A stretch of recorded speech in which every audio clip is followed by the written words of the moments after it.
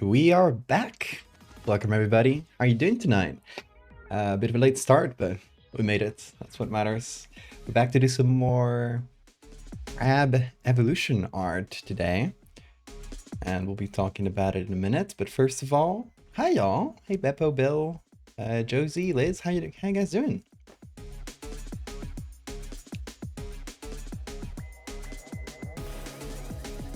Hey Oliver. You fell asleep on the last one? That is very common. I've been told I have a very good voice to fall asleep to, which, you know, I embrace it.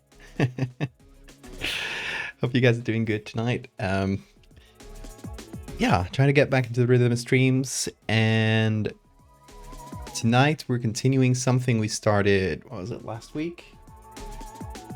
Well, technically 2 weeks ago. Last week I streamed. We did a piece that looked a little bit like this. Oh, it's perfectly spaced. Bean is right underneath the crab. So this is for an upcoming movie that is currently funding on Kickstarter. Here's a Kickstarter. Currently at $12,000. It shows up in euros for me, but it's called In Waves, and it is movie about a wife dealing with her husband turning into a crab. I'm gonna post a link to that in the chat. Actually, I'm gonna pin that. Why not? Where's the pin button? I always forget that. There you go. There. Give that a look. Dropping a few bucks if that sounds cool to you. It's you can watch the video and learn a little bit more about it, but yeah, it is a like more of a surreal comedy, right? But there is going to be a moment in it, a little scene where they're watching a documentary on the husband's disease. In the world of this movie, what the husband is going through is a disease called Mancini's, or Mancini, I don't know how to pronounce it. Mancini's disease, which is named after a famous boxer that turned into a crab. And so they're going to be watching this documentary that explains what it is, which, you know, also explains it to the audience. And that's where we've been tasked with making some images that'll go in the background, you know, the type of images that'll just like sort of pan or zoom in the background of a documentary as like voiceover is going on, sort of like historical pictures, that sort of thing. So we started with this historical one, going the classic like March of Mankind or March of Evolution. I don't know what the proper name for it is. Like that classic image of like the evolution set as like this line essentially, putting crab at the end. And then we're going to do some like more medical images of the disease itself as it's explained in the documentary. My site's images were blocked by your school, but Wikipedia's images are? That's an insane blocking criterion. Why did they block my site? I guess maybe they just like block a lot of things by default. Glad they unblocked this educational material, exactly. See you later, Oliver. Your internet's being mean to you? Hope it gets better. Hi, Rupert. So, yeah. The second image we're making, you might have seen me start this on the stream where we did this one. We started a little bit at the second one. We're doing 4 images total so far for this documentary. If the Kickstarter does well, hopefully it's been pretty well so far. It's still got 21 days left, but yeah, still needs a big push from everybody. So drop in a few bucks, and you know that part of that will go towards my art as well. So it is an indirect way of supporting me as well. And obviously to the whole crew that's making this. I'm only making a very small part, but the idea is to make a sort of textbook illustration, going with like old medical textbook that, you know, explains sort of the anatomy of this Mancini's disease. So we started with this, and that's what we had. We started with last stream. We found this really good, like, old school medical diagram, right? We expanded the page a bit, so we were able to put in a crab claw on one of the arms.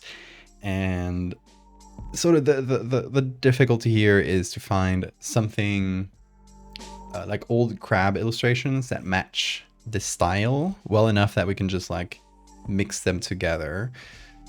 Worst comes to worst, we can just use this one, which I think was the best one out of all the ones we found. We can use this one and apply some of the texture from like the arm itself, like these sorts of lines. It's like really thin hatching. It's a cool style, but also like probably not the most common one to like draw crabs in. So yeah, like just like blend these together, blend the textures, and hopefully we should be fine.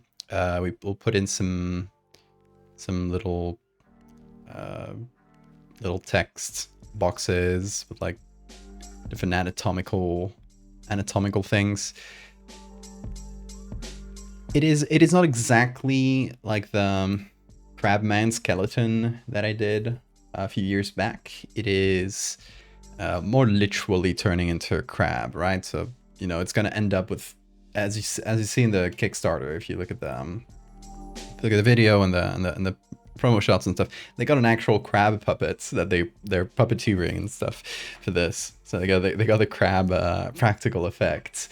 And that's what the end point of this disease is going to look like. What we're going to do is a lot of the like in-between stages between, you know, human and crab. So obviously like the size is going to diminish over time, but also, you know, it's not going to happen all at once. It's going to slowly like morph into a crab, and you know, you start by gaining a crab claws, and eventually like more maybe more limbs will start growing from your chest, and very slowly you start turning into an actual crab.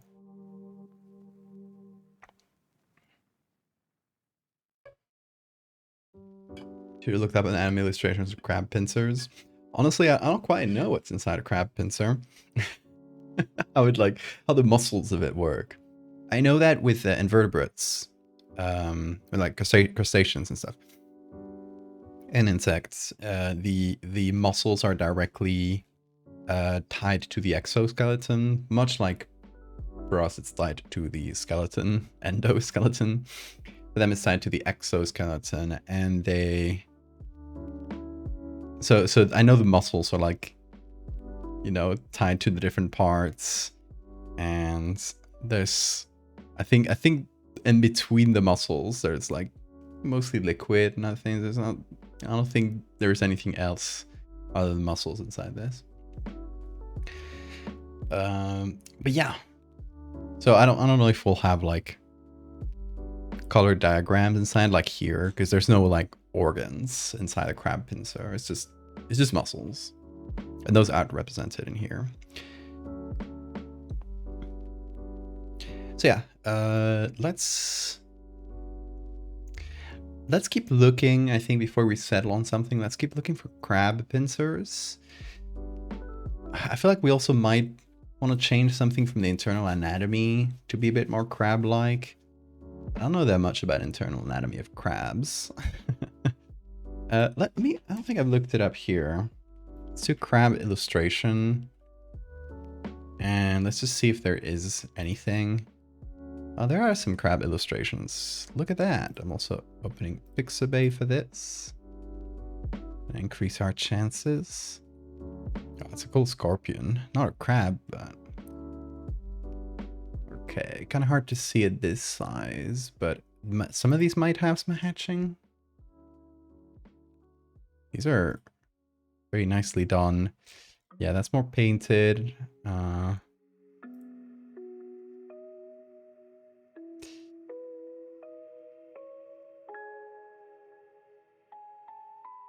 Okay, no other illustrations. It was worth a quick check on here as well. It's not the typical place I'd go looking for illustrations, but it is good to check. Let's go to, I think we were looking it up on Pickroll before.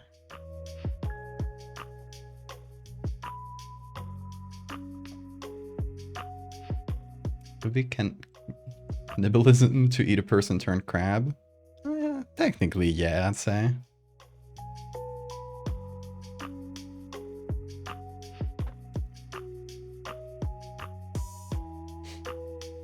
Hey, Seapup. Change the lungs adapted to aquatic lifestyle.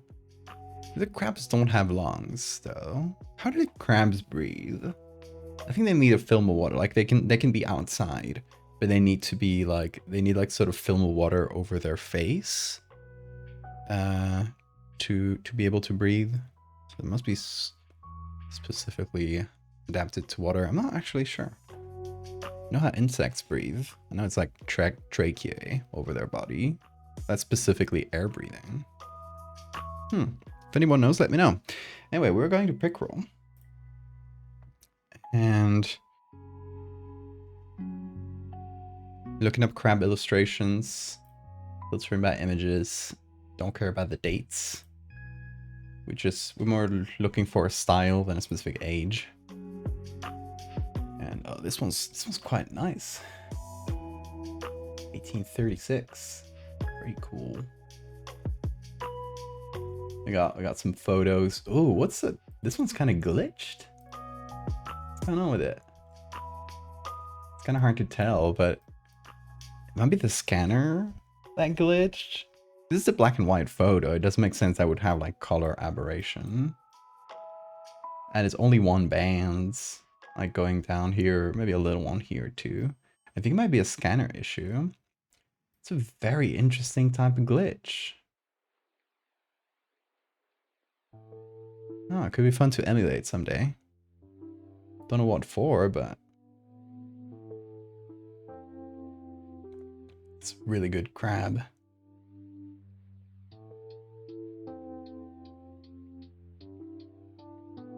Really good. Nothing to do with what I asked it for, but still really good illustration.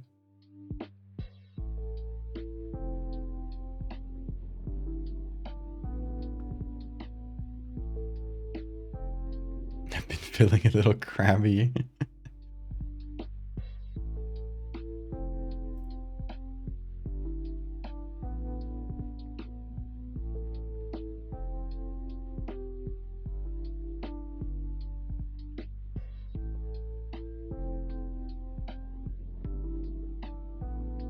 I mean, worst case, there's a lot of painted illustrations of crabs like these. Some photographic too, but I don't think that would match very well. We could find just a really good illustration of a crab and try to find an anatomical illustration that matches that. So like kind of do it the other way around.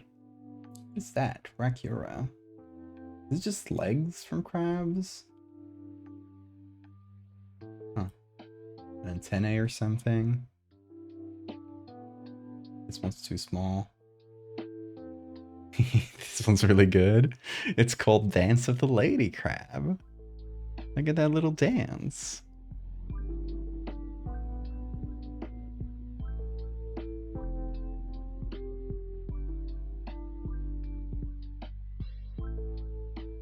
Actual lungs? Is that how crabs actually breathe? Wait, crabs have lungs? Like air breathing lungs? I was under the impression that they needed like a film of water over their face, like a little bubble, to be able to breathe. No hatching in this one. This one's... What a wild pincer.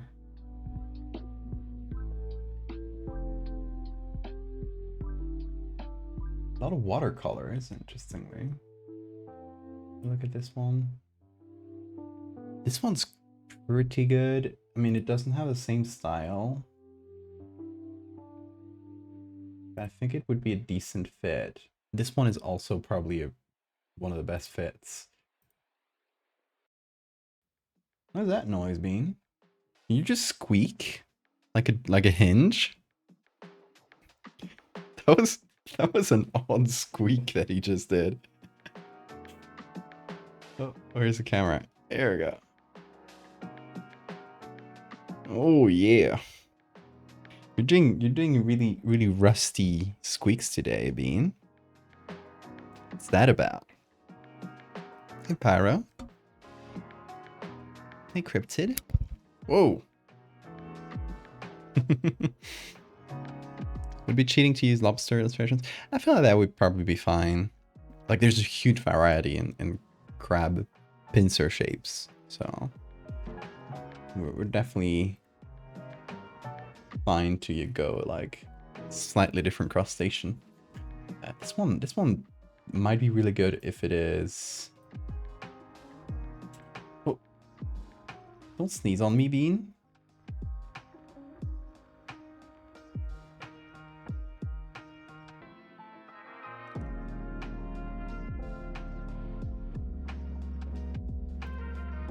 Where are you going, Beanbo?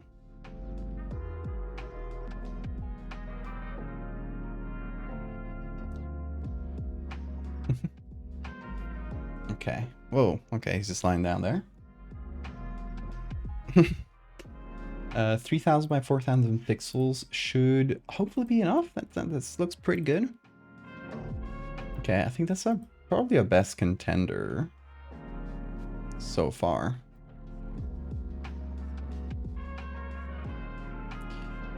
This one might be a bit too simple. Like, it doesn't have any shading, so it'll be harder to integrate.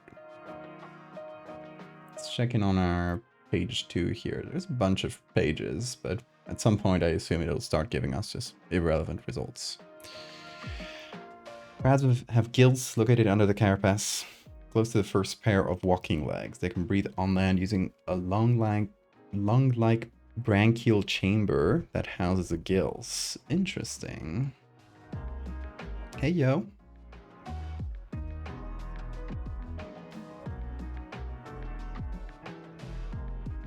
That sounds really cool, Bill. The CAD cam is the most important part of the stream, Kofa. Couldn't be there without it. Hey, Wen. Welcome back, Oliver. Okay, let's give it a quick search. See if we find anything better than that French encyclopedia one. Ooh, internal anatomy. It is a bit different in style to what we have, but these huge testicles. Oh, JPEG. Here are the branchiae, however you say that. Okay, it's a bit of a different style, but it might be cool to incorporate some of that. I'm wondering, like, what if I'd look for crab anatomy? See if we get some more, like, internal anatomy. Here's that one. That is like really cool illustration, and it took me a second to see that we're looking at a horseshoe crab, and this is not like some kind of biblically accurate angel or something. Look at that. Whoa, level 3 JPEG, just like that. Can even JPEG my audio now.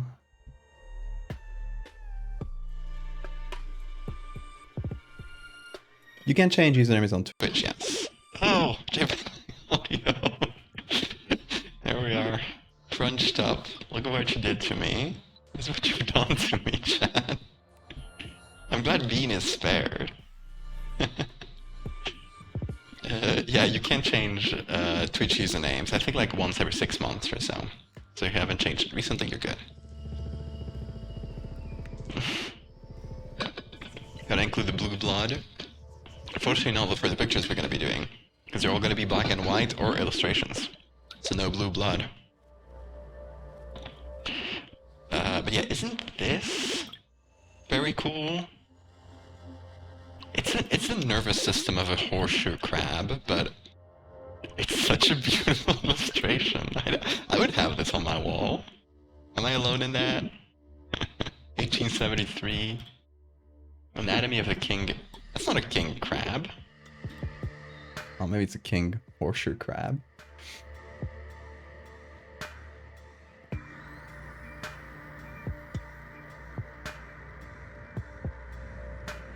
It's not the kind of crab we're looking for like internal organs. But I wonder if we could overlay that on our human. Horseshoe crabs are pretty separate from crabs, aren't they? Like, aren't they like a fossil species, like super old, and evolutionarily speaking?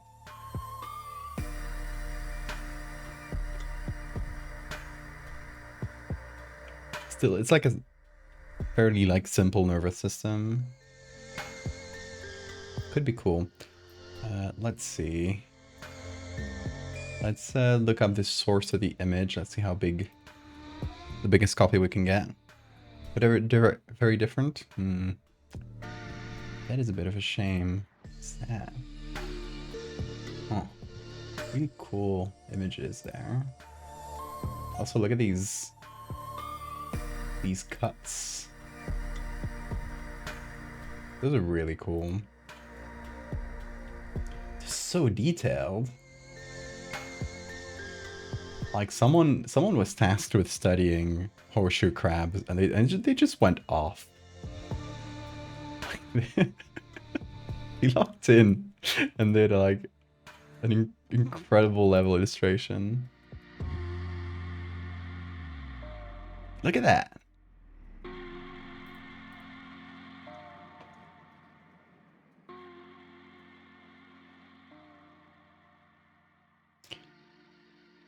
Anyway, let's if we're lucky, we might be able to find something similar for a standard variety crab.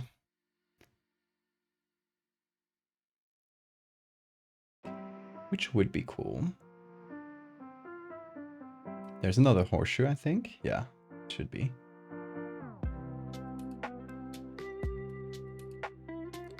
Okay, stomach, intestines.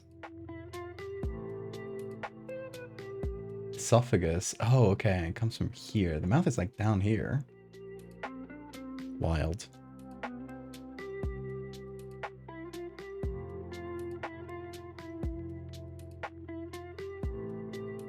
See, a lot more horseshoe crab anatomy than crab anatomy.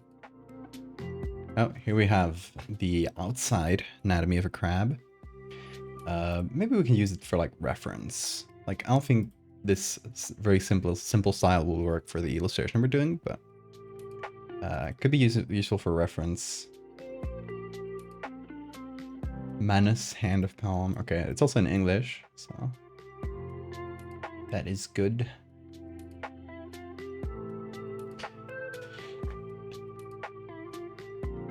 Give it 30,000 years and it will be a crab? 30,000 is very little. Impressive. Impressive timing. Oh, that's so cute. Look at that.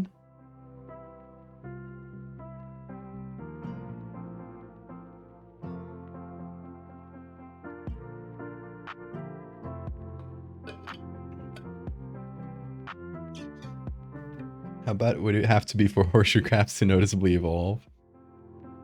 Let them be. They don't wanna. Another wildly good illustration for a horseshoe crab? Who's doing these? Seriously, there are so many good ones, but these especially. That is more detailed and beautiful than most like human anatomy illustrations I've seen.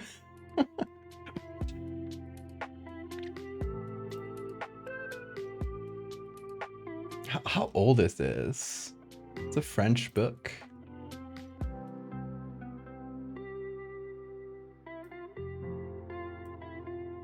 Let's see if Wikimedia has a date. 'Cause I'm curious.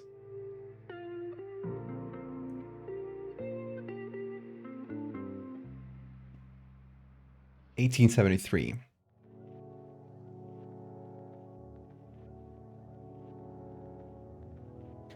Horse Crab George. Good going, Horse Crab George.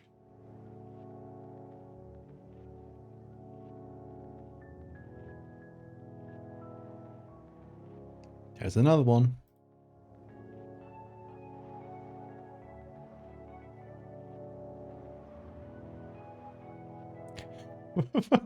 Vitruvian horseshoe crab.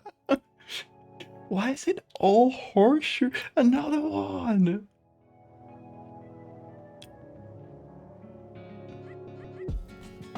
This person locked in.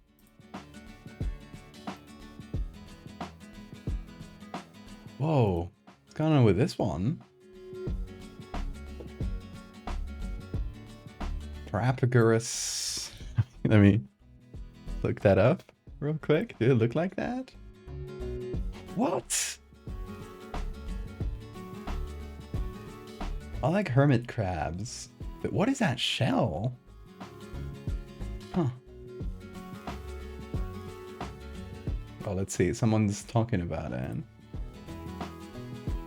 It's an anemone. There are hermit crabs that live inside anemones.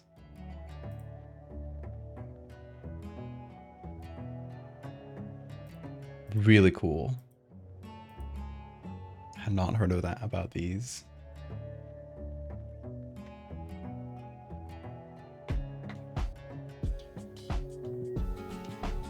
Maybe they're detailing good because of their revere position in medicine. True, because it's used. The blood is used in medicine. Has been used. I don't know if it's still used.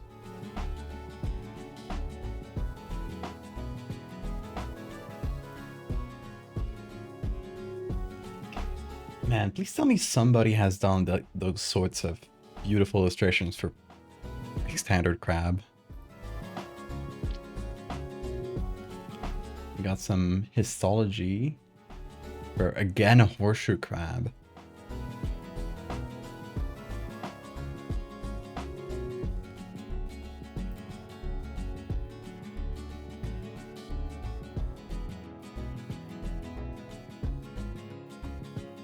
Oh, here's one with some hatching.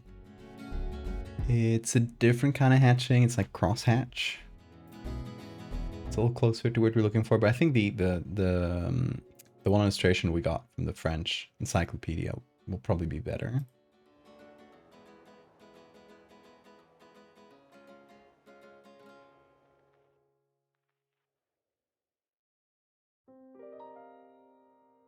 It's always a horseshoe crab. Every time there's like a highly detailed anatomical illustration, it's the wrong kind of crab.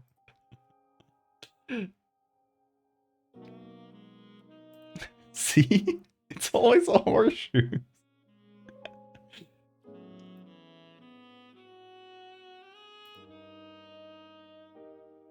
Or a good scorpion one. But... Whoa. Look at this beast. It looks like an aberration from Dredge, doesn't it?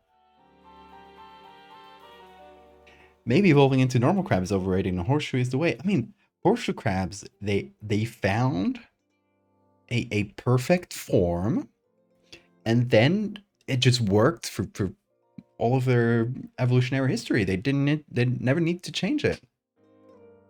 If it isn't broken, don't fix it, right? They found the perfect form early on. They don't need to do anything else. They're settled for life. Maybe it is the perfect form.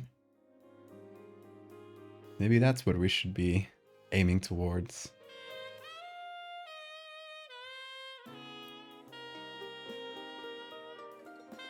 That is, again, Limulus is a horseshoe crabs. This is so funny. There are so many. Here's another one.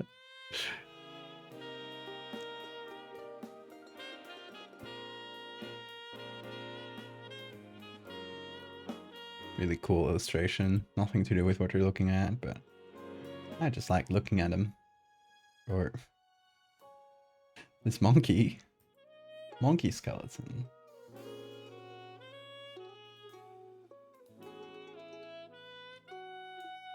Oh, the lobster. Or some kind of shrimp. Crayfish. That's a tick, I think. Starting to get a bit more variety in the anatomy illustrations we're getting. But still no crabs.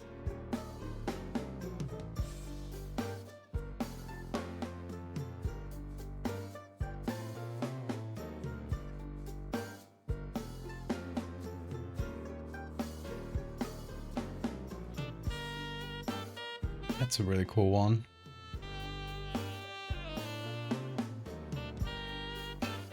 Is this, I mean, I wonder if this kind of hatching could work with our illustration to just like make it have like bits of exoskeleton poking out. I think that might look cool. It's no internal anatomy. Let me try Wikimedia, since most of them seem to come from Wikimedia. I think it might just be faster to search here. Let's do crab internal anatomy. Oh, crab anatomy. Okay, got some papers. Horseshoe crabs. No more results. Organ.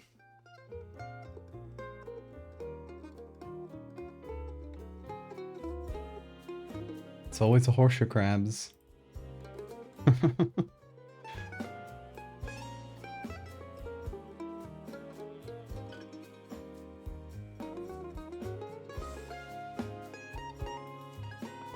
Colossal started using AI. That's the company that did the We Brought Back Direwolves thing, right? Honestly, absolutely not surprised. The shrimp is already kind of like a crab horse. I see what you're going for. Yeah, I get it. I see your vision.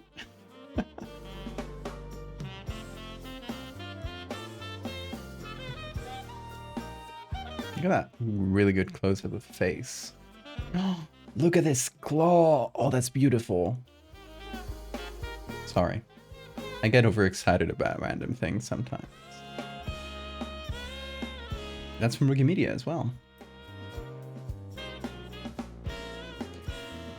Interesting that directly searching it on Wikimedia won't have licenses.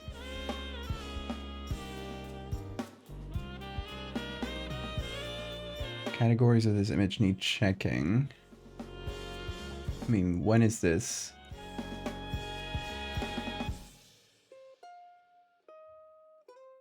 When is this image from? 1930s? Very safe to use.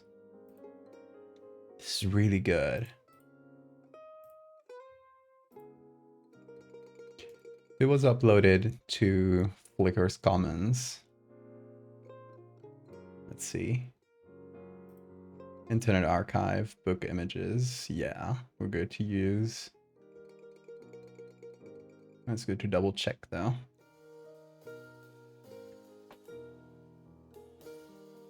Hey Skeleton, how you doing?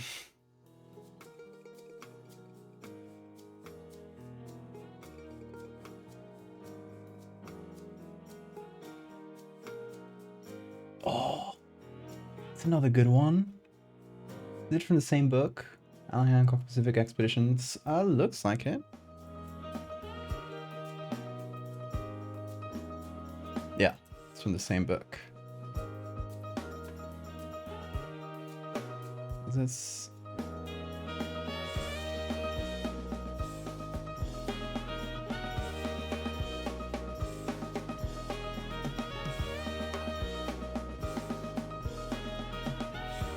Yeah, those are really good. I love the sort of the level of detail in them. It's not the exact same kind of hatching, but I think it'll match really well because it has this like soft shading on it that is really similar to the anatomy illustration we had as a base.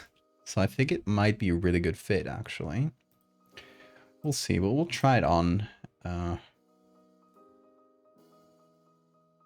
So let's just dig for a couple more. 1 or 2 more pages to see if we do find any like internal anatomy diagrams. Not really holding out hope, but you never know. That's a tank.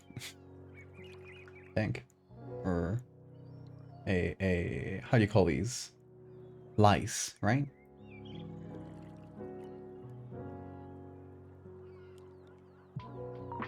The other kind of crabs.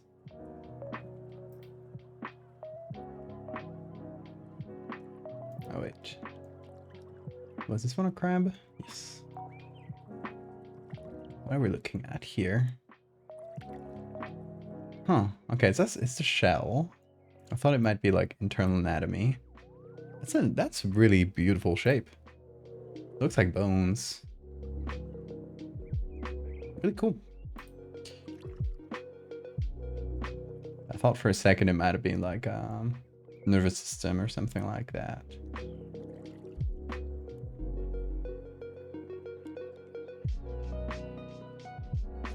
That's pretty okay, but I think the other pictures we got match the human a lot better. Whoa. Double right cutting claw on female lobster. Hell yeah. I love these sorts of mutations.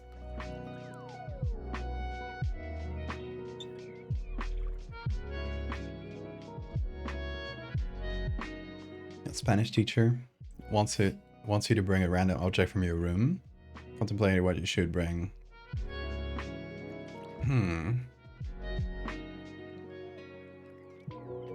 Do you have any Val merch on hands? It would be a really fun one to bring.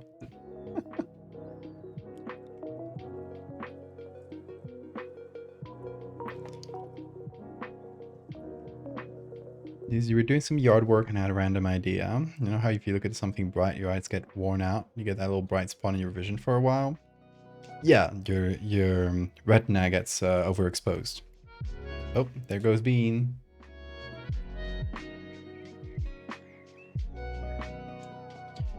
What if this were a relative of the floater jellyfish? They'll be bioluminescent. I like that. They hide themselves in the bright spots. That way you don't see them. Got chocolate cake for breakfast? That is incredible. I am jealous. I'm planning on buying the warning signs mug. Hell yeah. Whoa. I love these guys. Sun spiders. I think this might be sun spiders. Look at that beautiful illustration. I'm sorry. If anyone's arachnophobic, I got excited. They are very cool.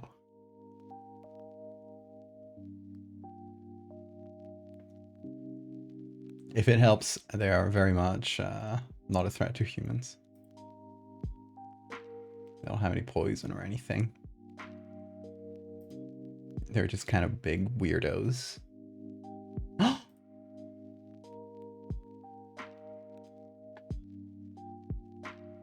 Grab it at me. I feel like, you know, that meme where there's 2 miners and there's one that's like, Jenna! I'll finish my explanation later. Hi, Jenna. How was your stream? Welcome, folks. We're looking at crab anatomy pictures.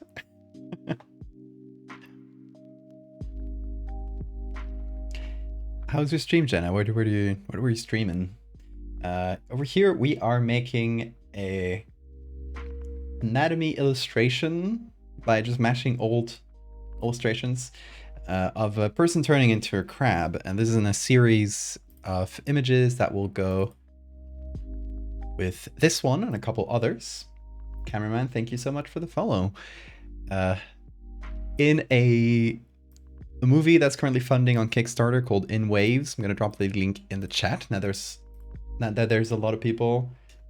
Go give that a look. Drop them a few bucks if you so wish. It's a surreal like comedy with a bit of body horror. It is time to. I'm Wooly. A bit of surreal comedy about a wife dealing with her husband slowly turning into a crab.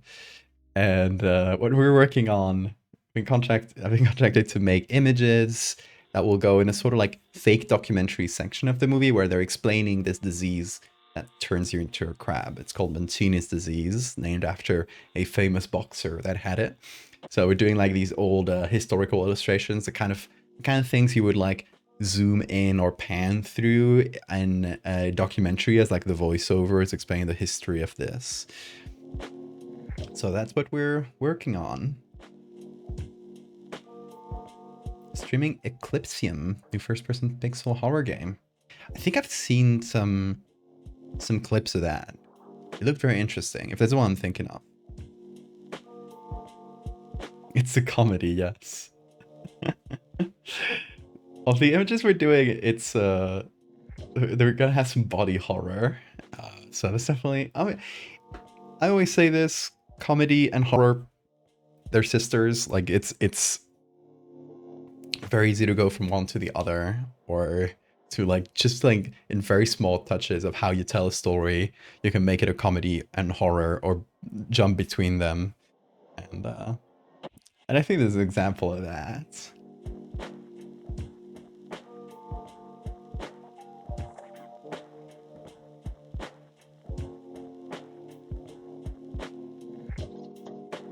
Body horror comedy it's a great niche genre, exactly.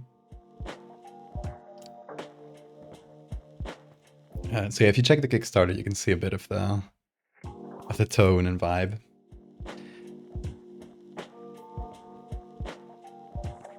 Yeah, the lobster. I remember watching that years ago. But yeah, we did this first image. Currently, we're doing this like we're aiming for this sort of like old textbook style, and like a medical textbook, right? Ignore the default bulge.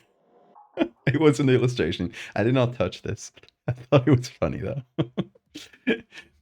Anyway, so what we're doing right before the raid is we're looking through a bunch of images of, here's a Kickstarter, looking through a bunch of images of just like old crab illustrations, specifically looking for something like this.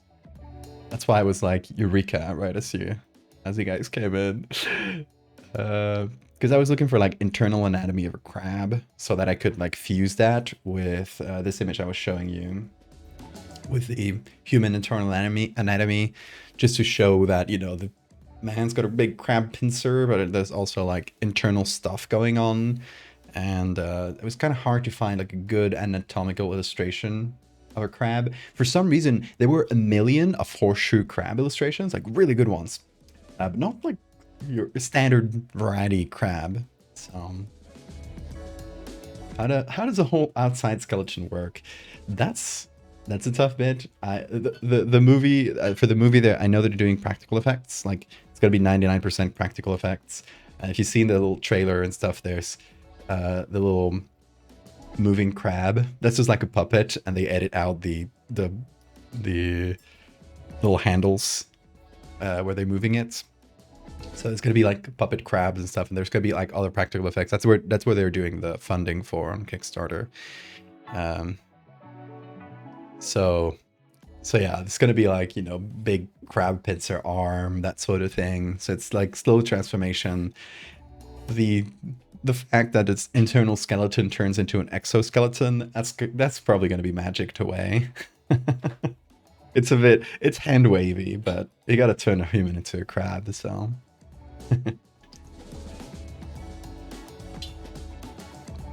Double skeleton. I do like that. Let's go with that.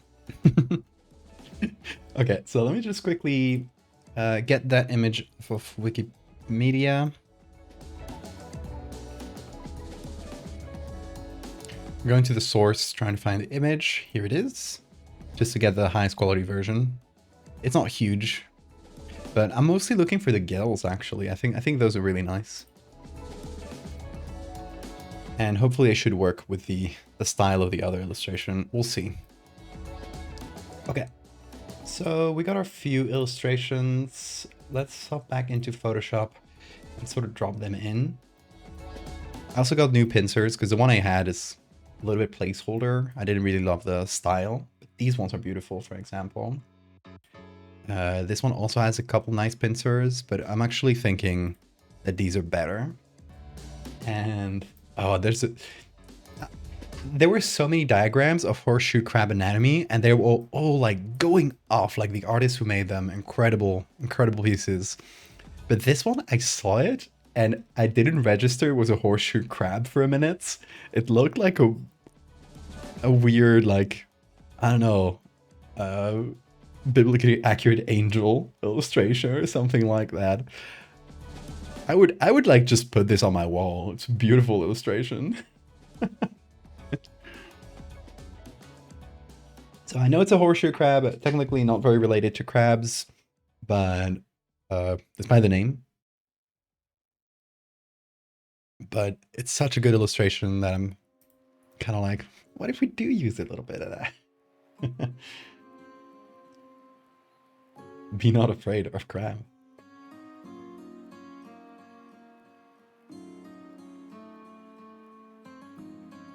The crab interior is that a lot of it is meat. Yeah. The limbs is just like, it's just muscles in there in empty space, or, you know, water.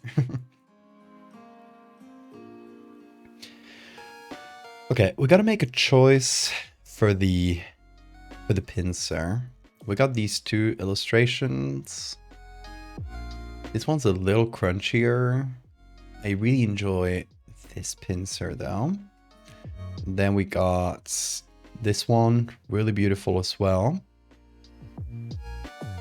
But I'm mostly thinking of this, because we need to replace the entire arm, or at least like fade the real arm with a crab one. So let me just grab this. We'll have to figure out the hair right there in this little edge.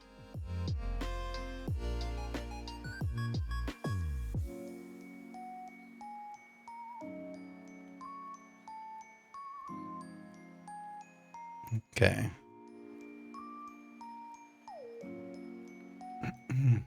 Oh, wrong layer. There we go. So I was thinking of just substituting this with the other one we had. Does that work actually? No, because this has to be facing up, right?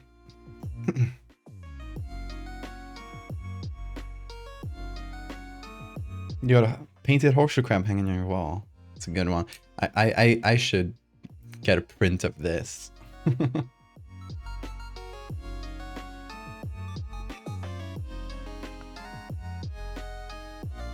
Use limbs and shells of horseshoe crabs to make a biological hat. Parasitic top hats. That's great.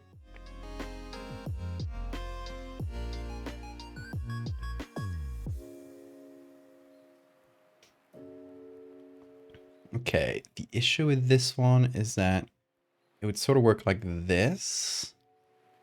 So what we might have to do is just like rotate it a little bit.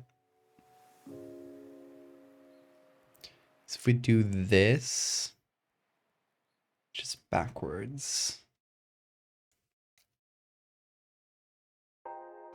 So we need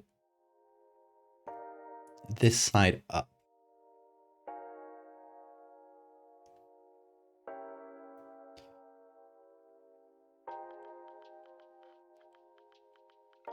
Trying to figure out how to mix human and crab anatomy.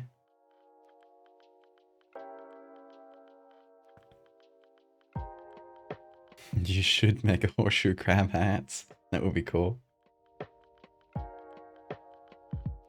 I have a very clean depiction of the interiors of a female brown crab, although it's colored. Oh, sure. Send it. Put it on the Discord, for example. Is it like an old illustration? Like, you know, is it like, if it's a recent illustration, it would still be like under the copyright of whoever drew it or whoever it was drawn for. If it's an old illustration, we should be safe to use it, but do check.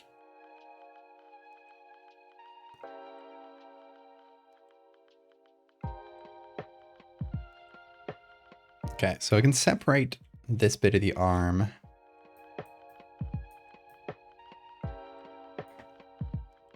A word in Spanish. Well, crab is cangrejo. It's a fun word. Better than crab, in my opinion. My humbled and unbiased opinion.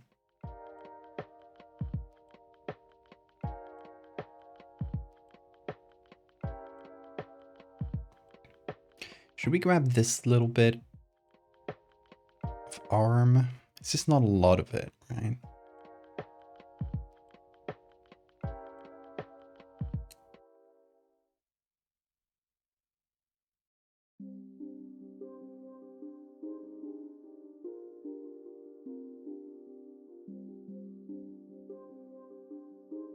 It's not like we have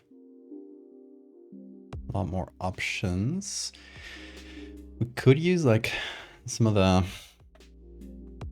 first segments of some of the smaller legs or limbs. Sort of mix it into the arm. That might be good. So we don't have that much here.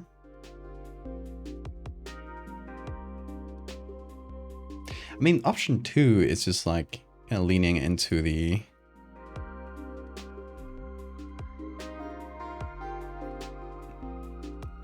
pose, I guess. And letting it go over the body. It's not as clean as like medical illustration side of it, but... Or we just like let it go off to the side like this. Actually, that might look better. We'll just crop a little bit, make the image a bit more of a square.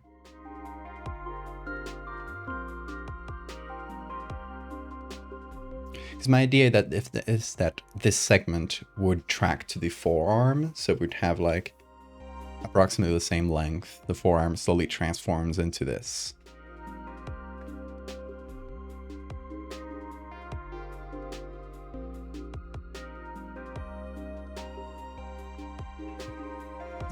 Censoring him. He's just covering himself. Hold on. Oh god.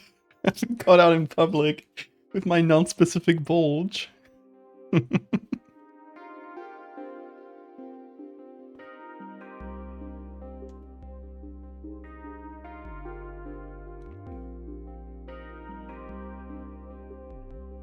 Let's try this.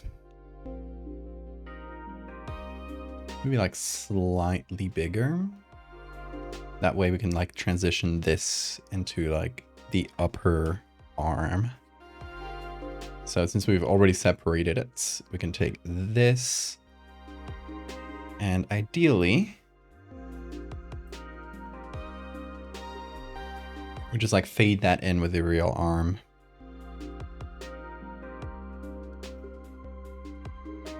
Then we remove this from here.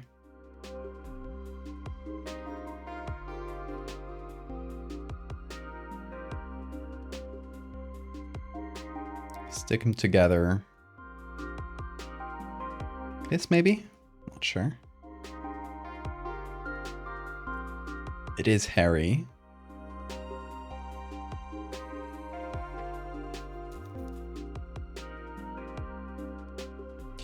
We could shorten the arm. Possibly. Yeah, technically in crab terms, we would be missing a segment, which I was thinking is the shoulder. But that might look too stumpy.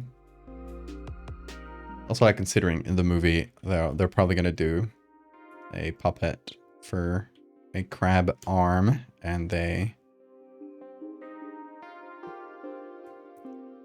they're going to have it on a real person, on real arm proportions. So it's probably going to be, not that they have the effects for the movie yet, because they're doing funding for it, but it's probably going to be closer to what they do have in the movie.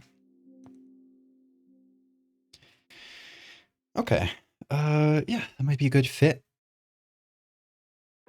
We need to obviously match the paper color, etc.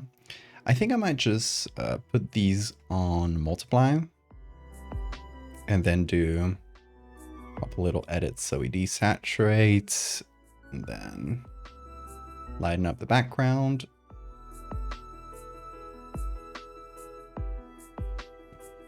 Do something like that.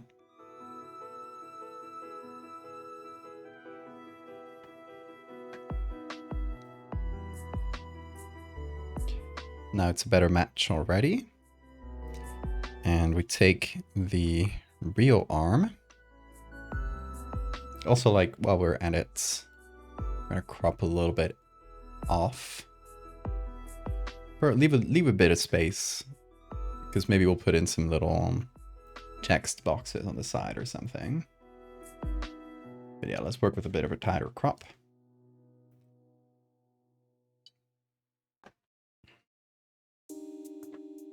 Oh, hi, Maxwell. Jenna did raid.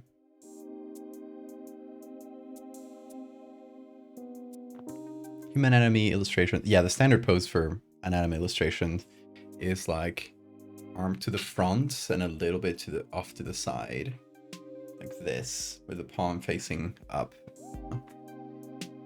It has a name. I think it might just be like the standard anatomical illustration or pose or something.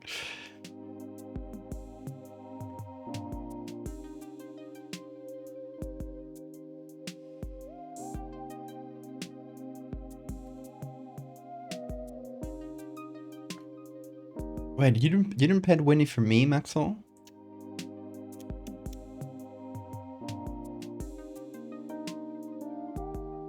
They should hire a giant crab actor and dress him as a human. See, that would be smart.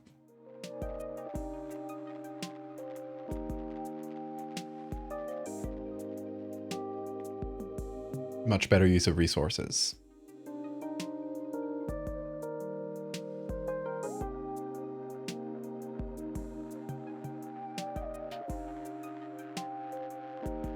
Bet extra tomorrow for me, thank you. I appreciate it.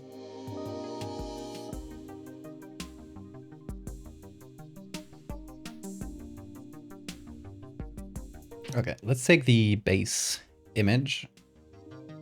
And the good thing is that it's multiplied on top of the paper texture, so I can actually just remove anything I don't want. You don't have to like paint over it or something.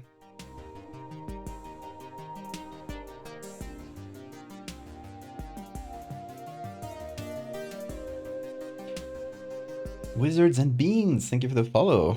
Look at another bean. Oh, sorry, bean.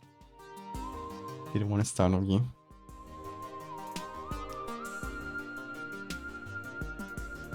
Hey, Anna. You're lurking without saying hi? Shake my head.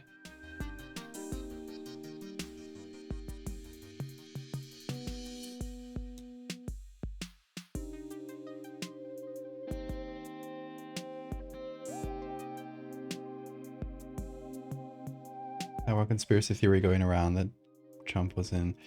Oh, let's not talk politics. I would rather avoid that. Especially American politics. What a mess. What a mess you guys got.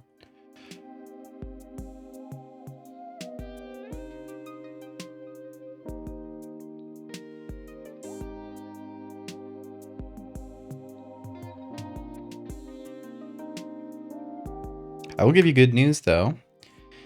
If you guys remember Farah that we've been that did this whole fundraiser for, Palestinian girl stuck in Gaza. We're trying to get her a student visa to go to France or Spain, like somewhere in Europe. We're trying different places. you guys have probably seen the if you follow the news, you've probably seen the situation in France politically. It's a mess, and that's affected anyone trying to get in from Palestine because they did block that. They blocked the entrance of Palestinian people, and then the government collapsed. So it's not looking like it's gonna like get unblocked anytime soon. But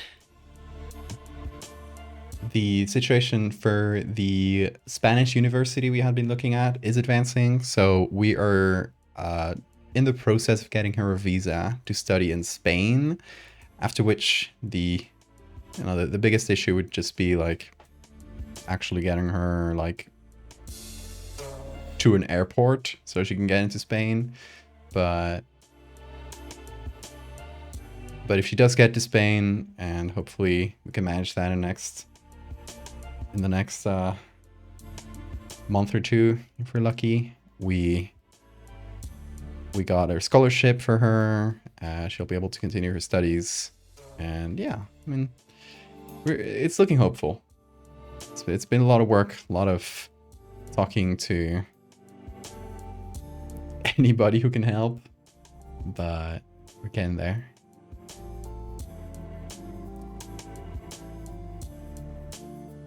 So yeah, and to everybody who contributed to the fundraiser, thank you, because that's really like instrumental in like being able to get her a visa, show like economic viability, or how do you say that? Like showing that he, like, you know, she's got like the means to sustain herself, and that plus a scholarship.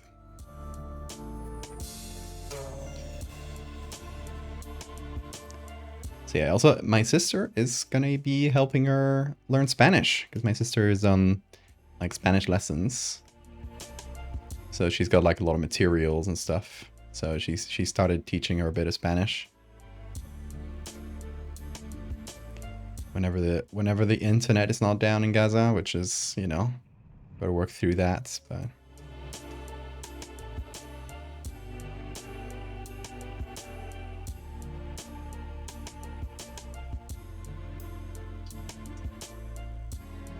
is there a chat command for the fundraiser? I don't know if I made one. But I can just find you the link real quick. It's definitely like we got far more than the objective we're looking for, so really grateful for that. Obviously, anything on top of that is going to go towards her family. Her brother is like injured from the bombs, so any extra is also super helpful. But yeah, let me real quick give you guys the link.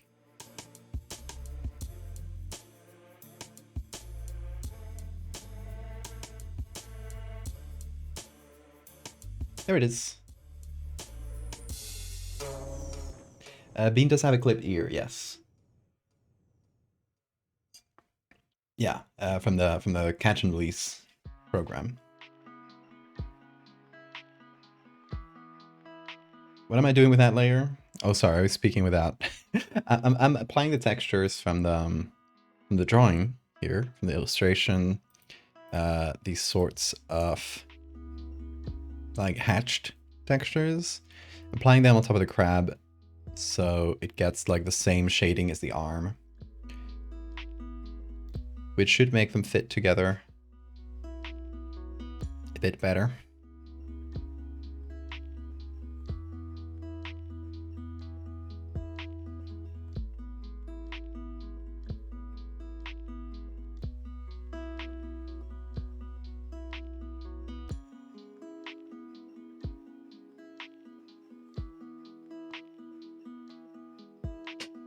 Something like that. And maybe it does need a little bit. A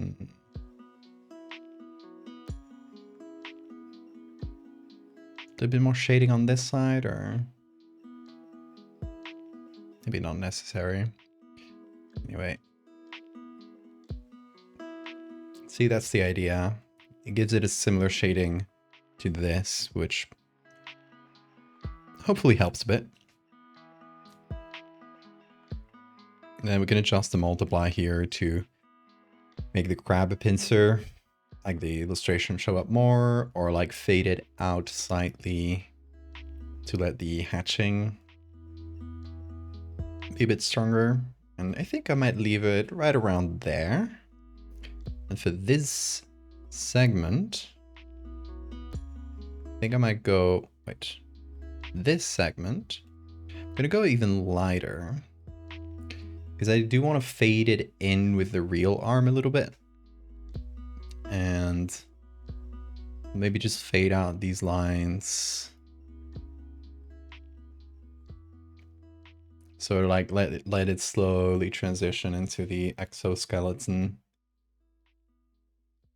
It's also funny because the bone ends here, like the line art for the bone, which tells you like, I don't know, maybe there's no bone in there anymore.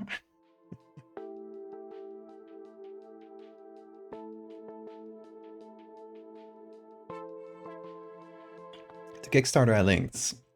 Oh yeah, and the pinned. That is for the movie I'm working for the movie I'm making this image for, and yeah, they're currently funding to like get the movie done, get all the important costs, all the effects, etc. And part of it will go towards me making more images, hopefully.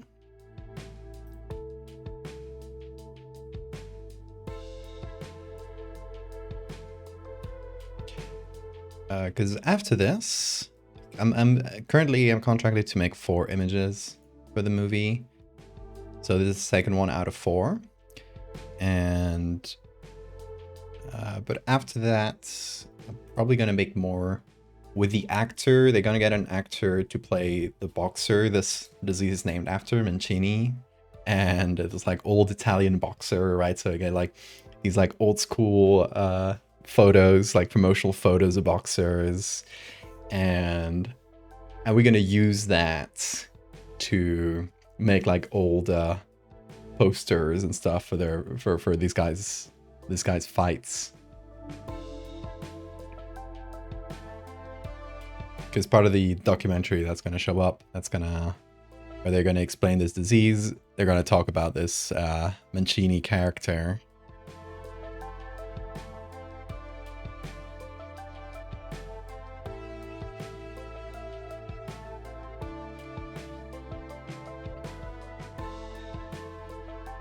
It's gonna be the background lore for crab disease.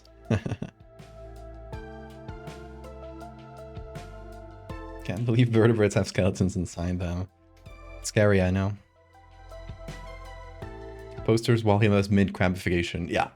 Like, you can imagine, like, old school poster of a boxer like this, but his arms have turned into claws. That sort of thing. It's gonna be a fun one, so... yeah, hopefully the movie gets its funding goal.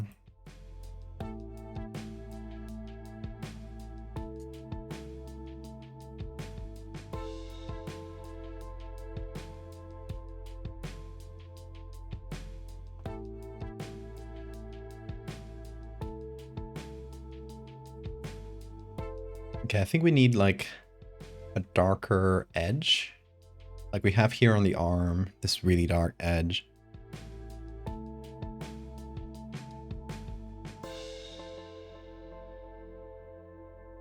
So let's make it edgier. Bean, you're snoring.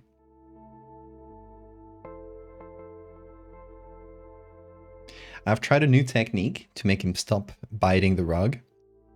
As per you guys' suggestions yesterday, I found I wanted to put some kind of smell to stop him, but I like putting in actual lemon or something, which would probably spook him a bit. I didn't want to like that to like end up rotten, causing smells or something. Especially on a rug, so found like a very like zesty smelling cleaning products, like It's, it's like lemon smelling, right? It's meant to be for floors and stuff. And I sprayed a bunch of it around the area he bites. And I'm hoping, I still haven't seen him try to bite it. I've seen him smelling it.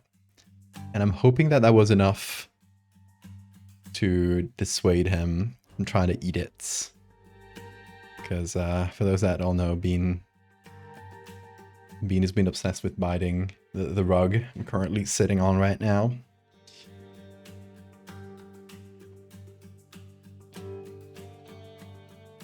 Give it a gun and blood. I'll make it edgier.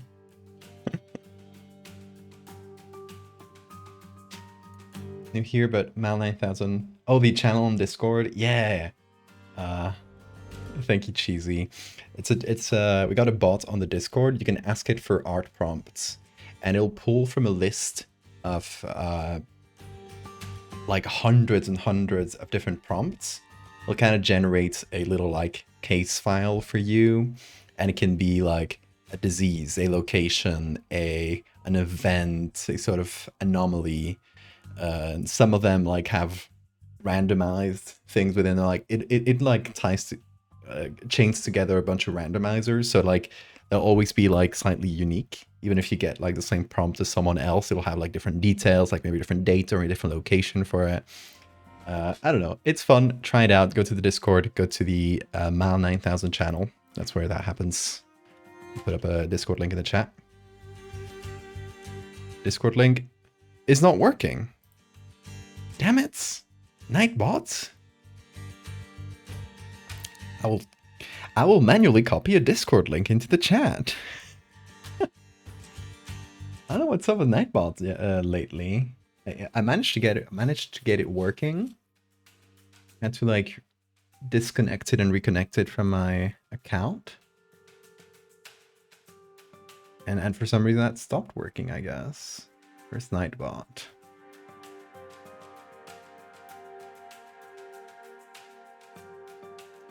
Let me do leave channel or join channel. Try this. There it is. Nightbot is back. I just have to make it leave and rejoin the channel for some reason.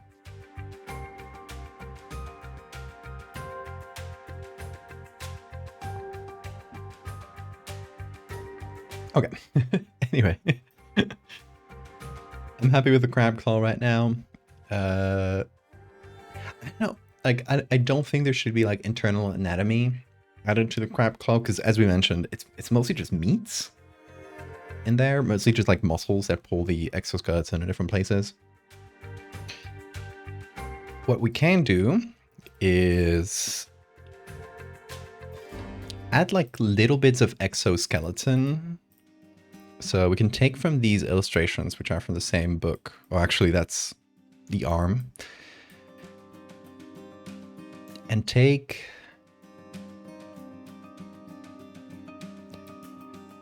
like little bits that look spiky and interesting. Like, let's say this. I like this bit. Let me take that. Minus hair. And we're going to add the same filters as the others. Then put it on multiply. And we can apply this in different places. Like here. Makes sense, right? It's closer to the arm. Kind of transitions a bit more smoothly into the crab arm. Maybe we can get a few more details in. Hi, Bean. Oh, are you're coming for attention, or are you just like switching spots?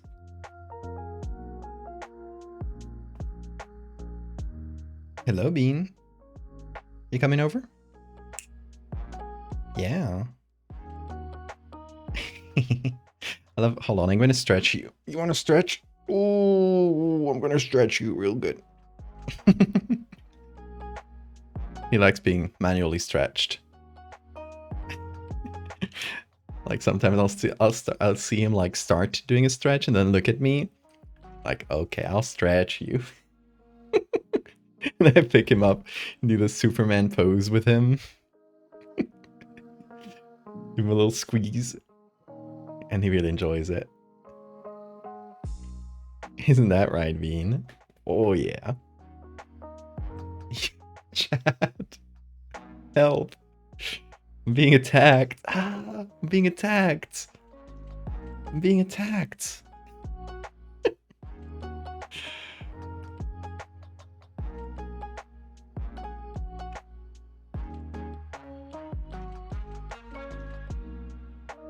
You're employed now? Congrats.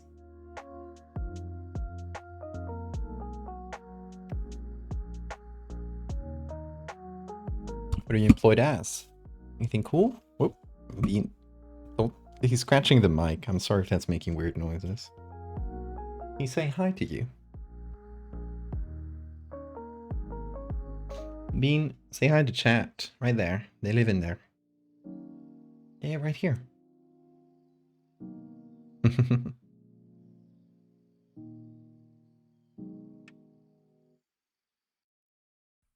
Lovely beast.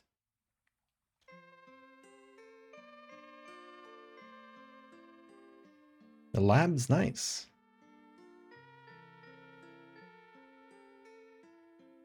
Everyone say hi, Bean. Look, Bean. They're saying, look at chat. Right there. On the screen.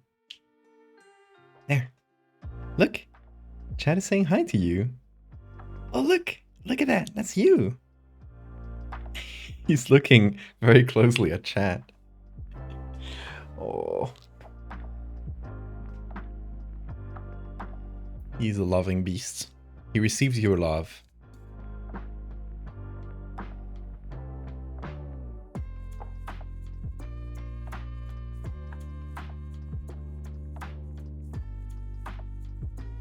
That sounds great, man.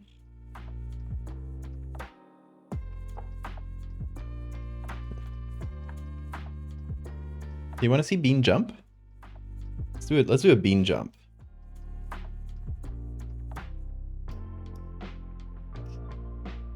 Come on. Up here. Hey. Come on. He's getting ready. And up. Very good. He's a treat.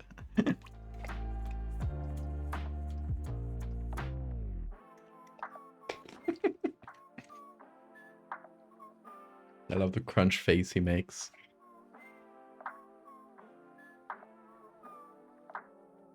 Say thanks to chat. There. Yeah.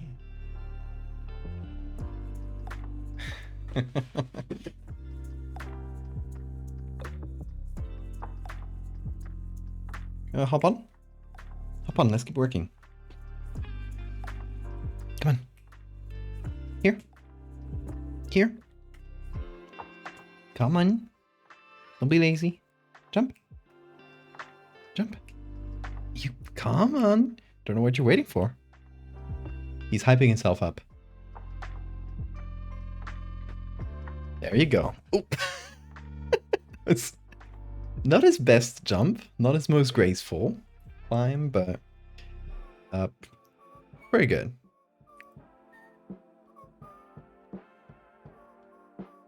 Very good, Bean. Good Bean.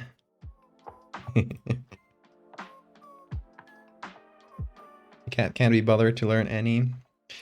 I feel like the difference. I've had dogs all my life. I always teach them a few tricks. Dogs reply very well to like verbal commands. I've got to very easily learn, you know, sit, and associate that with the order of sitting. With Bean, he doesn't like really respond to words. I've seen he replies more to like gestures. So my gesture to come here is, as you've seen me do it, is like do this, and he knows that means I need to get to touch his fingers with my nose. So he'll come to wherever I'm like pointing him towards. Or I also use it like I'll do this on top of the table, and he knows that means like jump on the table, those sorts of things.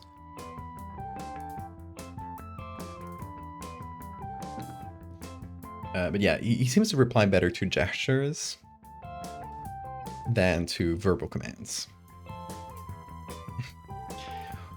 Where were we? Let's see. We were adding little crab details. Crabby details.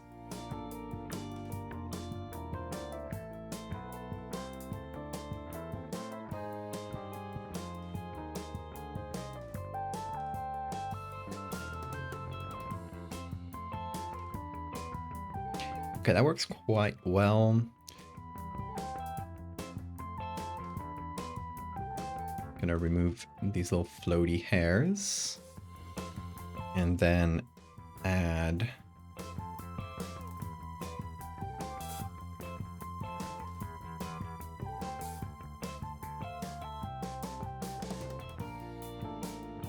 no soft light on normal mode.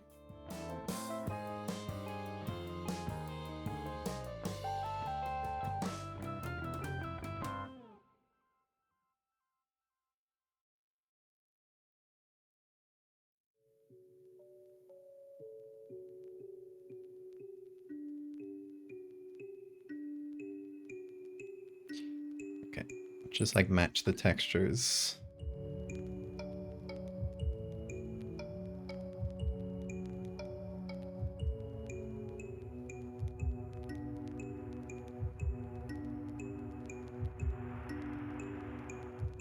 Okay, that's quite good.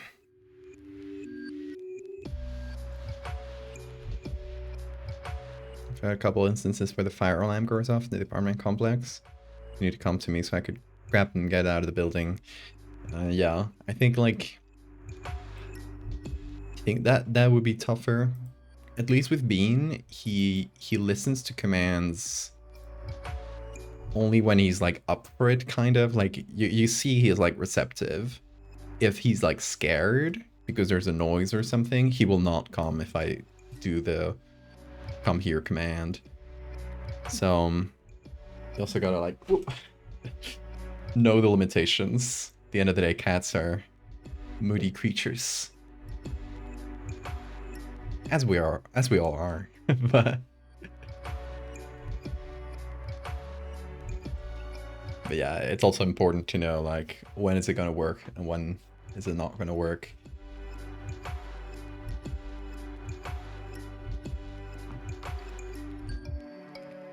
Saw a video of first responders entering a house that was on fire. They're trying to get the dog to come outside. He led them through the house, which was empty, to his leash. Oh!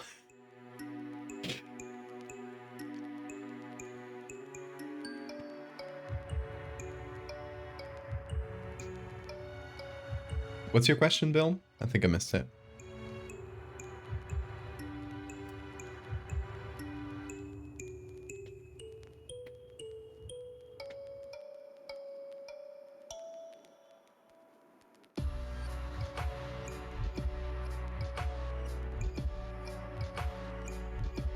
Okay, let me add just like that dark edge once again to this side.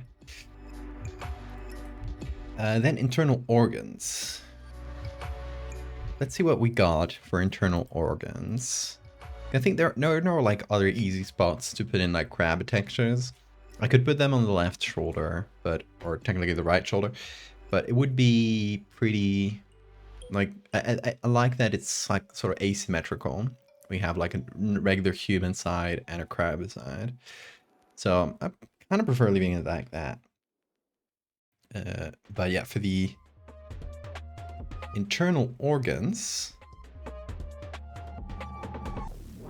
we had this picture. Where did we put it? I think it's this one. Yeah. I'm wondering which ones to add.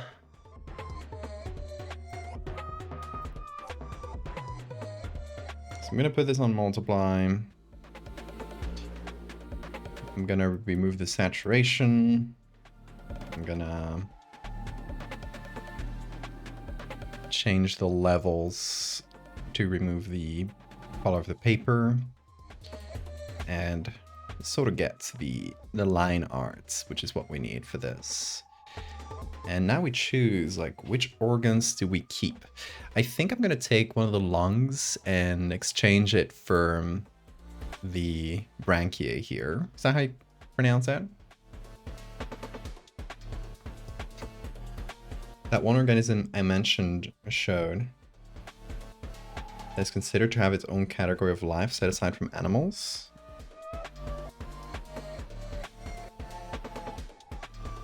Their little flappers of limbs. Oh, yeah. I forget their names. They had two funny little arms that they shook around. They would be within protists. But protist is like a really big category that isn't really useful anymore. It's kind of an old category.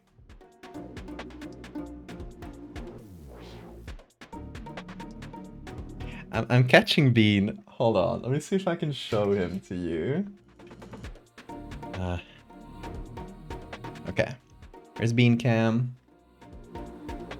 You see him there in the corner? He's kind of looking out for me, and when I'm distracted, he starts eating the corner. It's kind of hard to see with this lighting. Hold on. Let's see if I can point my secondary light in that direction. There, do you see him? There he is. Little creature. The little snake thing is one of his toys. I got this ready, which if I see him, it's just a room freshening spray type thing. If I see him trying to bite the rug, I'll just like make it go off like near him so he can't see I'm doing it. But the noise it makes, it just makes like a strong psh, and that like he interprets that as a hiss, I think. So it spooks him.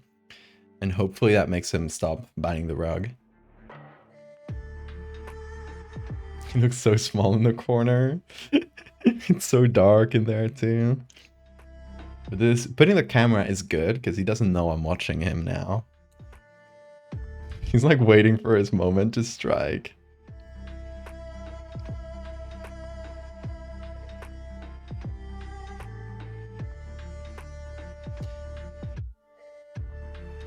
Okay, so let me do a quick selection here of this bit.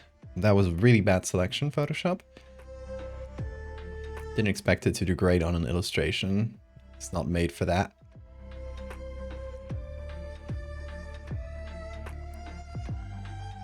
But it was worth a try.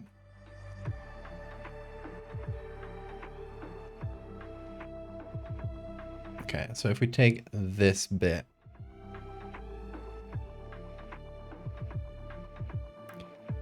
do you recall if it was recently discovered or has been around for a bit? What I saw was like a recent paper on them, but I don't know if that means they were just discovered or if it's just like renewed attention on them. He is licking his ass. It's kind of hard to tell. He's licking his ass. Okay, let's give him privacy, chat. Chat, stop looking. Come on. Let him lick his ass in peace.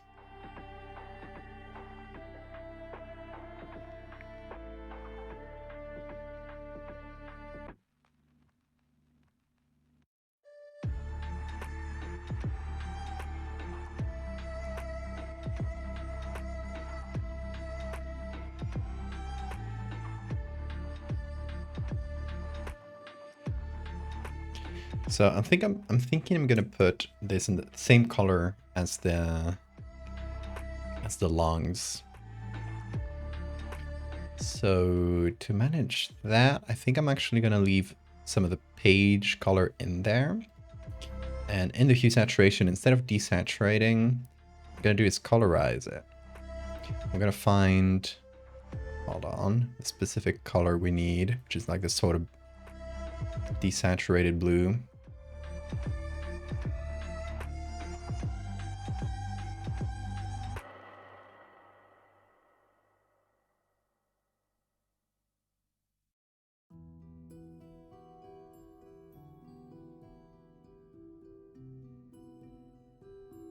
Let's look at Bean. He's currently lying down. He is chilling. Might be able to get you guys a better... No! Camera failure. Hold on.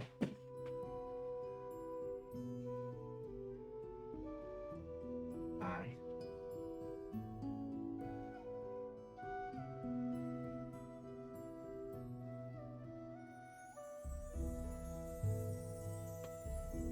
The camera is fine, chat. Do not worry. Just had an unfortunate tumble.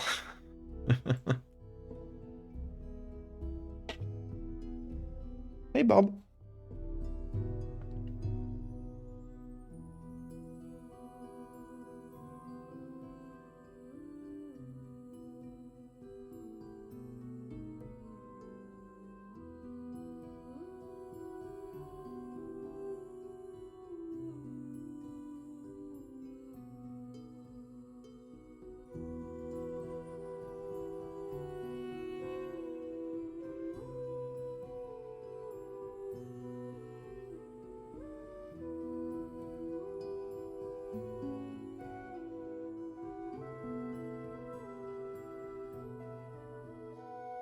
Yeah, so I think we're going to keep the lungs.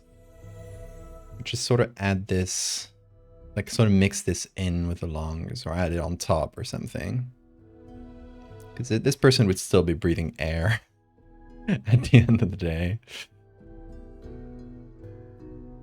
So I got to try to find like the correct levels.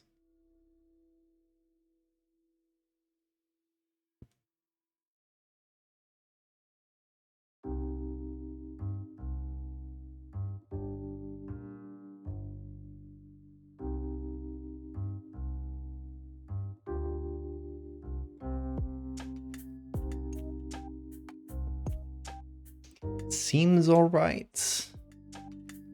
Like, it's not the exact same style, but I think once everything's said and done, I think it will be pretty close.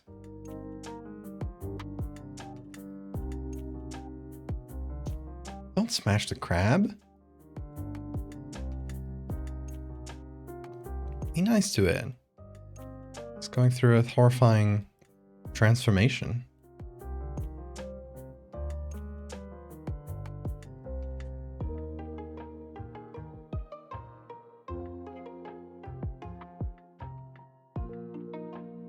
See, that's pretty good. It meshes quite well with the lungs. And I think I can use this other one on the other lung.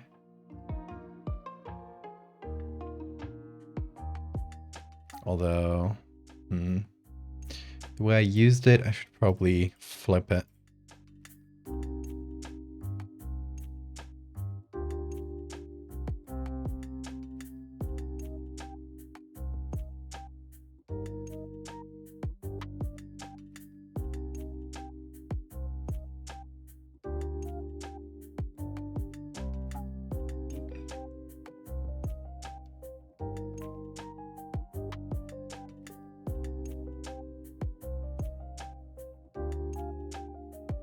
If you're super interested, Bill, and you really want to find this, look through my replies on Blue Sky. And I don't know if like the Blue Sky like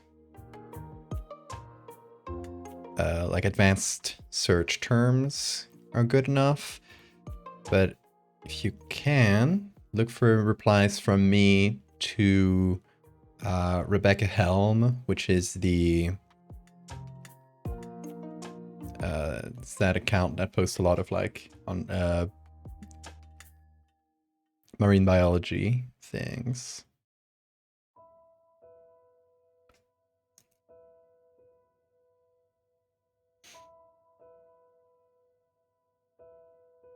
So I don't know if like you could do. Let me check. Blue Sky has that. So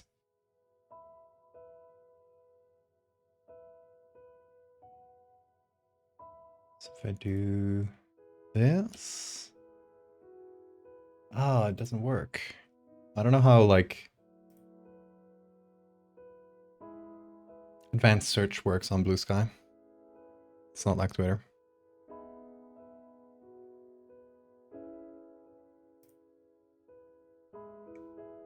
Here. Like, she definitely posted about it a while ago, whenever we talked about it. So you can look in her posts, and eventually you'll find it too. If the advanced search thing doesn't work.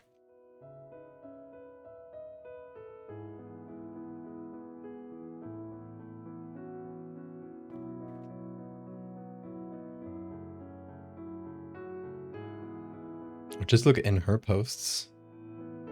Search posts. You can definitely do like arms.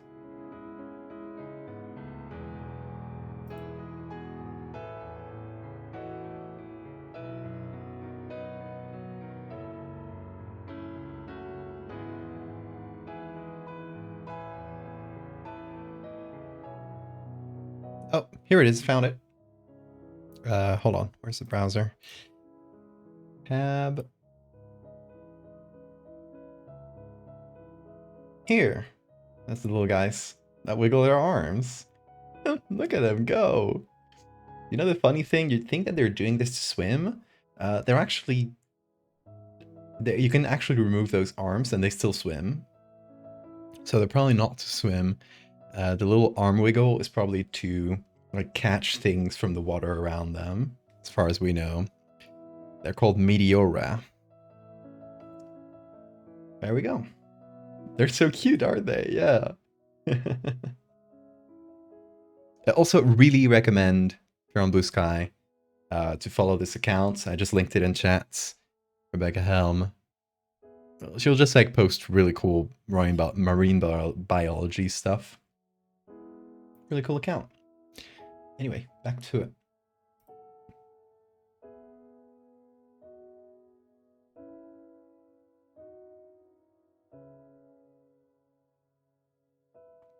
Okay, so we've added the branchiae, or however you say that, to the lungs.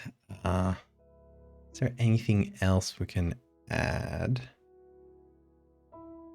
Like maybe, I don't know if these are intestines or something. It's not like we don't have intestines, so I don't know if that's something I would add. These weird glands are cool though. Okay, let me add these two gland things, whatever these are.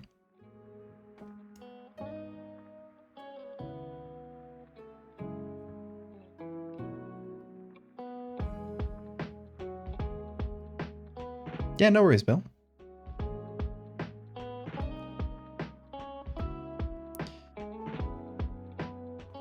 If anybody knows about crab anatomy, tell me what these things are.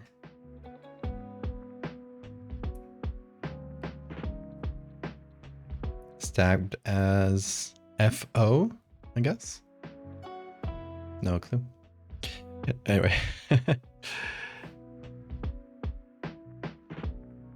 Just gonna add this in like this sort of clearer area over the large intestine.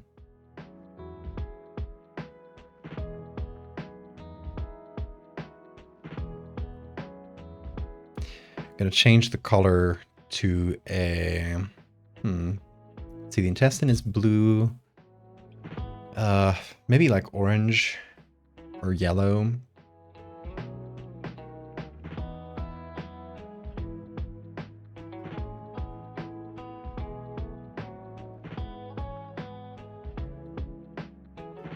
This sort of yellow. And then we mess with the levels till we get something satisfying.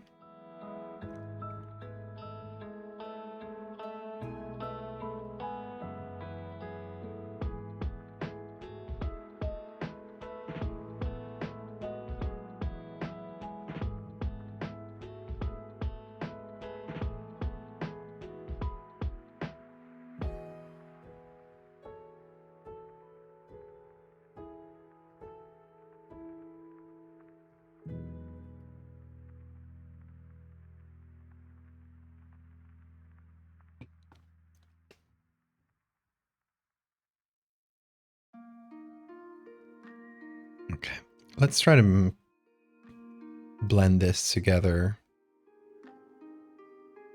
with the other organs we got around here.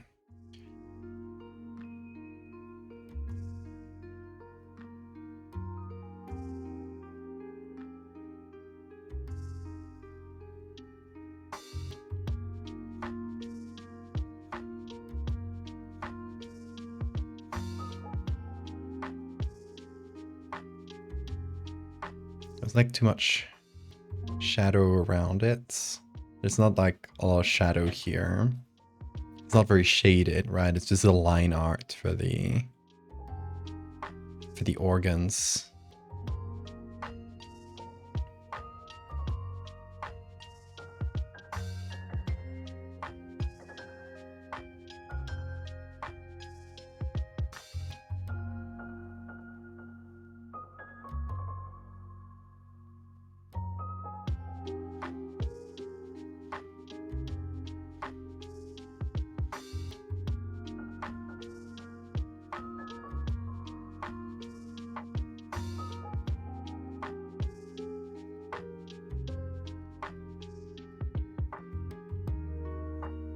Wondering if I should just cut this bit out.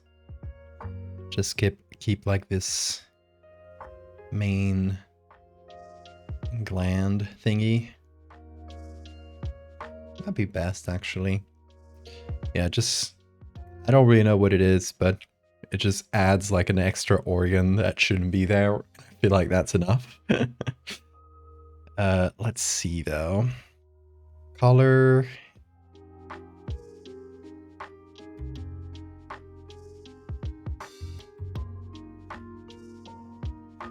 And sort of the levels.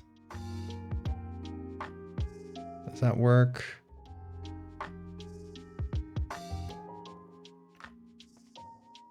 I have an idea. Okay, I'm gonna do a one pass. That's just gonna be sort of the background color. It's gonna look like this. And then a second pass. That's only gonna be the line arts. That's gonna be a different color. It's gonna be more of a red or an orange, maybe. Because that's more or less what we got, like over in these organs where they got the line art being one color and the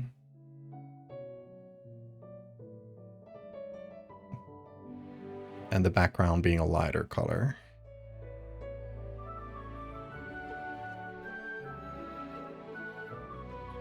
There's a lot of line art here. If you ever find alien life for yourself, name off after me and Bean, thank you. I appreciate it.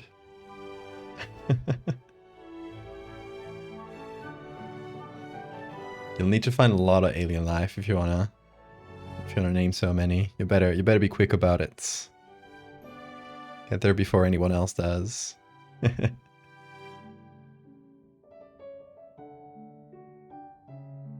Oh, where's Bean? Oh, he's in the corner. He's lurking. Look at him lurking right now.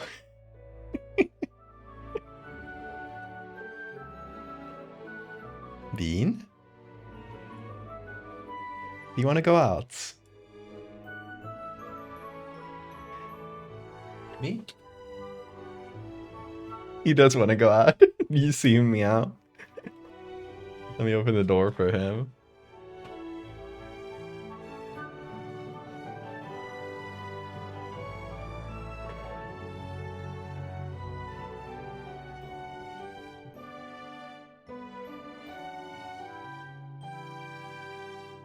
There he goes.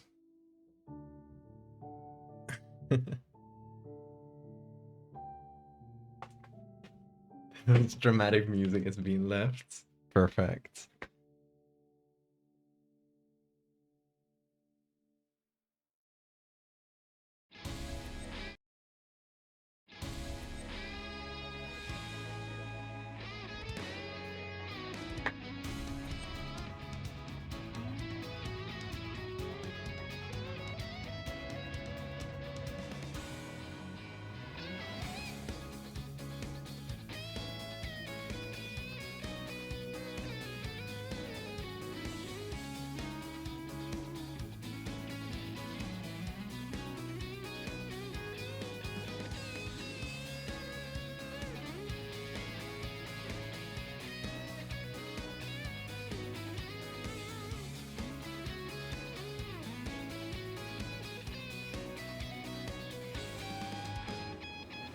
Getting the correct level here is hard.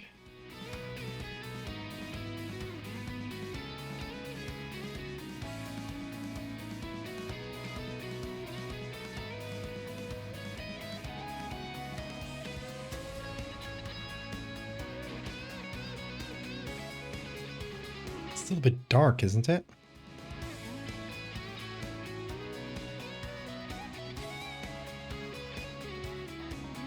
Might be a little better.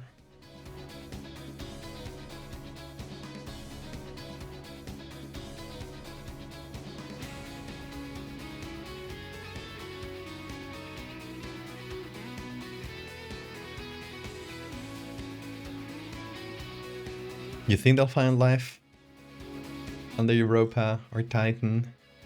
It's a bit of a stretch. Like,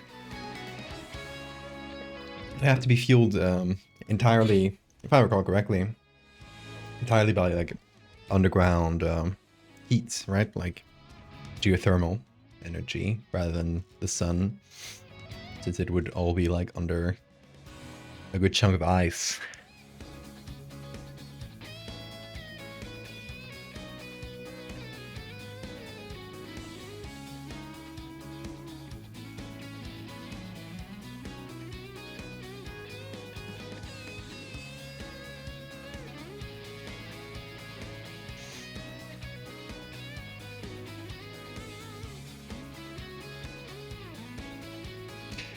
Okay, should we add little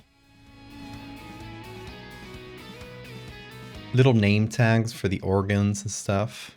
Because currently there's like a lot of letters, like second number. So there's like abbreviations for different parts of the anatomy, which would be probably explained on the other side of the page. So you got the numbers of the ribs.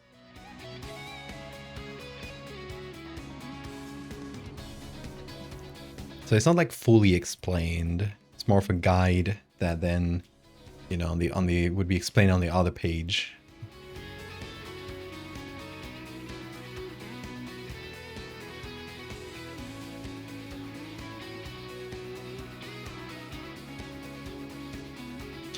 So I mean, something we could do is add more of these little letters and then like put in like the start of the guide here on the corner, and it's cut off, right? Like you can't see most of the anatomy terms, but the ones that matter to us appear.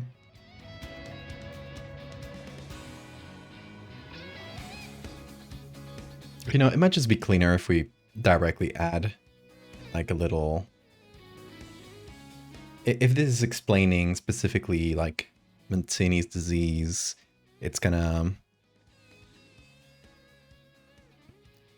It's probably a good diagram that would use abbreviations for all the main organs, but everything that's like new and salient would be specifically named. You could justify it like that. So let's find a sans serif but old school font, which instantly makes me think of Futura. One of my favorite fonts. Let's see if we do like C. It's not the exact, it's not the type of font we're using there. It's maybe closer to Helvetica.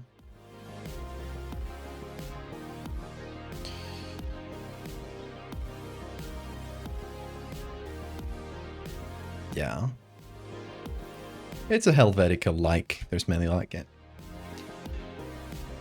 Okay, so we'll do this and then like wobble the font a little bit.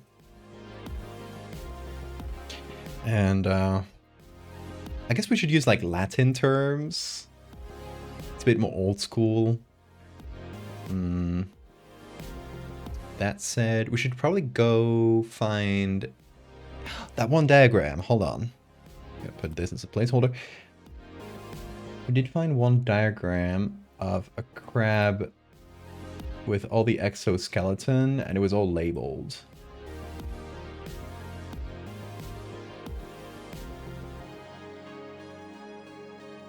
Hopefully I saved it.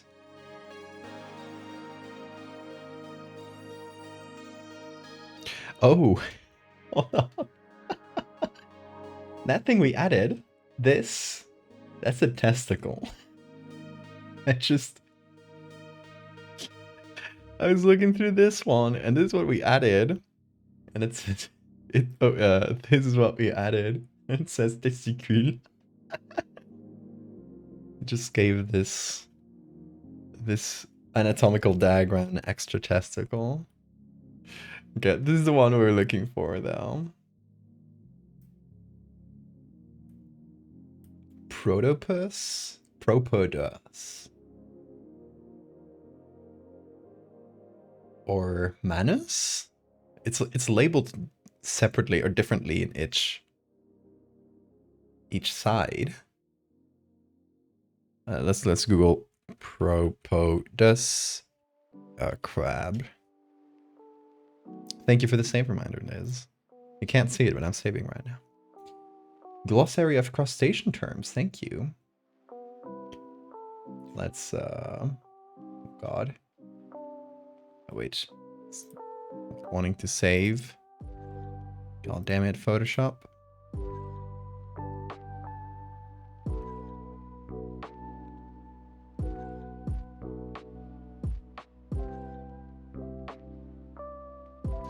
Okay.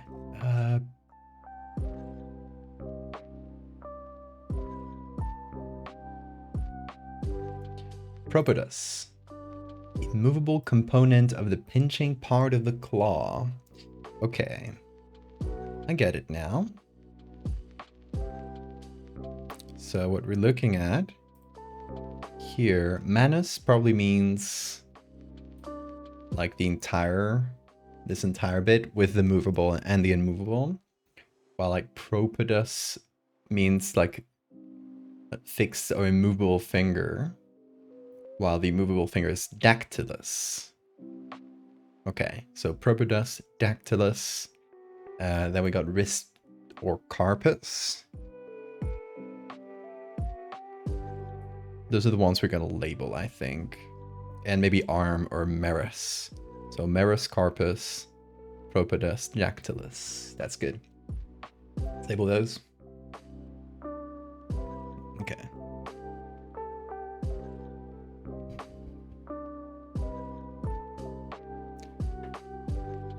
So let's aim for similar fonts and about a similar size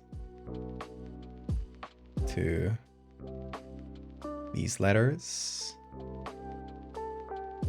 Seems to be about right.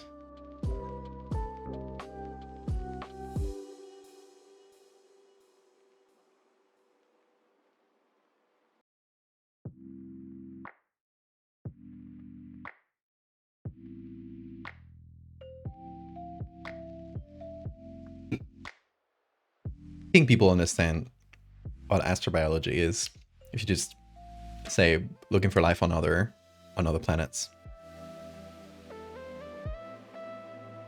I think that's a decently easy explanation for most people.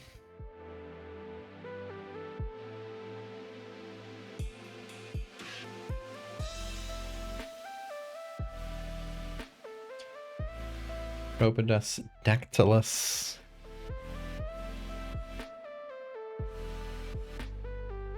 Carpus. It's funny that's technically the wrist when it's in the forearm or in the arm.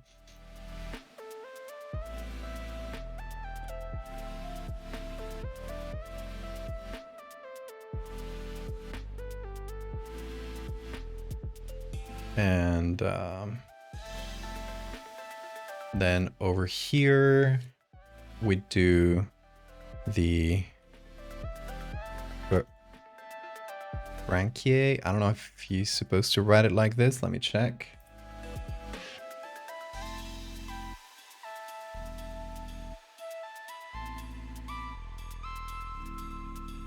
Yeah, branchiae. Branchiae. Yeah, correct. Let me get the bean. He's probably waiting for us.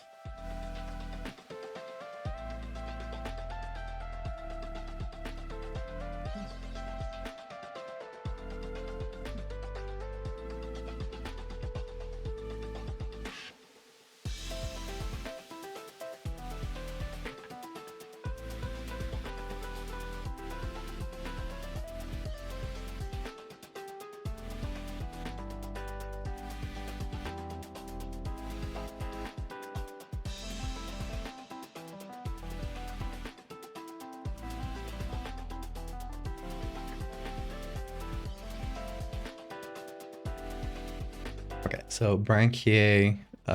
Should we add a label for the testicle? Since it is technically a testicle. Oh, Bean, what are you doing? Yes, you. Hello. Oh, the stretcher. Big stretch. Big stretch. Oh, Fluff. Okay. He just flopped. Good thing we're not using the tablet in this specific moment. Isn't that right, Bean? Okay. Let me... It's the Bean cam. Me.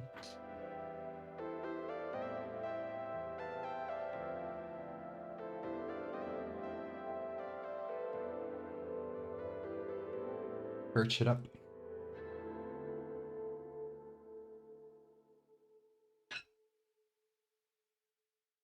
Okay. Oh, Bean. Yeah, I love you very much. Yeah. Grabbing him. Capturing him. Whoa, what did he do? What did bro do? Delete layer. Oh, he just deleted a bunch of layers. Good job, Bean. You're so smart.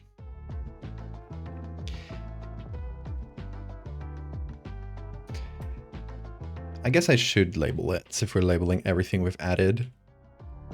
So, testis. I think that's how you're saying in Latin. I'm not sure though. Let me translate here. Testicles in Latin. Coleus? Yeah. Test is with an I. It's a single one. Okay.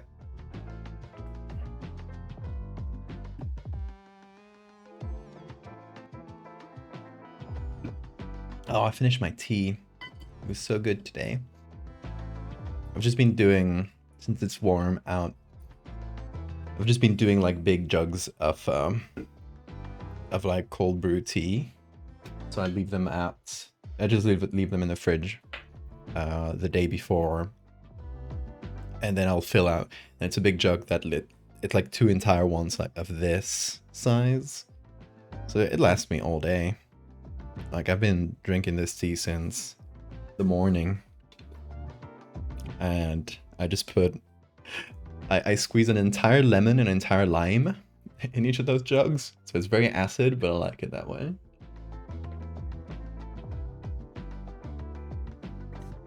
It's sort of in between a tea and a lemonade. Very tasty.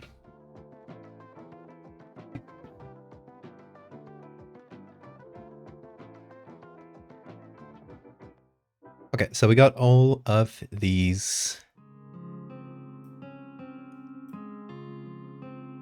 labels, and they're like, as you can see, they're super clean. We don't want them to be that clean, so I'm gonna set something up here. I think I should have it somewhere around here. Weather to text setup. Okay. So what we're doing is we're gonna... Where are you going, Bean? Okay. Whoa. Boom. You just knocked yourself on the... Okay. Sure. Okay. So we're putting this in the same fonts as the rest and the same size. I guess not the narrow version of it, but... What does it give me? Oh no, I can't use the weathered thing because I don't have the patterns for it.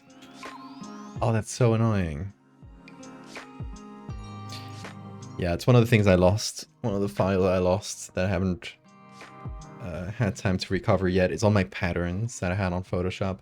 That'll be a lot of work to redo them from scratch. Anyway, I can't do the weathered setup directly,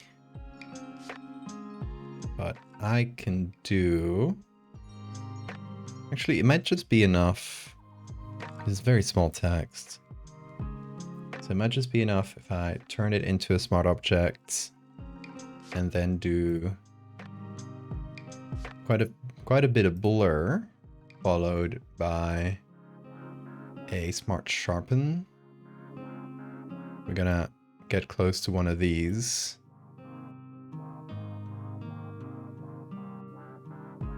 And get that sort of effect going. Where it just like bleeds it a little bit into the surrounding area. And it looks much closer to the MC here, as you can see. Last thing we're gonna do is add a little bit of, let's say, outer glow.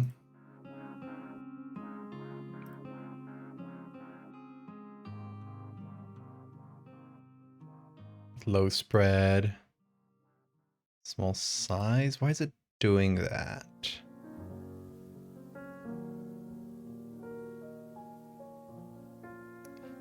Okay, I see. It's because of the...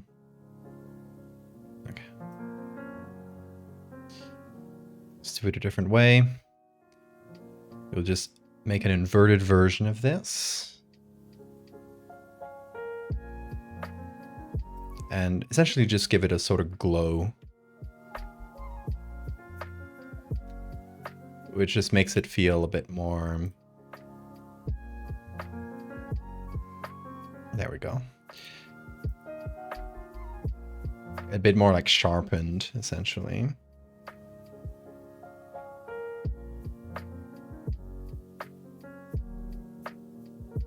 You might get into game designing so you can make your own Dredge add-ons.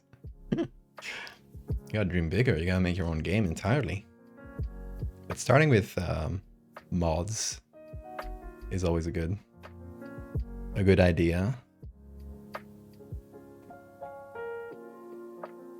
But you should talk to Tartarus. He's made a lot of games. Might have some pointers for you if you want to get into that.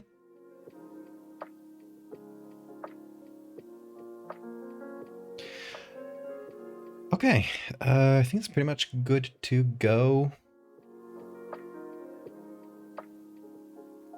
We need to design it. And I'm thinking of just using the same like font and everything here and make a little signature, but I don't know where I would put it. Maybe here instead of the T we got here, because it's all like half blurred, half removed. So if you just put it, okay, it should be like Symprotobus dactylus. E.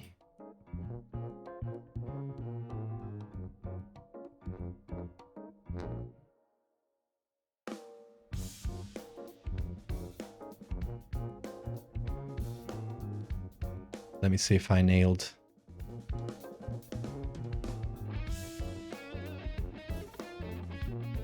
The positioning.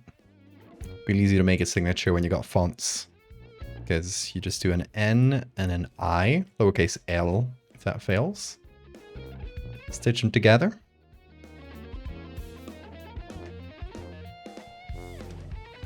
Usually make the I a bit longer. Too long.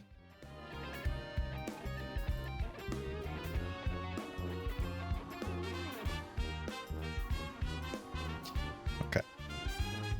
Let me save this and see how far I got from the target place, because I'm like doing it in the smart object like that. Oh, I mean decently well, just needs to be lower.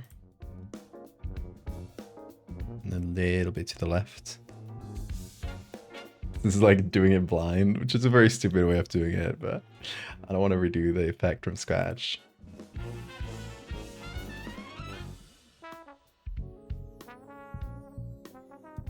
Thanks, Olympus. The secret symbol of Bill Cipher and Pacific S connection. It was such a funny thing to see.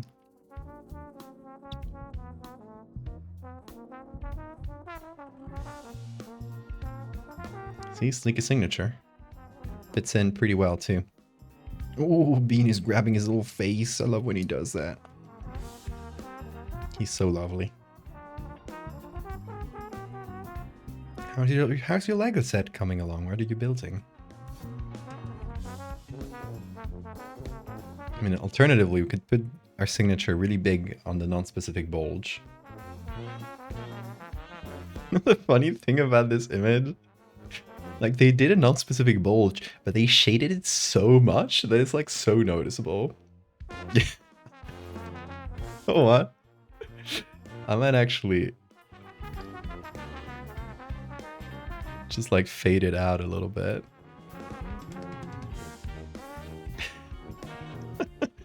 So it's not the only thing people think about.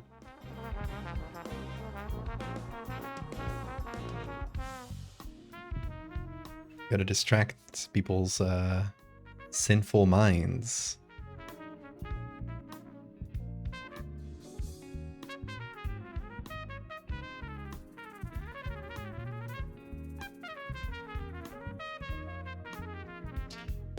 Not me like debulging an image.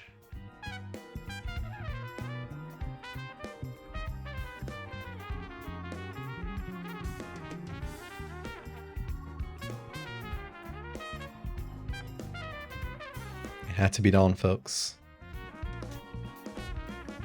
The crab person deserved it.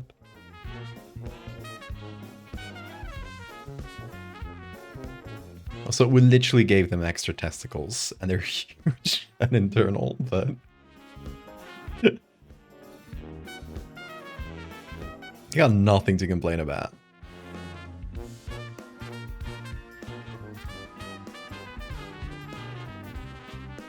Debulged.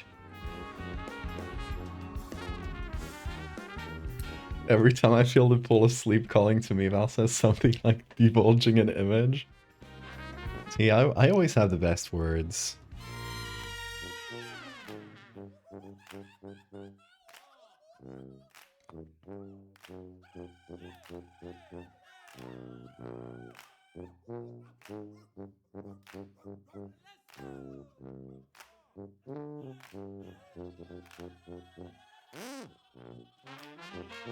Okay, I think we got this image.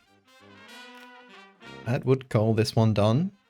We didn't get to use this beautiful, beautiful illustration, but we'll just keep it in our hearts. We didn't also use this one or this one, although I did like this pincer a lot. This one's a better match, though. Anyway, let's put everything together. Add our classic dusting of blurs and sharpenings.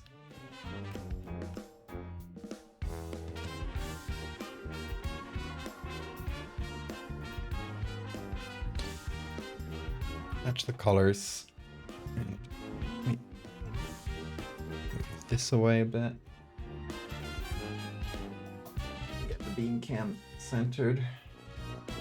See, like the bean cam is perched on one of my light things, but if I move it around too much, it like reflects on my screen.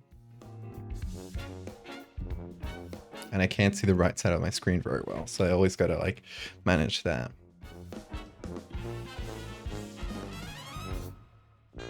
Censor it with a diagram of a normal crab. That would be funny. Someone who grew up in Maryland loves horror. If you put a bit hard into just weird crab artwork, you can make a killing off of Maryland weirdos. Do you guys like crabs in Maryland? Is it a regional specialty?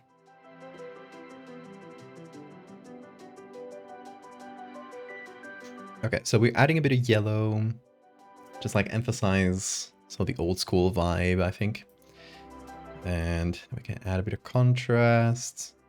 Slightly lower the exposure.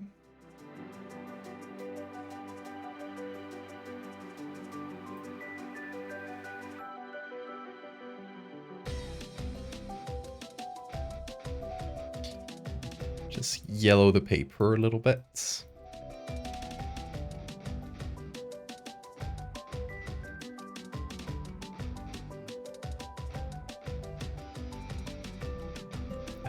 Let's see, anything in the color grading worth doing? Like if I change the shadows, it basically changes the color of the line art a little bit.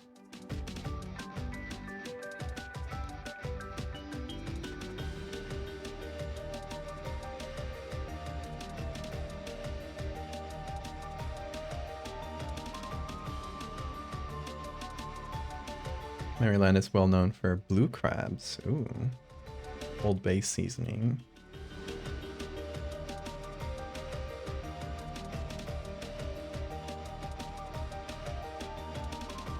It's pretty wild to me how Americans eat seafood.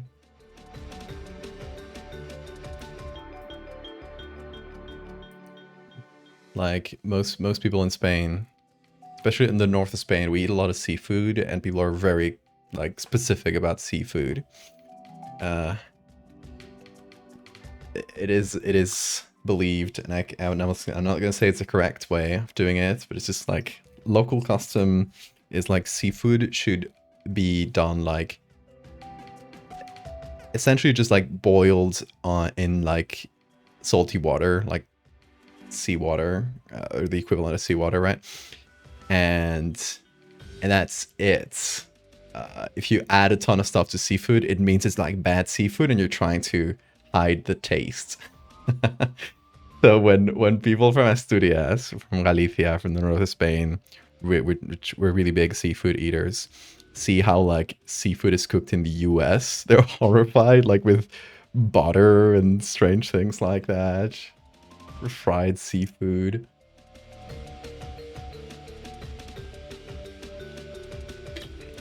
Personally, I wouldn't scoff at it. I like food prepared in many different ways. But if I were allowed to choose, I would probably still pick the good seafood with like no things to hide its taste.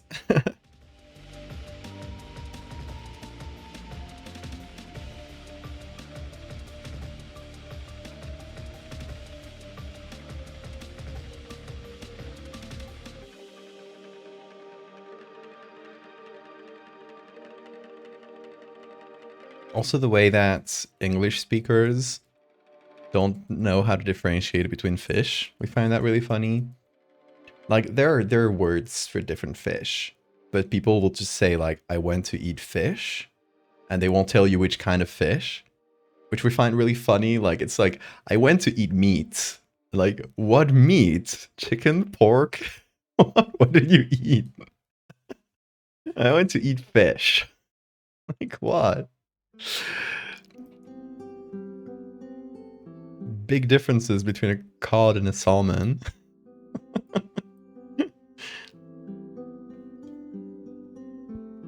People think you're a rich person because you eat like and eat seafood. I mean, if you live in a area near the sea, and you go to like the local like fishmonger, what's the name? At least in Spain, like you get seafood like extremely cheap, and cook it at home and do it like at the same level as like a fancy restaurant, but at like a fraction of the cost. It's funny because in Asturias, obviously nowadays like lobster is like fancy food. You know what lobster used to be? It used to be the food that they gave miners, because it was like the cheapest thing. So the miners would eat lobster every day. It was so cheap and nobody else wanted it. And then it became fancy and everybody, like the price was driven up. But if you go to the local, like, I don't know what the English name for it would be, but in Spain, like in port cities, port areas, you will go there. There's like every day, as the fishermen come in with like their fresh catch, there's like a how do you call this? On a subasta,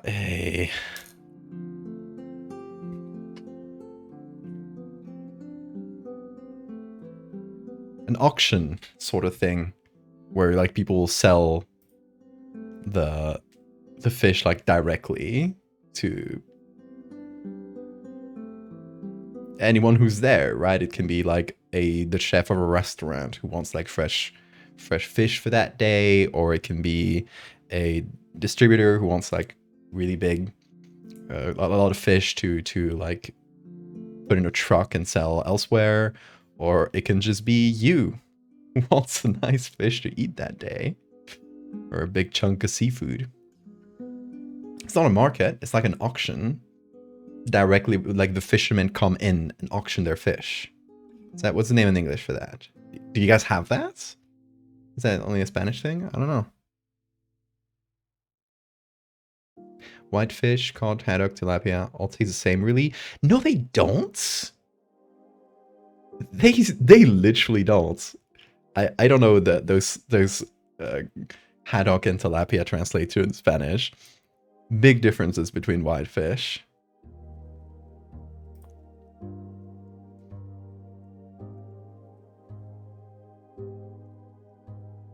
Don't think so? Interesting. It might be a Spanish thing.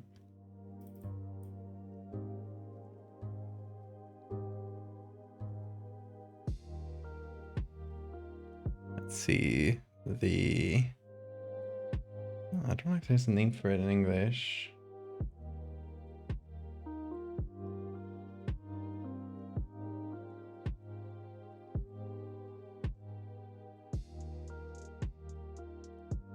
I don't know. Not that I can find. Anyway, it might be a Spanish tradition. Or a Spanish, like, system. You sell fish.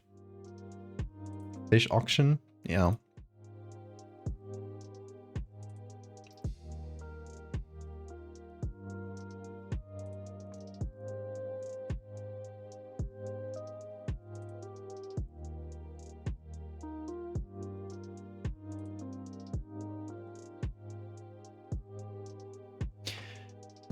Anyway, there we go. I think I'm ready to call this one done. Oh, obviously, depends on the feedback I'll get from.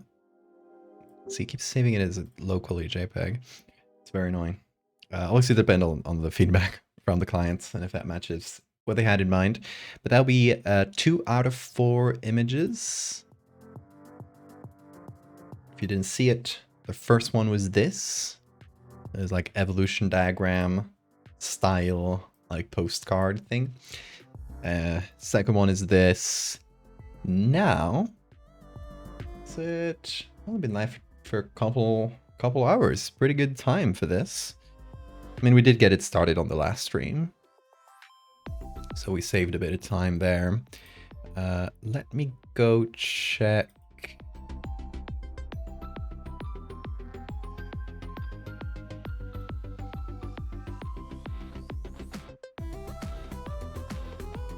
Okay. And the other descriptions we had for the images.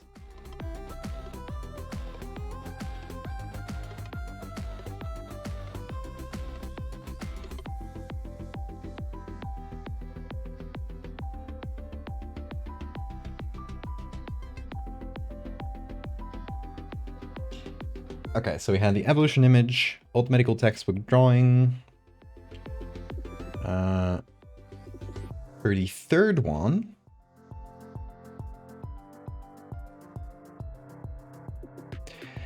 they wanted something with like medical staff in like some kind of old school hospital taking care of a patient that has Mancini's disease. So we have like someone in a bed with like, you know, crab bits sticking out and like some old school like nurses and stuff. That sort of vibe. They also mentioned the patient could even be shrinking in size with crab ailments, because obviously you ended up turning into a regular sized crab, so you're slowly shrinking.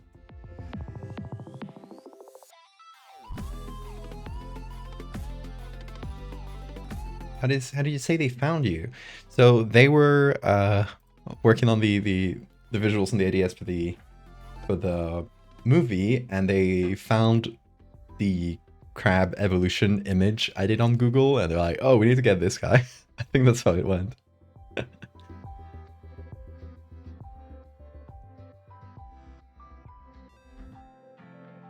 That one spearfishing guy on YouTube. Oh yeah, Masaru, right? The guy who just butchers entire sharks and eats them.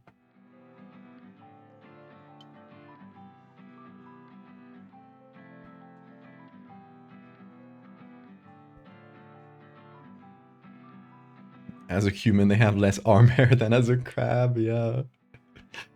would also be like different hairs. Like crab hair would just be like at that size when you scale it up, it would feel like thicker. Uh,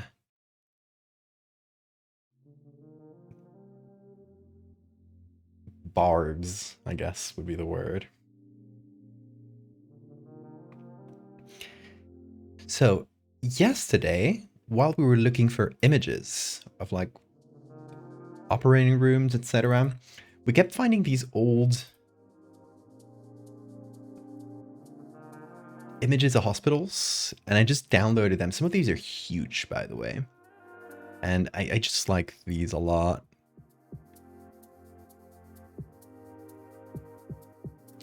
We got quite a few of them. Also, if you missed yesterday's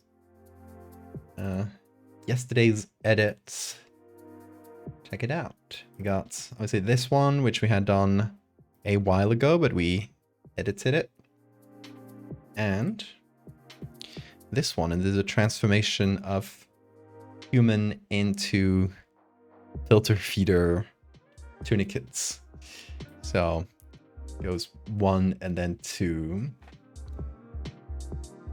Still haven't posted it, but I'll post it one of these days, because right now I'm posting all the SCP ones, so.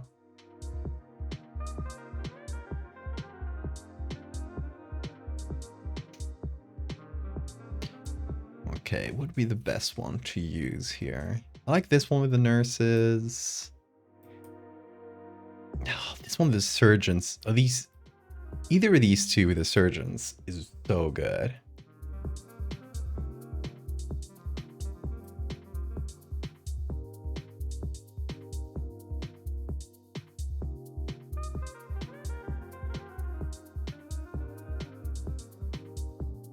Like, this one's a bit clearer.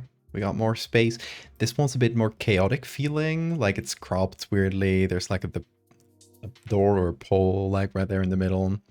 We don't see as much of the patient. But it's also cool in that way. In that chaotic way. I feel like with this one, we could just have like some crab legs poking out. Which would be cool. Like, we don't see the full patient, we just see like the legs. And with this one, we'd get a bit more of the full view of the patient. Technically, they're like under there. I guess these are their legs. Though we don't see much of them. This might be their face. They're a bit more covered. I guess in both of these, they're really covered. So, I wonder what would work best. And you end up making the eye. I think it's a fish eye, the one I used for this one. Yeah, it was a fish eye, seen a bit from the side, so it just kind of looks like a little blob.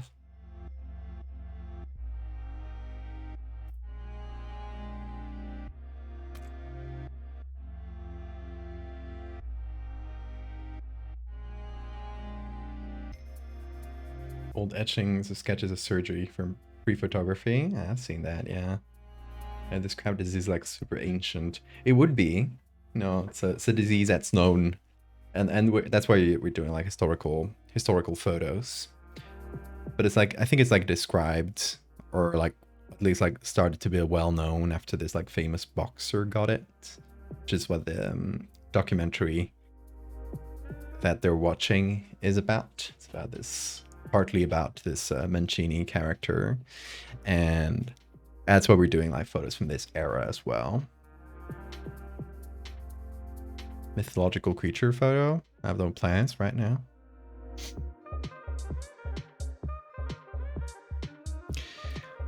Okay, I'm in between these two.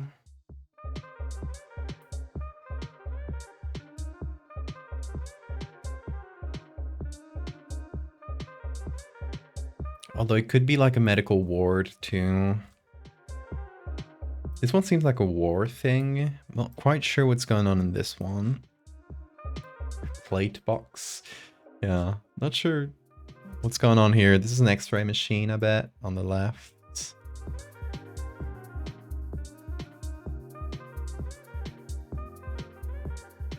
Might be just some kind of like experiments, but I see the red cross here. which, and the uniform, so it makes me think wartime. Not quite sure. Plate box.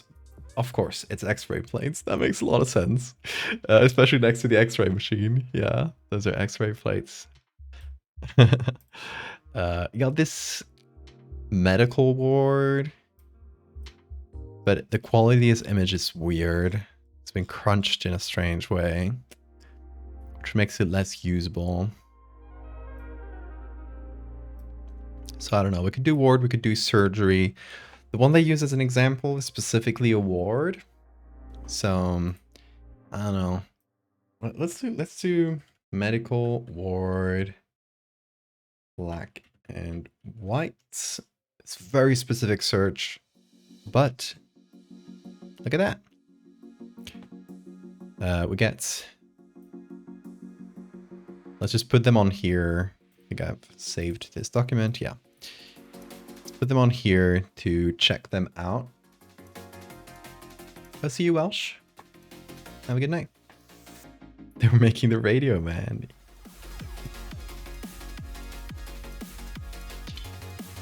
Yeah, this feels like a naval thing. So I don't know, just kind of feels like a ship or a submarine or something.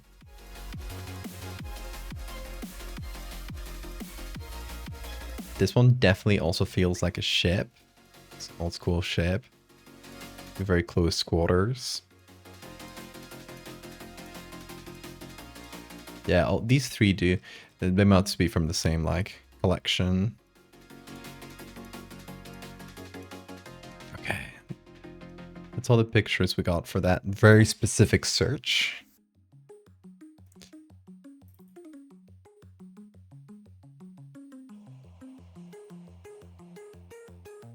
We do just medical, black and white. We get a bigger assortment of photos. We got this one again. We get this one with like a dental patient. Again, this one in the ship. Some more dental stuff.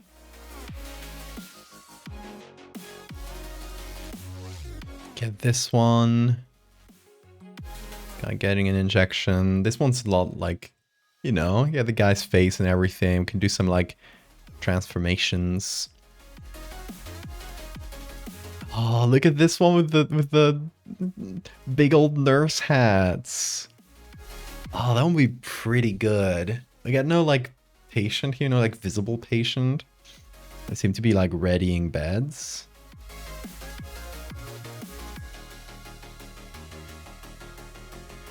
That was really good. The smoking doctor, is he smoking? Yeah, he is. The smoking doctor. What a great example. Giving all your patients secondhand lung cancer. Okay, that's all we get in this collection. Obviously, we can look on Pickroll, and there's bound to be more. I really like this one. We have to like add the patient in from scratch, but it's enough of a close-up that we can do like more fun things with it. What if we mixed it with this one? Would that match? Let me do a quick test here. Get a selection of the guy. Okay, get me the arm, please. Get me the entire arm, please. Yes, thank you.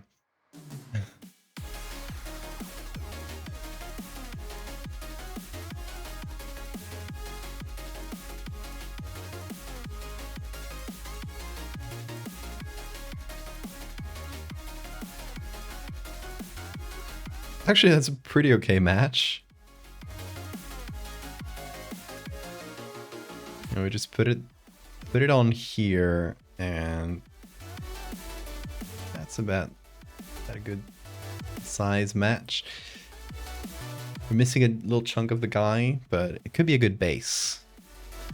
Works. Yeah, honestly, the angle is surprisingly good. His name's Spud.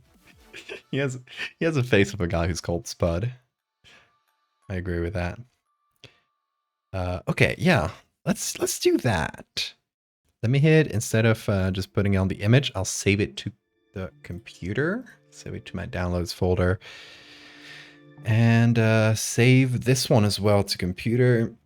And just like open these in a new document.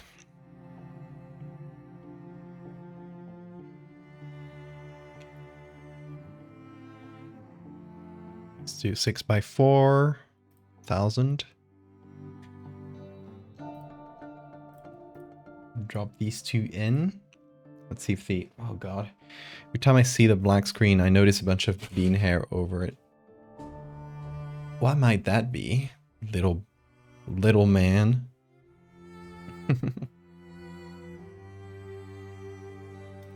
Okay, so we're cutting it down to this size, just slightly shorter.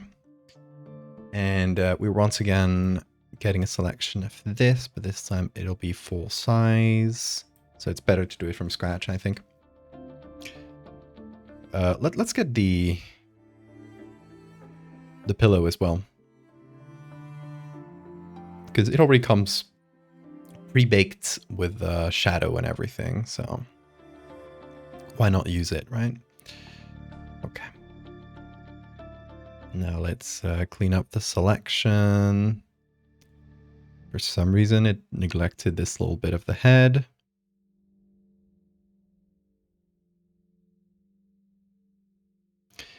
Missing a couple hairs here. But can recover those. Or honestly, Photoshop didn't do too bad of a job finding them. Maybe able to pull out some more. Actually not sure. Okay, maybe not with this tool. Yeah, youth Spud who lives down the road got himself turned into a crab. Claws and all.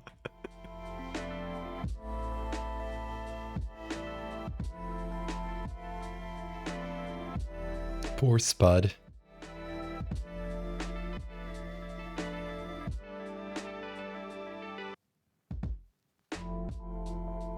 When the full movie comes out, are we going to do a watch party of sorts? Do you know where we'll be able to watch it? So most likely it's going to do, once the movie is done, it's first going to do like a festival run, where it's going to be like different like film festivals. And when that's done, usually that's when they will look for distributors, like if especially like, you know, the distributors will look at movies that are in film festivals, and they will get the rights to a movie if it's done well, if it shows promise. So that's probably like the circle this, or the cycle this movie is going to go through. If you back it on Kickstarter, you will be able to get a digital copy of the movie when it's out, so you'll be able to watch it no matter how long it takes to be widely available. But watch party could be fun. I will ask them if they're cool with it.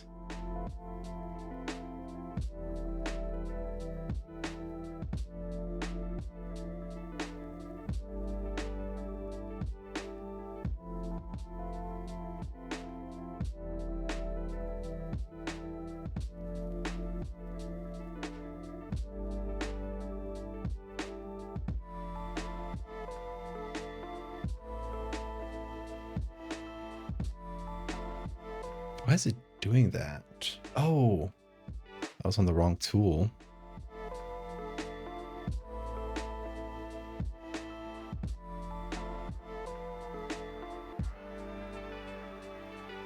Yeah, I'll just do this manually, I guess.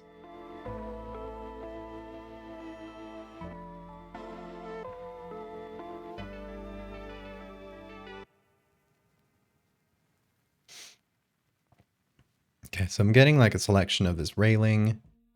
to put that on top of our boy Spud.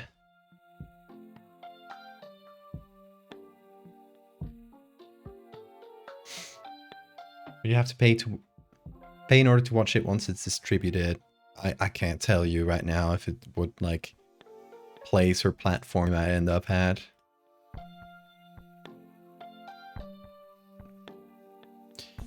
But if you back it on Kickstarter, you will get basically the movie digitally as a file, so you can watch it.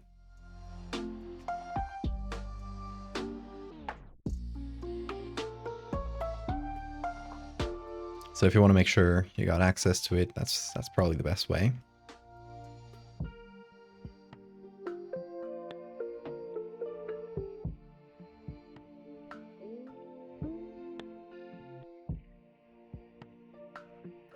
But I'm not too familiar with the like indie movie circuit and how long that might take to be like widely distributed.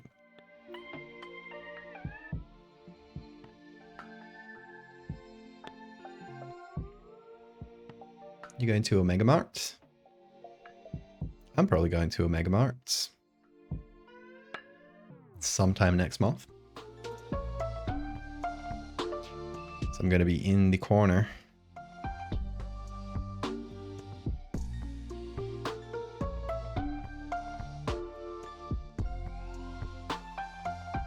Okay, let's place Spud correctly. I think that's more or less good.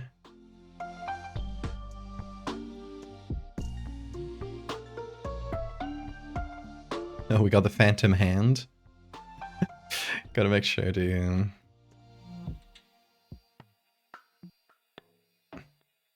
remove that.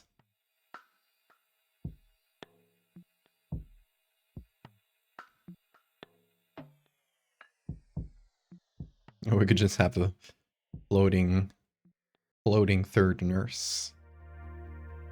But no, I will remove this. Or honestly, you know, I could clone stamp like skin texture over it, but probably gonna be covered by crab texture anyway, so I'm not gonna bother with that yet. We'll see if we need that by the end. Ooh, careful, Bean. Don't press on the keys.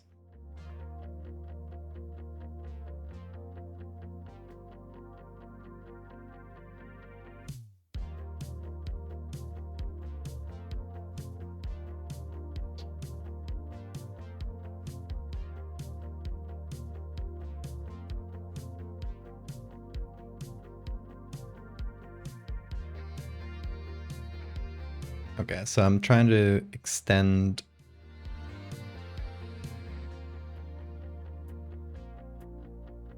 the sheets here.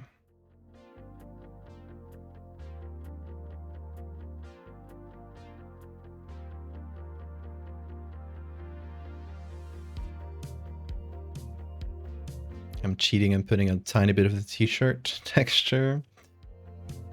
Okay, we're missing a little chunk there. But I think I might just flip this to... Oh, what's going on? Why is that?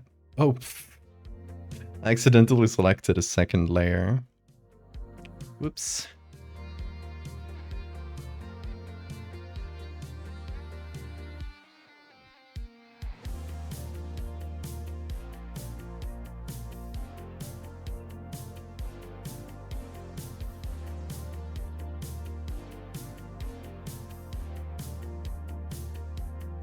Multiplying the Spud.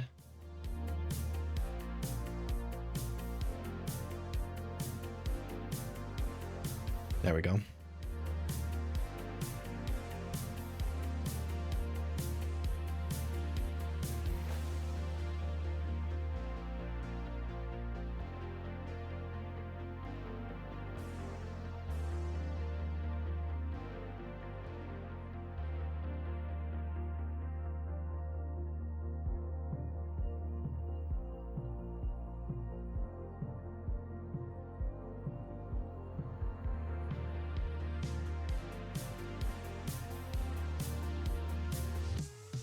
Okay.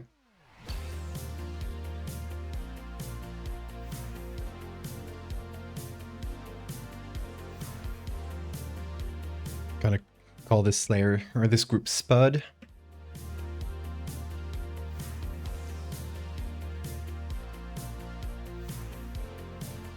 I'm gonna change the levels a little bit. So what we need is to make the blacks a little bit lighter and just like generally lower the contrast, I think.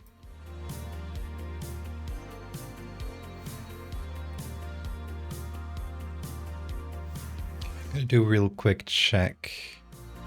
Where I go here, I select the darkest bits, like in the hair here of this lady, and try to get like the darkest section.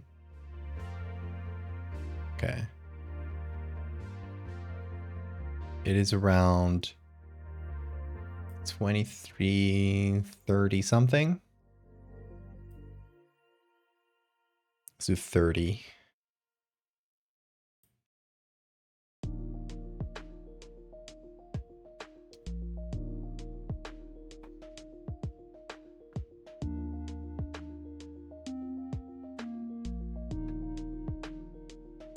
And then we're going to darken the sheets a little bit because they just don't match with the color of the sheets in the base image.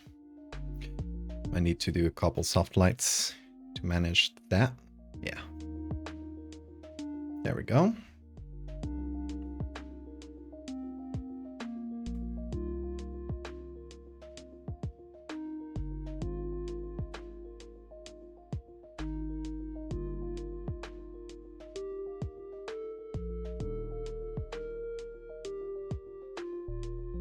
And then I might remove this corner.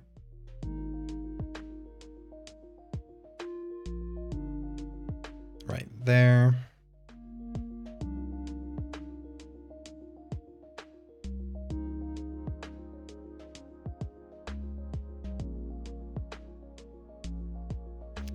Does the shadow match? I'm actually thinking the shadow on the face that the face is casting on the pillow doesn't match very well. It should be on the other side, so it should be flipped. And we're not going to flip the entirety of Spud, so I think it might be easier to just select the face.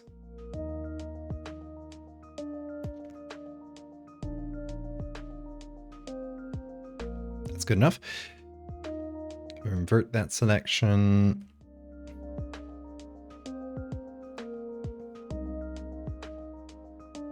And remove most of the shadow from here.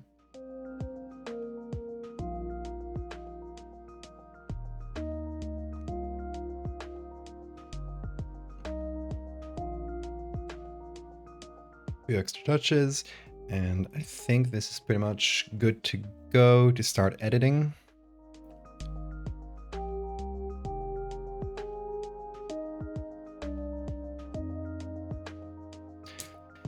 Okay, what crab parts should we add? First of all, let's save this as Ginny's hospital.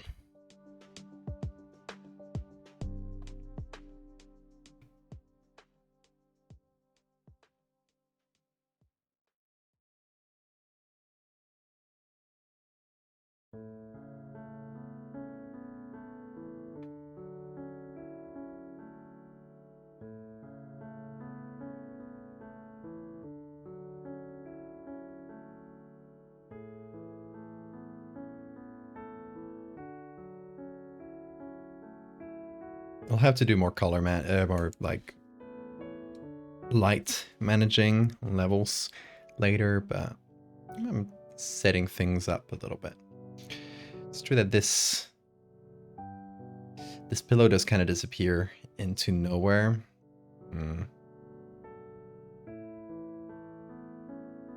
Might be better to keep it on, actually. Like maybe leave the shadow out, but keep the overall shape of the pillow.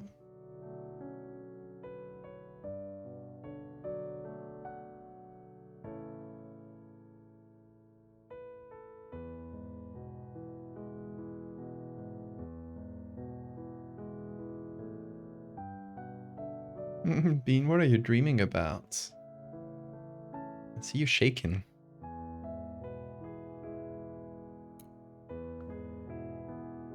I love Minecraft music. It's so good. Okay, that's better with the pillow. Okay, crab parts. We should add, let me sketch them on.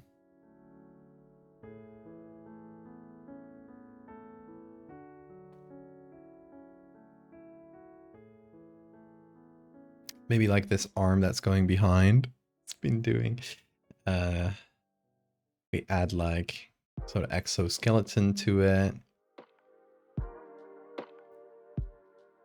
Then maybe like sort of crab face, you know, it's made of little segments. I don't know how crab faces work. They're complicated, but something like that.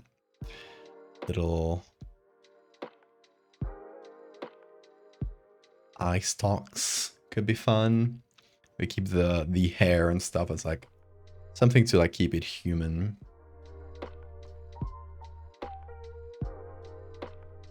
Nathaniel Hernandez? I have no idea who that is. Let me look it up.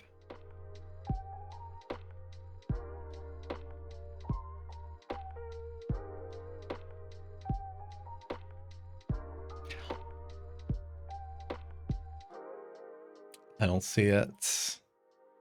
Really? I don't see it. Oh, yeah, maybe like with the eyebrows and stuff.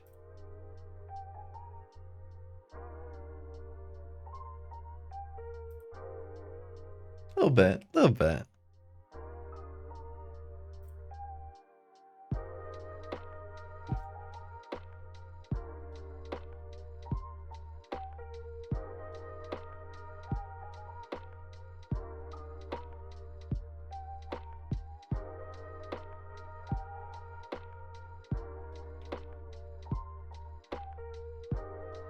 Oh, it's not the right one? Okay.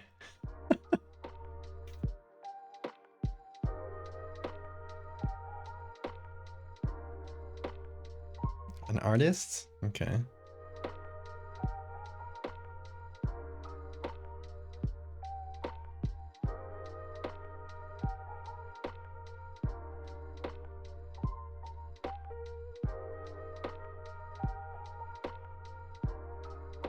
It's a bunch of different people that show up.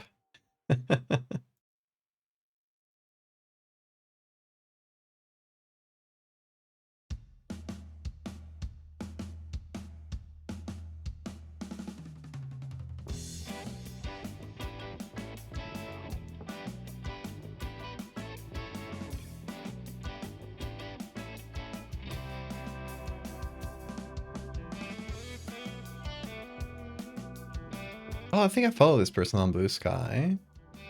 Okay. Is it this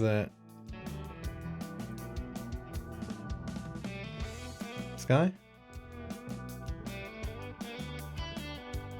I see it, yeah. That looks a lot more like our boy Spud. Yeah, I've seen a few of these. I think I follow them on Blue Sky. Oh, they follow me on here. Nice.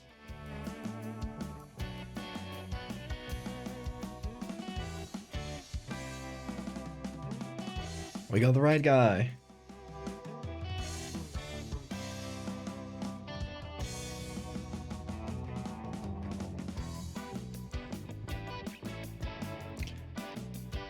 Okay, so if we add like crab limbs, maybe like a couple coming off here.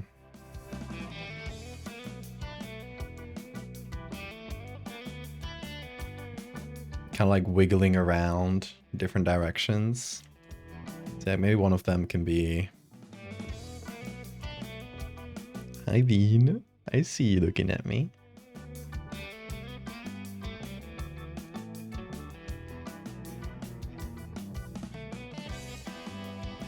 One of them can be like this.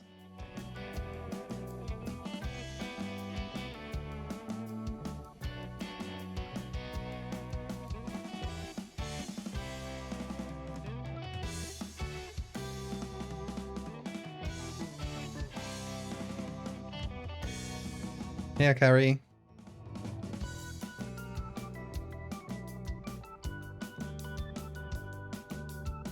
We're carcinizing a guy.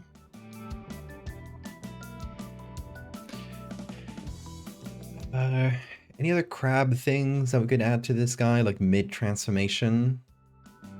Do I remember you? It says first-time chats. So that would tell me you haven't been in this stream before.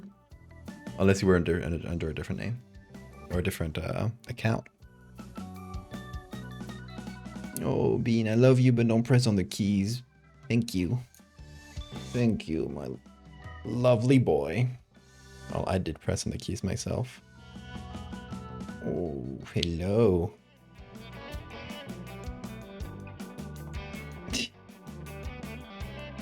Look at he.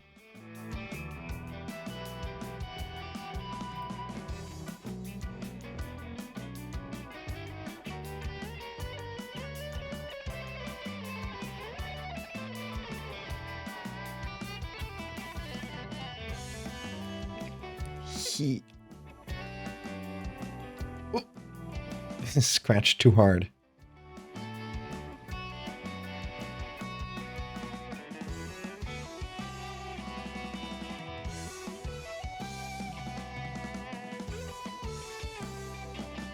Oh no! I pressed on the wrong button.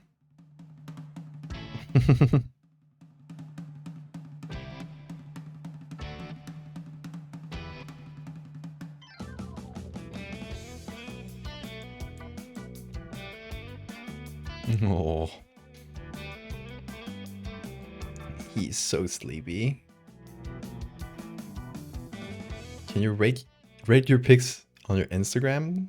Sports pics? I don't think I'm qualified to rate sports pics, Akari. That is very much not my area of expertise.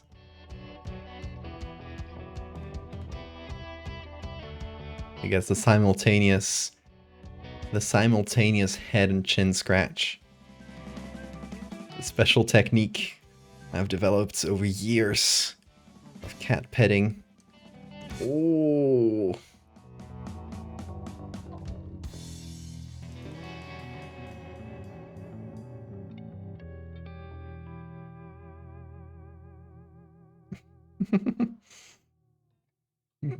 Big yawn. You can keep sleeping, Bean.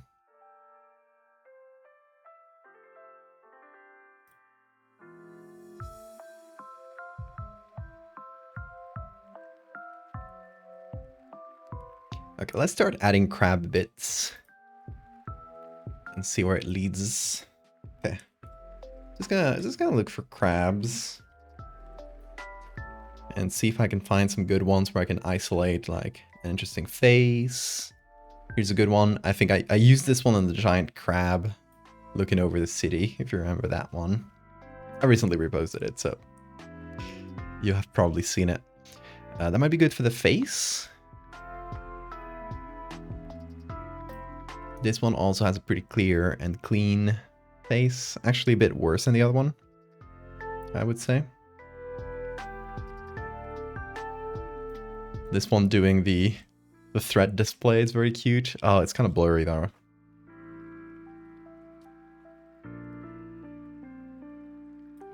This one, I think its face is... it's too bubbly. Bubbly face would be funny though.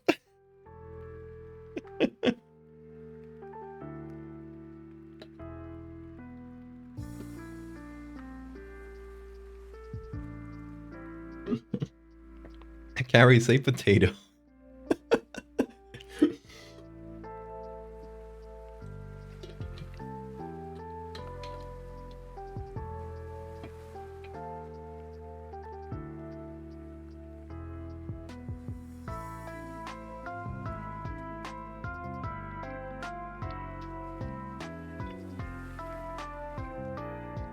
Okay, let's see.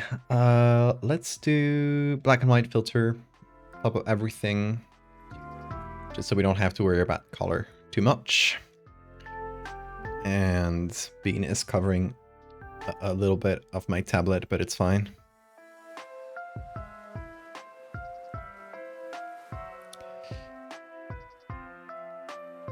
I can also use this one for the eye stalks, to be honest.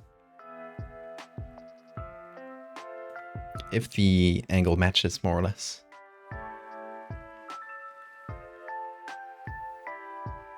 See, this is what I had in mind. Sort of mix this in with the normal face. And let's see where that leads us.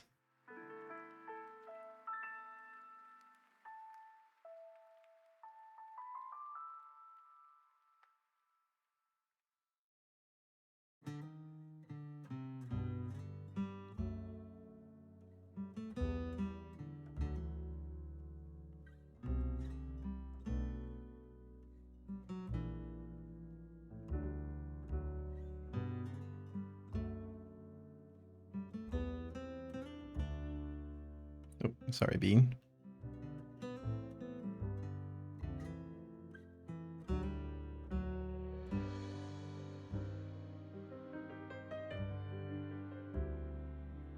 Whoa. Okay. Bean, do you want to do art? Hold on. Hold on. Hold up. Let me prepare the screen for you, Bean. White on black as usual? The usual for you today, Bean?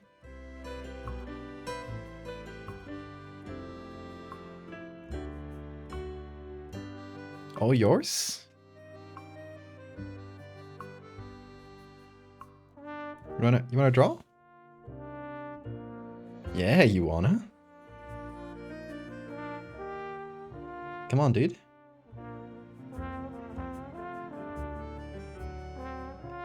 I know you got the inspiration. Come on. So much of your hair on the screen. It's already kind of like a Bean art.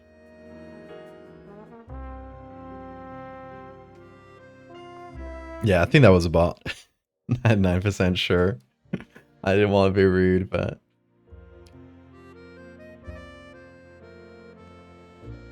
Whoa. Ooh, beautiful lines, Bean. Look at that. Oh, that was lovely. Do you want to do more? I'll just give it to you. Make sure it's touching, but... What? Is that it?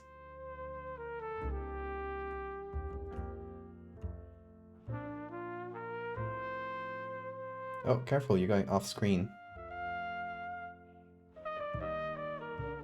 I'm only making sure it's pressed, by the way. Bean is doing most of the... Like, he's literally holding the pen aloft on his own. Whoa! Okay, hold on. He's pressing buttons. Hold on, Bean. Let's get back to the scene at hands. There. You can have it in your hands. Whoa. Okay. Any more? Oh. Any more art today, Bean? You're doing a lovely composition today. It's like you've been practicing without telling me. Is making an octopus?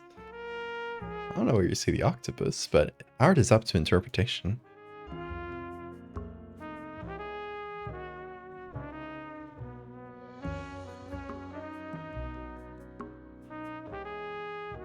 Here, do you want more? You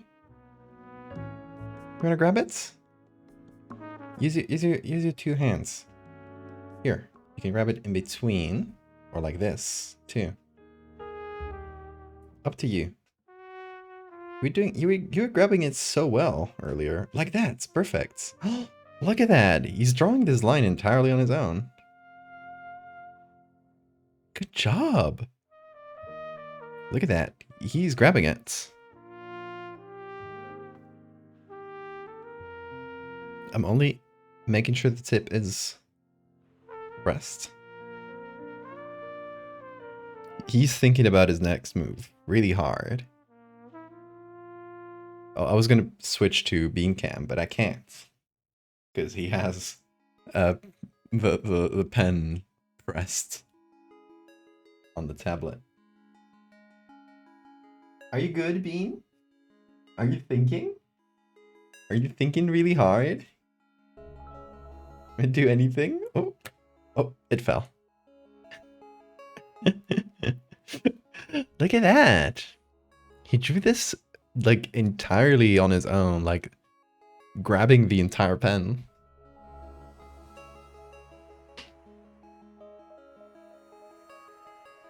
Crank operated Shrek. With the ears. The crank. That's a good one. I was also seeing this as like a little face with two eye stalks. Kind of like a human crab face. If I can be so bold as to say I have inspired the bean. But maybe I'm only seeing things. Are you done with your piece, Bean? I think so. Beautiful piece.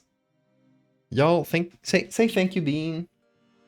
Thank you, Bean, for being the greatest artist in this stream.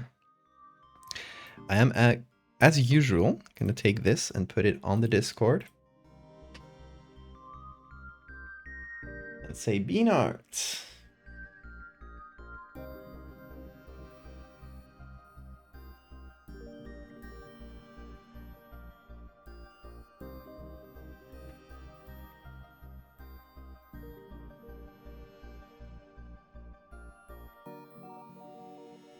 We're so proud of you, Bean. Oh, look, he's cleaning himself after a job well done. Oh, careful, Bean. Don't press on the keyboard. Thank you. Yeah, big yawn.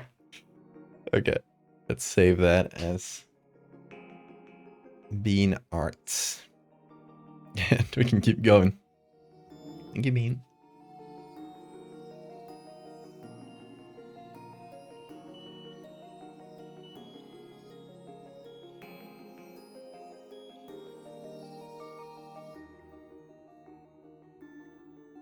Should we keep human nose with crab mouth? What do you guys think?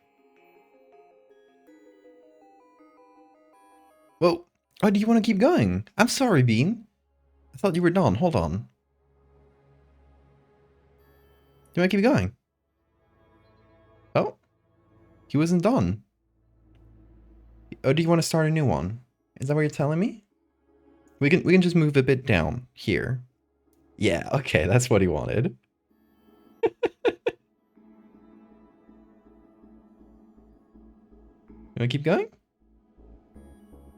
Or was that a single stroke sort of composition here?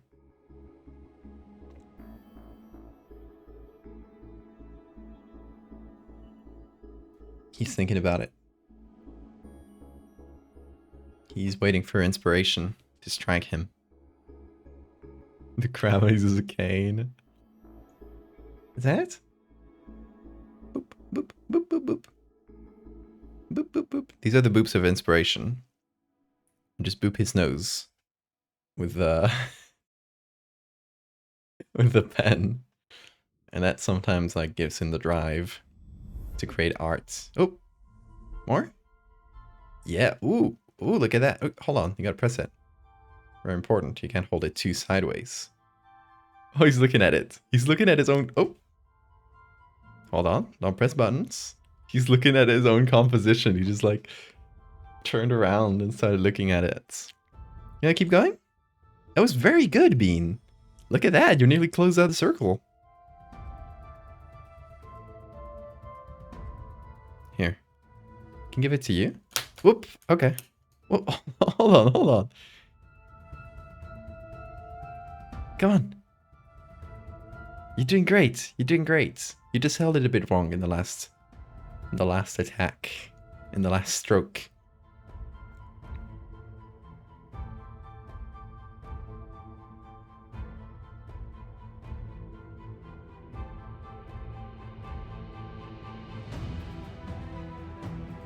Oh. Nice. Nice little stroke. You got anything else for us? I am enticing him to the arts.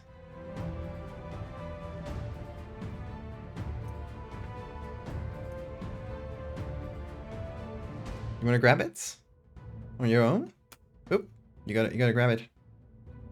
Grab it hard. There you go.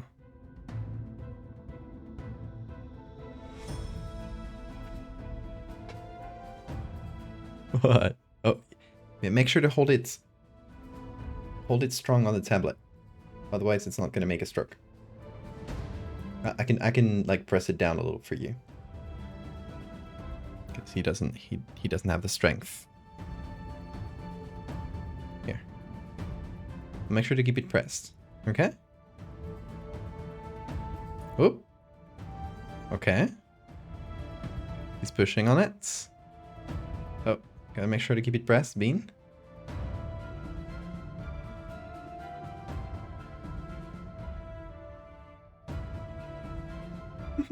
Are you falling asleep?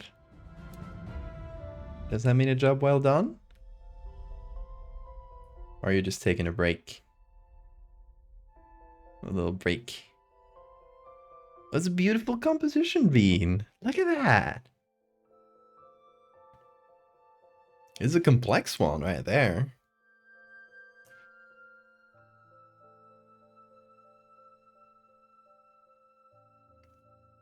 Bean with a hat riding a dinosaur, a guy with a big nose, and a poofy sweater. Mountain background. A mouse riding a cobra. Oh, I'm having a tough time. I see guy playing flutes. I'm gonna choose a different color for my interpretations. Like, you can imagine a little guy playing a flute here with two arms. And these are like little notes. You know? Do do do do do do do do do. And there's like something dancing to the flute's tune. So, you know, maybe like the head of a snake or something.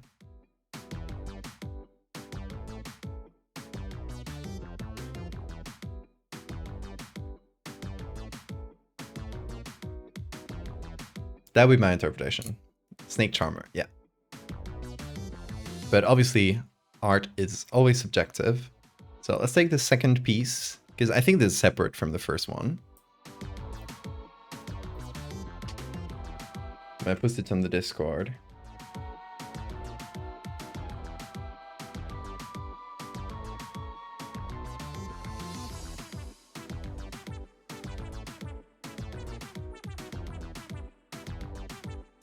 Beautiful job, Bean. You're so talented. I'm incredibly proud of you. A version with both? Sure.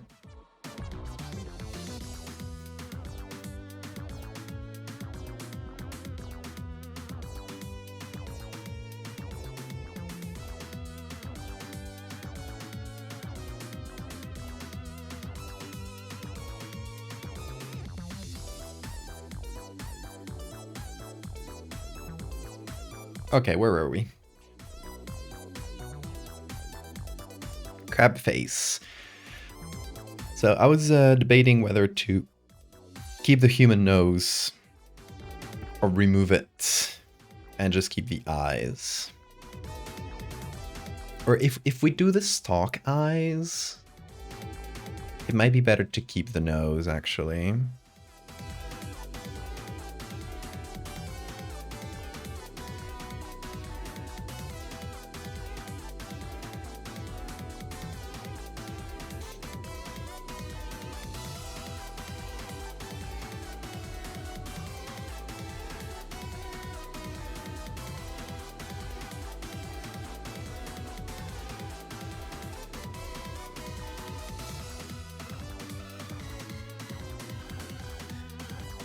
Yeah, that's pretty good. Robert for interpretation. Great. Can't wait to see what you interpret.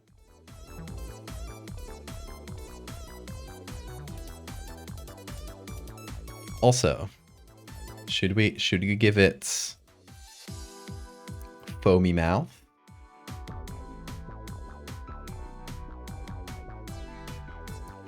from the left, the lights. There we go. Foamy mouth might be good. Let me put that as a hard light layer so we can still see like below the foam.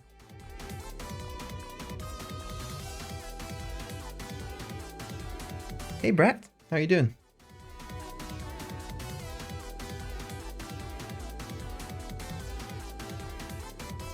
Whoa, bean. Oh yeah. Oh, I love you so much. Did you break anything?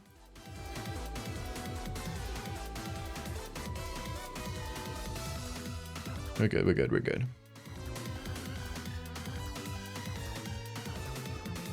Oh, he's looking at me with the little Dracula face where he has like his two teeth out. Look at him. What is it? Oh yeah.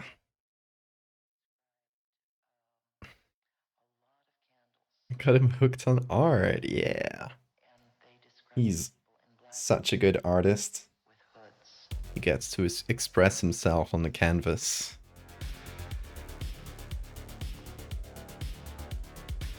I should get him into traditional arts.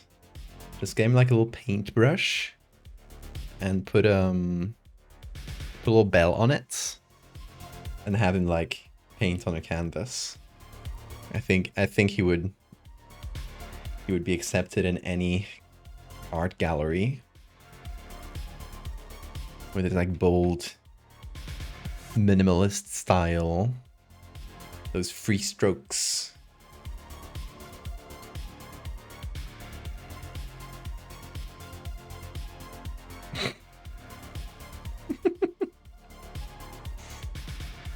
Good boy. Ooh, big yawn.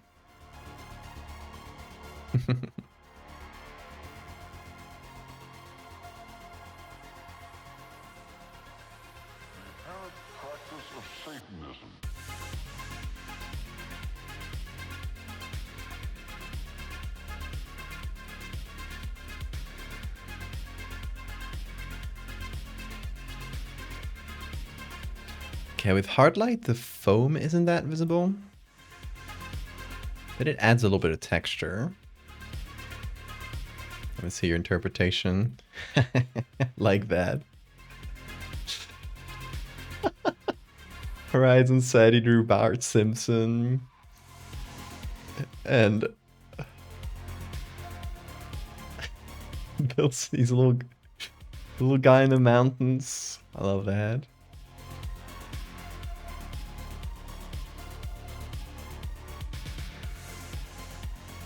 Very good. Bean, you are so talented.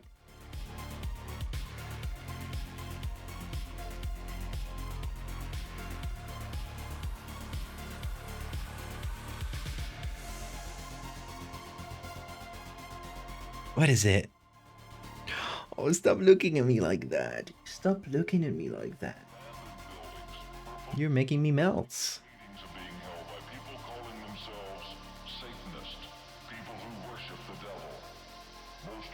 Are you looking at the arts? He's looking at the screen right now. What is it? You like Spud? He's turning into a crab.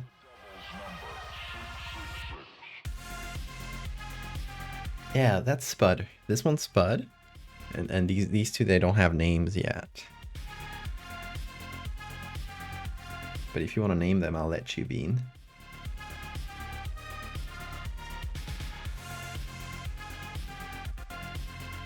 He's not only an artist, but also an art appreciator.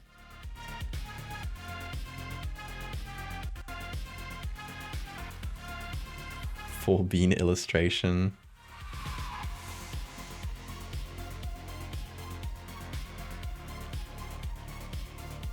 One day I should do, I think as a special stream, we take one of Bean's pieces and we do a full interpretation of it.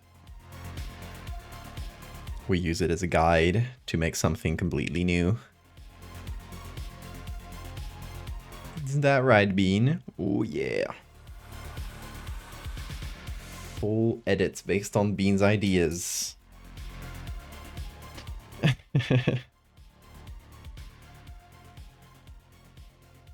Okay, let's try the eye stalks. Let's see if it works. So I'm gonna go in here. I'm gonna try to select these.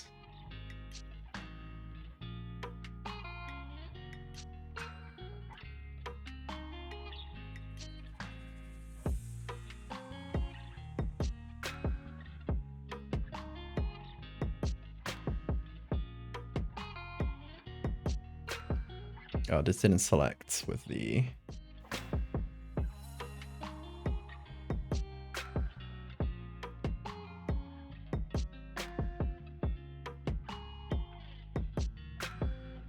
There we go, we got to select it with correct context.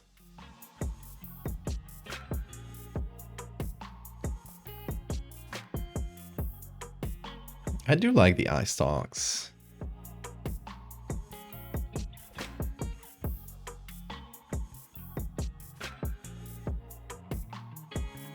And for the other eye, I'm gonna do the same thing instead of like just having a little layer. Gonna have the full layer so I can copy from it. I think this one should be a little bigger, even though it is technically the correct size. It feels a bit smaller than the other one.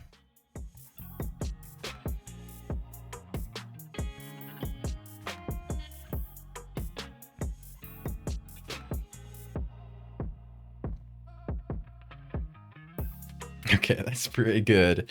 The face is looking pretty body horror.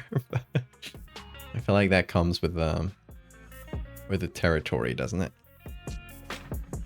Of like giving a human like exoskeleton shapes.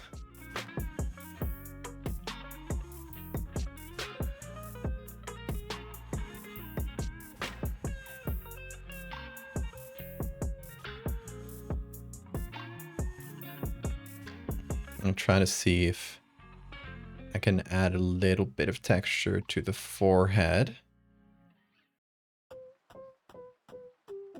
Like that, maybe?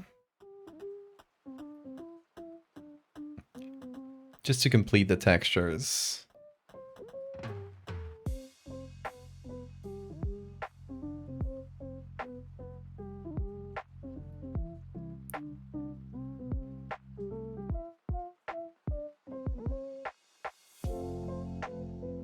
And I don't know, maybe a little something for the nose.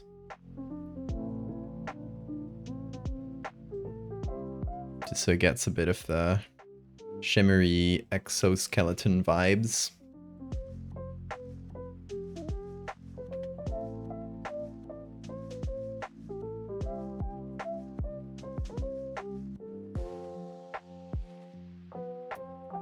Hey, Seraph. Literally destroying his face. That's what you get when you turn into a crab. I don't make the rules.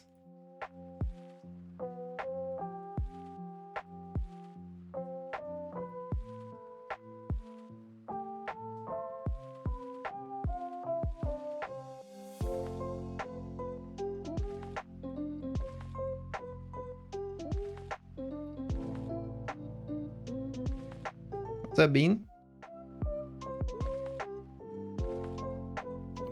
Hello, yeah.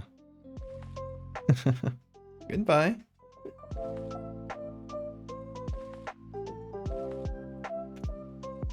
Okay, now let's do crab legs or arms. Whatever you want to call them. Let's do a few of them.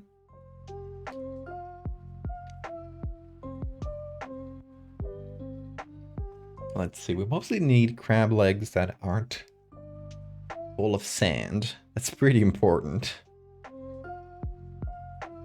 What's up, Bean? Hi. You want to go out? Is that it? I think he wants to go out. Let me open the door for Bean. Hold on.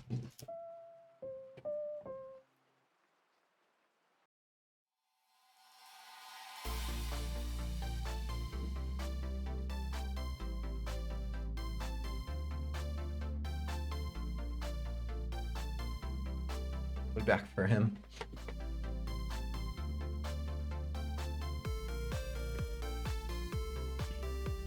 Okay.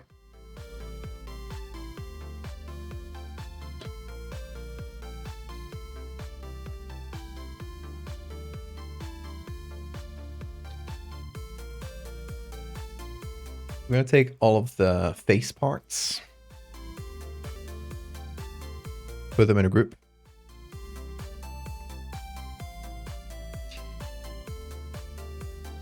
Put a soft light layer on top and try to manage that a little bit to get a good contrast, like on this eye stalk especially, which doesn't contrast as well with the background. Yeah, let's darken it.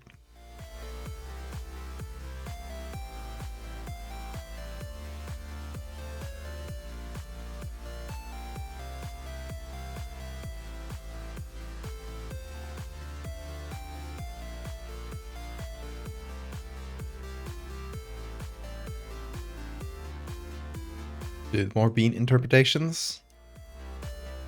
Lovely. I like the little snake charmer.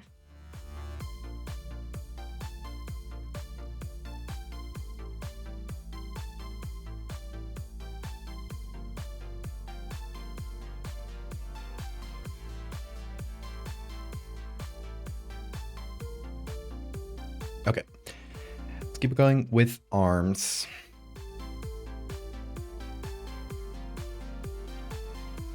Or more generally, limbs.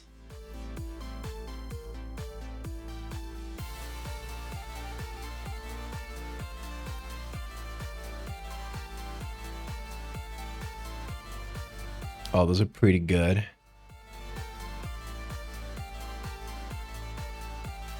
Okay, we could use a couple of these, and then another one for like sort of the pincer arms, the bigger ones.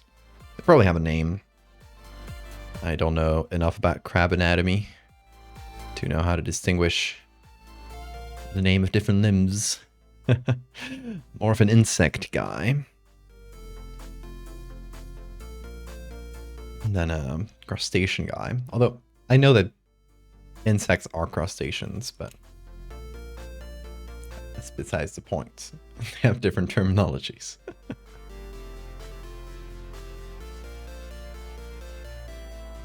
Let's see in the sketch. Yeah, I decided to add one. So yeah, maybe we add one arm sort of going down here.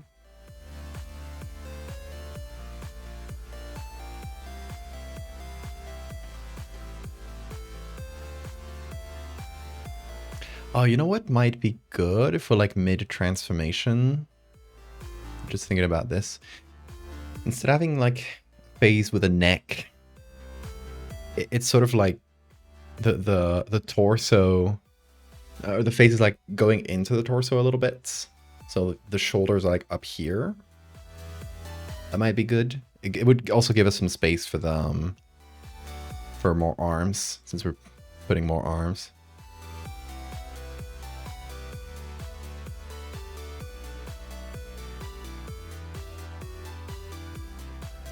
So if we take the original Spud picture, that's his name. I'm just going to take the shirt.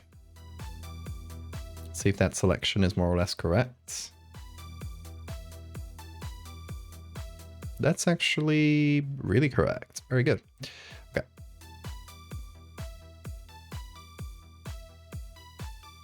So I'm going to take this as like a separate layer.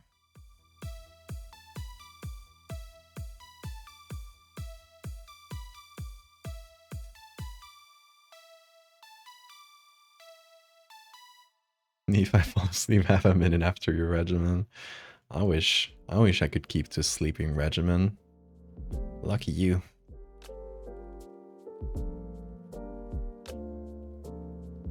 There's bean hairs on my nose. I can feel them. I can feel them crawling around.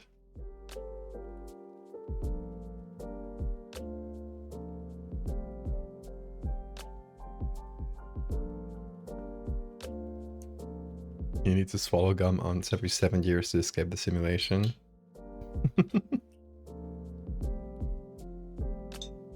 Where do you hear these conspiracy theories? Where are you getting these?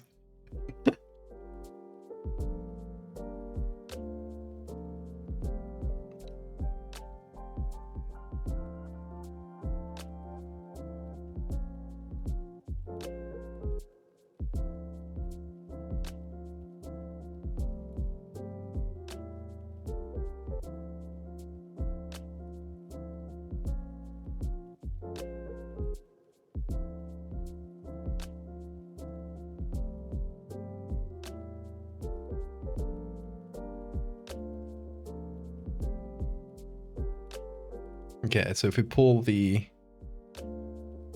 torso up so there's no neck, it creates this effect. And I think to drive that home, I will put a soft light layer and make the t-shirt darker.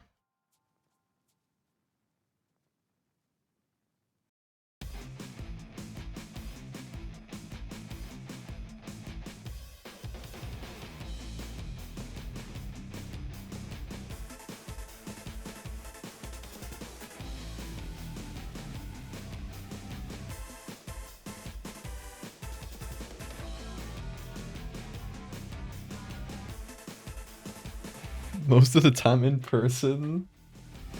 You must meet some interesting people.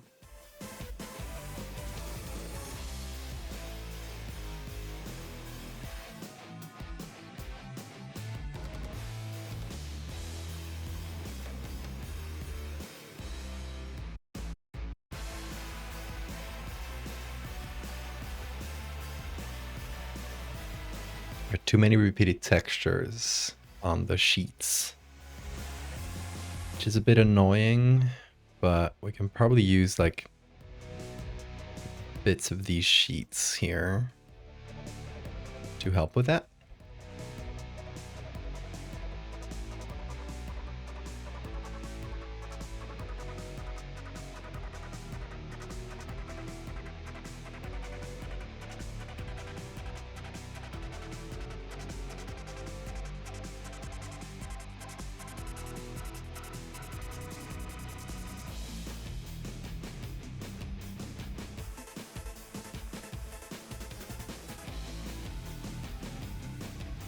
Helps like smooth things over a little bit.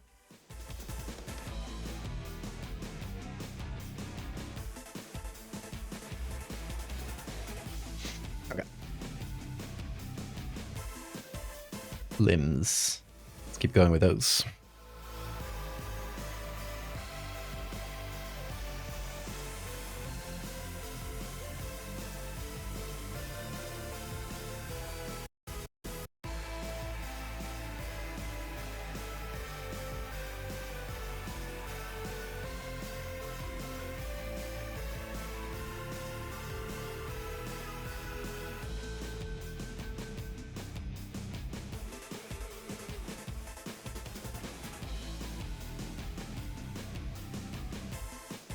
Okay, I'm gonna put this one like coming out from this t-shirt here and then going over the sheets, casting a shadow on them. Oh, thank you for the save reminder. There it is. Taxi drivers used to be the best vector for conspiracy reproduction before podcasters were invented. That is true. I've heard some wild stuff from taxi drivers. I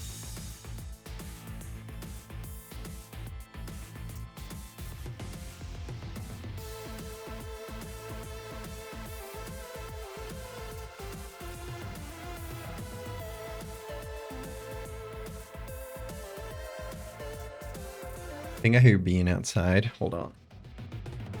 Let me rescue him.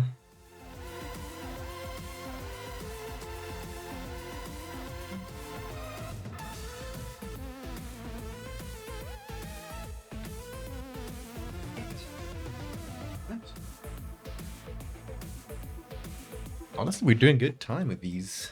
The illustration one ended up not taking that long. So I don't know how far along we'll finish this one, but or we'll end the stream, but we might even finish this edit. I'm not sure. We'll have to see as we go.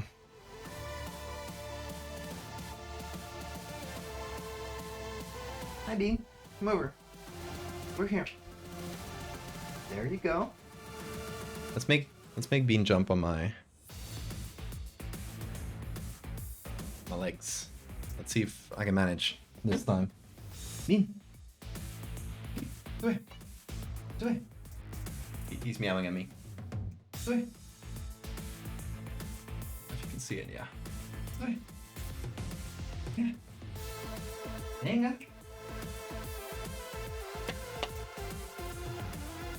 Venga. Yeah. Hey. Hey.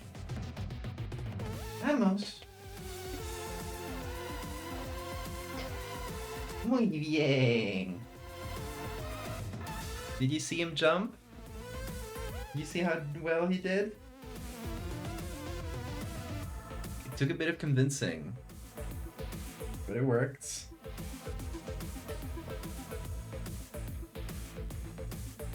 Now I got a lap kitty. Look at him. He's so lovely. Oh, yeah. Ooh. Did I go down the wrong pipe? Are you good?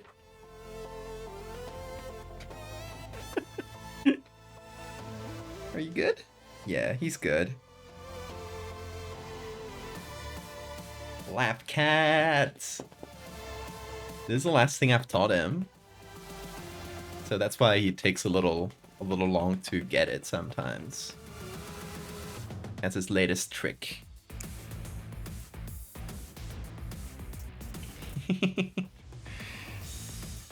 The man. You gonna jump up here? No? You wanna stay on my lap? Okay, hold on.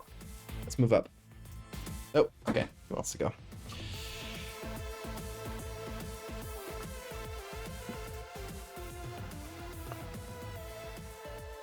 Yeah.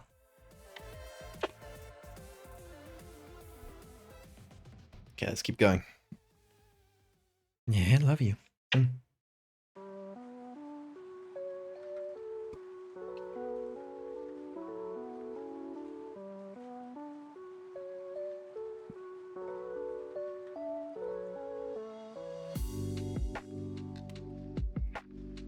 on. Shoulder. Shoulder? Jump up. You know you want to do it. You're just playing silly. You're just playing dumb. Come on. Stop headbutting me. Jump on the shoulder. Come on.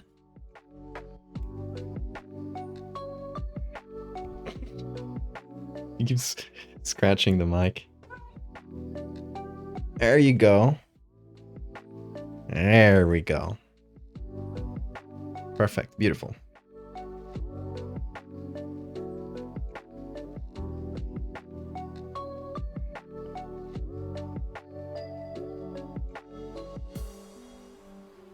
Oh, we lost all these hairs. Hold on. Do I have this? Which one is this one?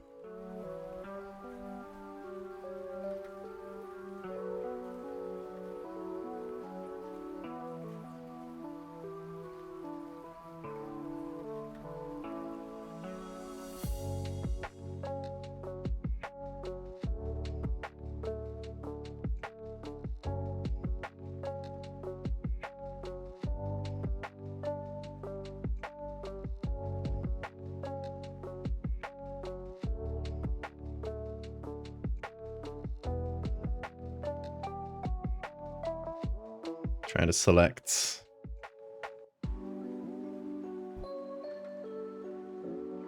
these out.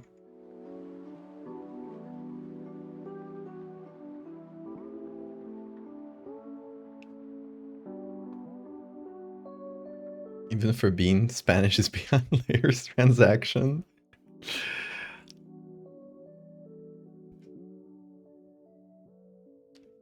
I'll speak a mix of Spanish, French, and English to Bean. He's a trilingual cat.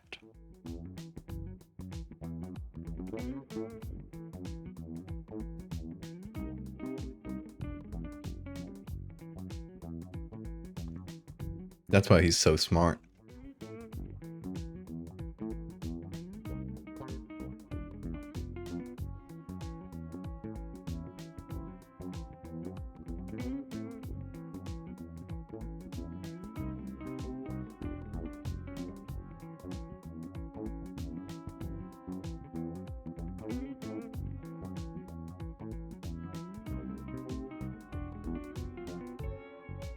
You just hit me with your tail. Mean.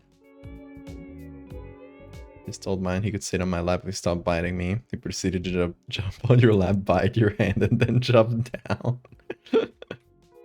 Evil being. Yeah, Bean's not a biter at all. He'll very, very rarely bite you, and it's only if he's like really, really excited and he's like playing around and your hand is in the middle and he thinks it's a toy.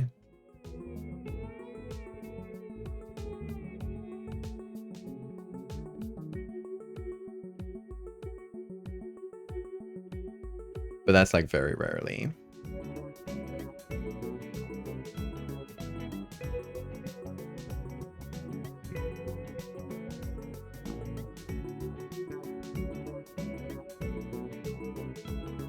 Okay, let's put in this one here. I think it might be good.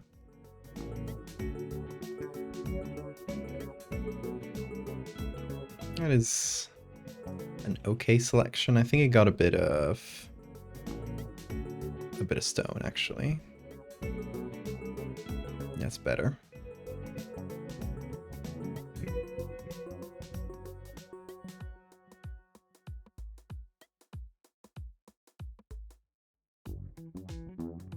What does it mean?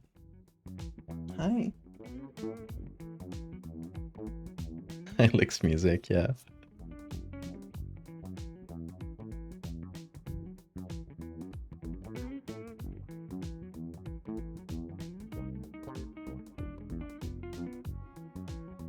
It's a game I have not played, but I very much enjoyed soundtrack.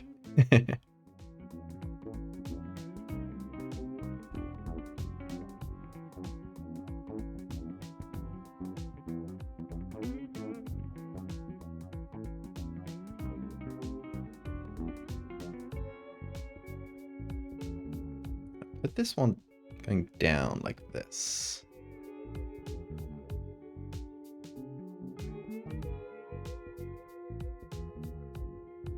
I want the crab arms to sort of be flailing around everywhere.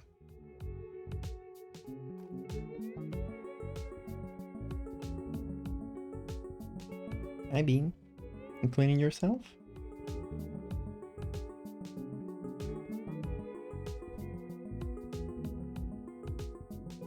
Okay, I need to figure out this t-shirt.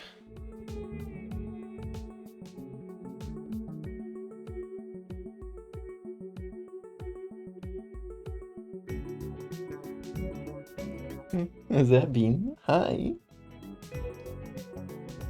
Hissy boy.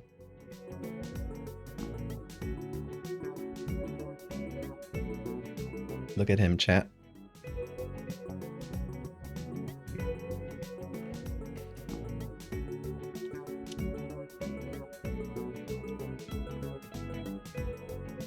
Bean just licks, yeah. Bean is like that. He's the kisser.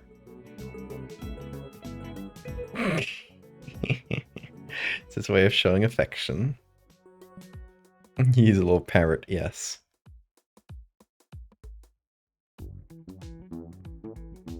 He's at perfect kissing distance. It's great.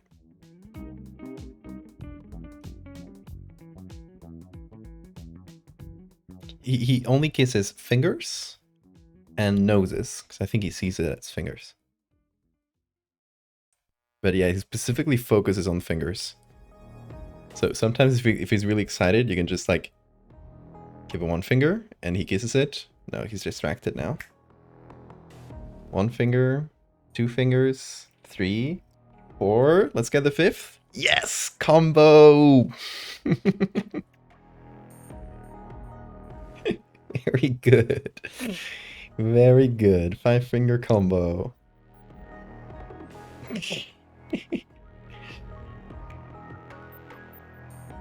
Can we get a 10-finger combo? Okay, 6, 7, 8, 9, 10. Yes. I am blessed on the backs of the hands too. Thank you, Bean. I got the 10-finger combo.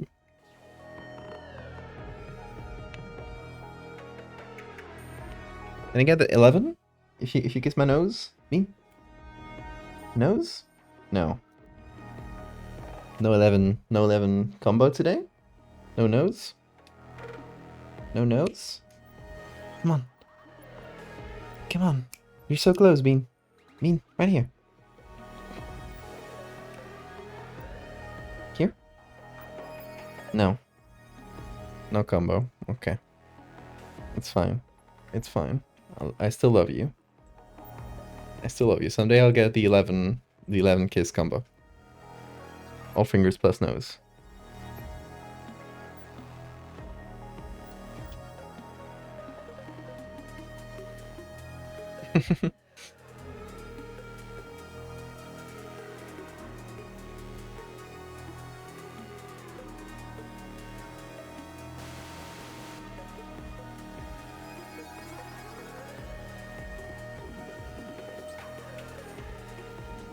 Okay, where were we?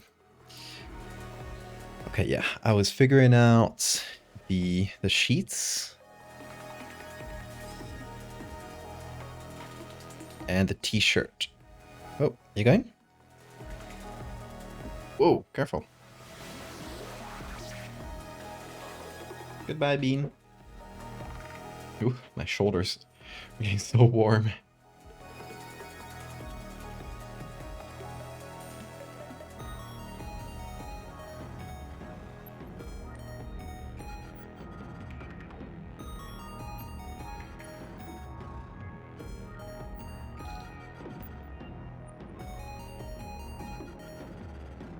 Okay, can puppet warp this to make it match this arm or make it unmatch it. We'll see. We'll see what happens with it. But now we don't have like a floating t-shirt like before.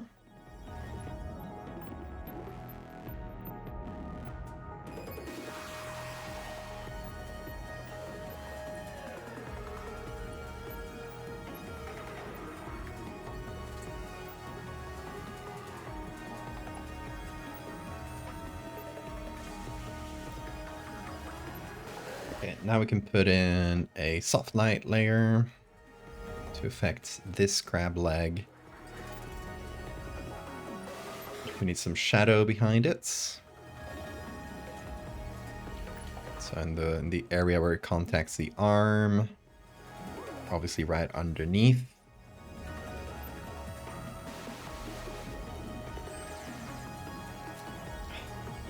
My face is full of bean hair.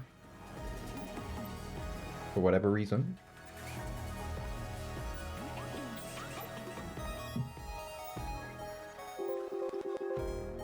Solithar, welcome folks. How are you doing? We're here turning this man into a crab. How was your stream, Solithar?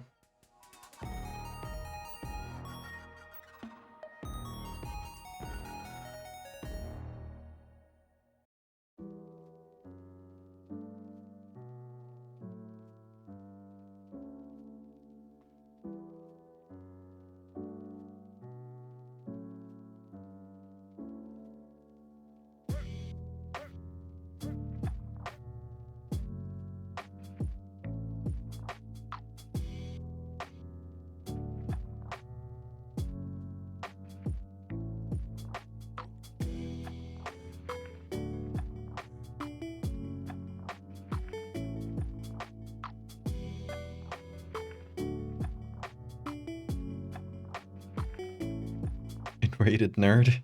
Ah, can't believe I've been rated.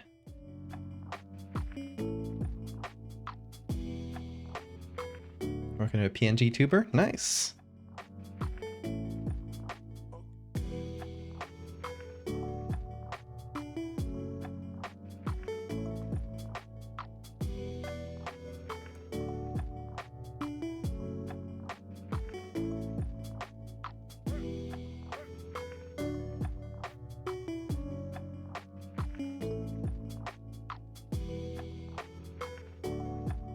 Raiding the walls. It's too late. Can only surrender.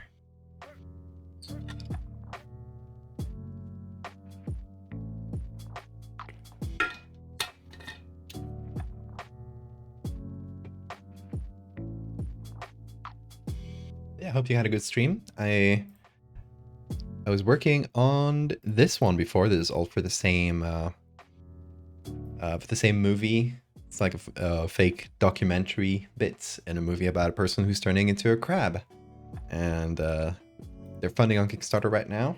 It's an indie movie, so they're looking for funding directly. And yeah, there's a Kickstarter link in the chat. And some of my art will be in there. So we made this one. We made, incorrect, not that. We made this one. Sort of a diagram of human evolution that ends with crab. Then this like medical textbook sort of illustration where this person has some crab internal organs and a big pincer. And we're doing this one of a person turning into a crab being cared for in a hospital.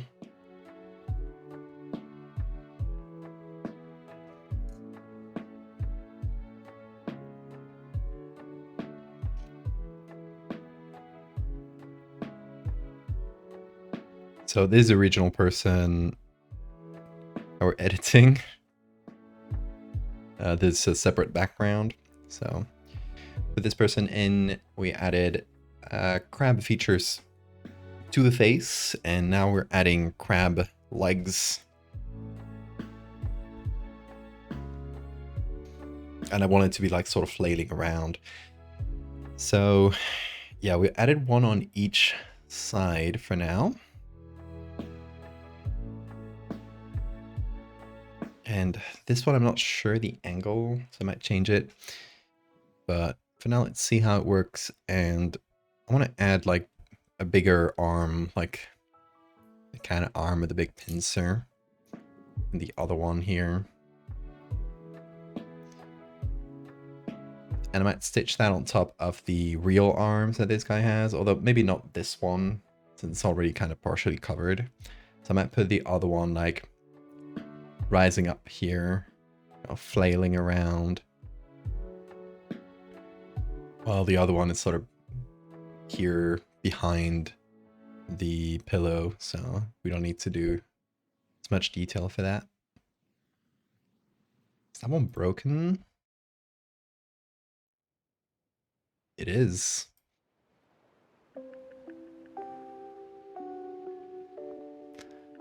So yeah, let's see what I can get. Oh, this one's good. Oh, this one would be really good for just like flailing arms in general. Let me actually switch out this one on the left for one of these. So let's first do first approach sort of selection. That was pretty good actually. Let's see. I need to fix it a lot.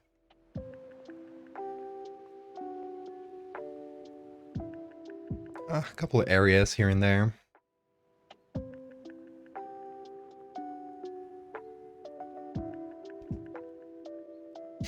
I still need to watch season 2, Smiling Friends. Let me watch the first one, I think.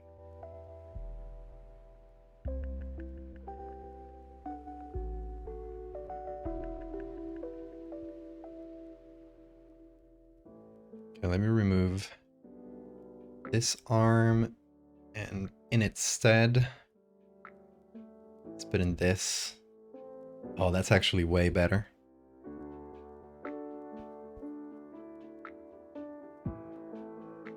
We can have it like pointing up like this. You don't have to edit the levels of this one as much. Although maybe we will a little bit, just so we can have good contrast against the window in the back here.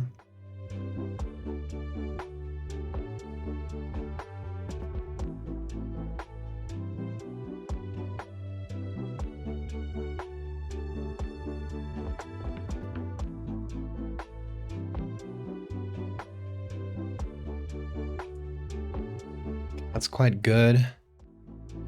Let's see, can we get any other good arms from this one? What about this like bent one? That is pretty good. Maybe for the other side.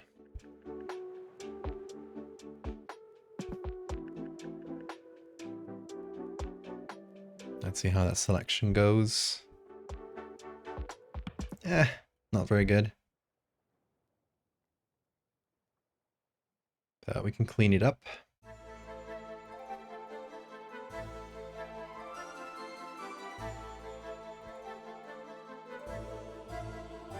Some of these hairs are going to be a little blurry, but hopefully that's going to be fine.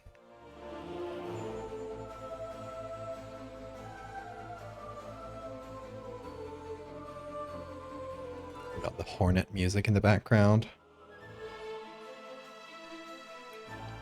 Really appropriate. Still going through Silksong. I wish I had more time to play though.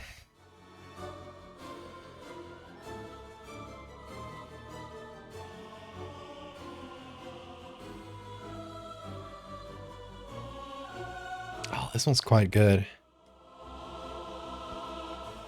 You know, maybe I keep it like this, like keep these two. We would be missing the big arms with the pincers though.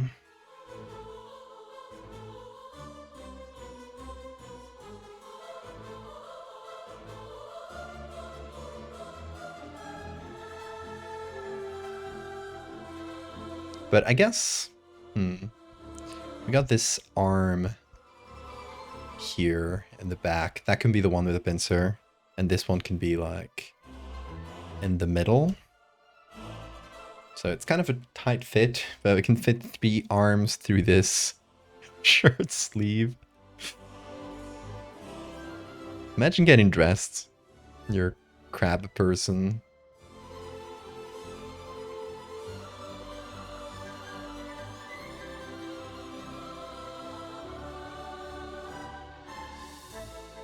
Yeah, that's quite good. Now, let's see. As for this one I added, I might just keep it as like a smaller one in the background, but keep it like clipped behind the sheets. Because the angle of it is sort of bothering me.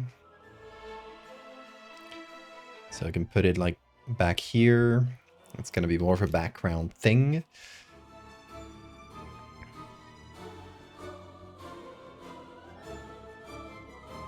Use this music in D&D.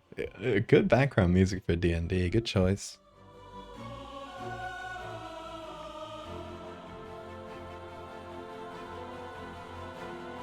Okay, let's see if we can get a couple arms with pincers. This one's a statue. But it is quite... It's quite alright, I guess. It does feel painted here.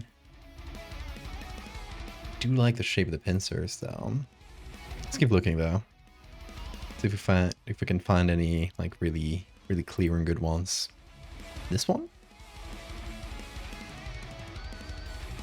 Although it's backwards, right? We should see it from the belly.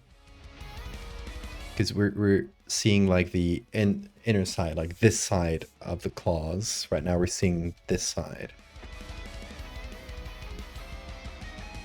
If I'm turning into a crap person, I'm not gonna bother getting dressed anymore. You know what? Fair. Same. At that point, you're living by the laws of nature.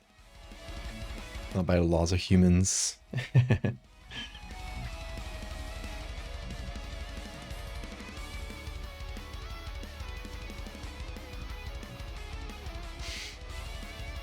conspiracy theory I like is that the Rubik's Cube will eventually be able to solve the negative sign. Thanos time travel. You made that one up.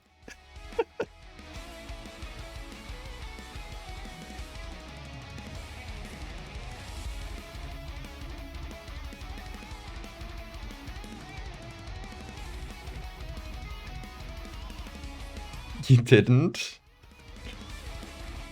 It's too silly. I can't believe somebody I would actually believe that.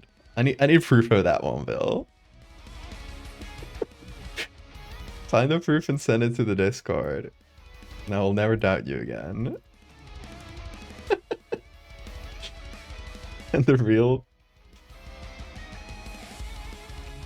Could be bait. There's a lot of Instagram stuff on Reels that is baits. Like, it's like purposely rage bait, like, to make people mad. But we'll see, we'll see. If you find the video, I will look at it and we can judge. Super cube ass cosmology. It's Time Cube. Is that what you're referring to?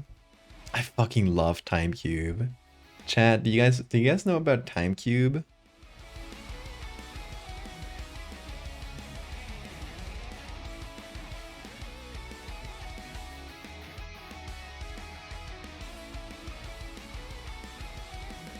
Time Cube is an incredible website.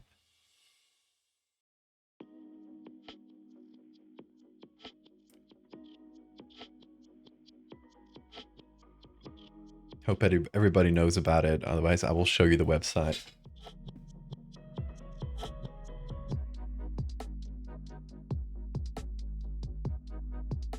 Because I think it's required reading if you're into, like,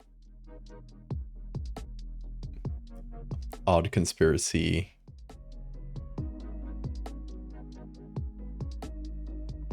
It's not even a conspiracy, I guess. It's more of a, like, this person has an entire system, like entire physics system that they think the world adheres to.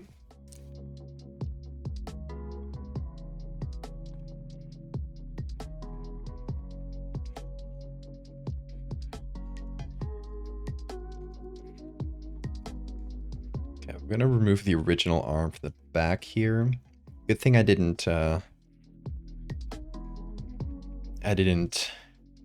fix up that arm. I knew it would eventually, or it might eventually get covered. I've completed your bean art interpretation. Oh, you posted on the Discord?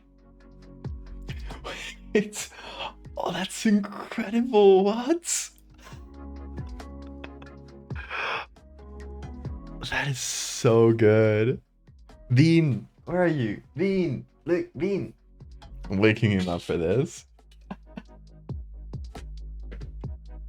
Vivo. Despierta. Mira. Look. Bean, that's the art you made. You recognize it. Yeah, look. Let's put it side by side. See, that's your art. And that's Liz's interpretation. Isn't it beautiful? Yeah. Are you happy? Give me a kiss if you're happy. He's thinking about it. Don't be rude. He was just waking up. He's falling asleep in my arms, baby. Give me a little kiss. Yes, that means he likes it. Yeah, many, many kisses. Thank you.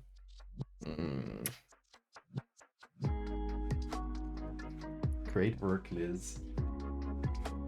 That was fantastic.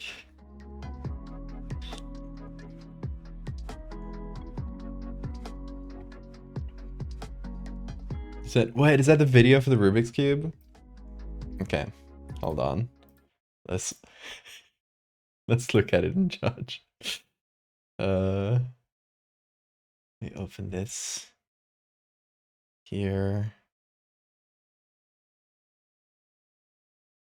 Browser. There we go. been solved faster and faster every year since it came out, and it won't be long before they can solve it in negative time, enabling people to travel backwards in time using the Rubik's Cube. The maker of the Rubik's Cube, Mattel, intends to use that to travel back in time to when they manufactured them, and the ones that they've already sold, they'll take those from the past, bring them into the present, so they can sell them at 100% profit. The problem with this is it's great for capitalism, but that additional weight of all those Rubik's Cubes will shatter the Earth's mantle, causing the Yellowstone volcano to, super volcano, to erupt, which is going to send the entire It's bait. a volcanic winter that could It's very good though. more. So our solution is we're going to create the Robux Cube, which is a lightweight alternative to the Rubik's Cube that lighter weight might not shatter the Earth's mantle, and we can solve it faster. We can travel back in time before Mattel, get the Rubik's Cube, go back to the Jurassic era, put them in space, and they'll replace the meteor.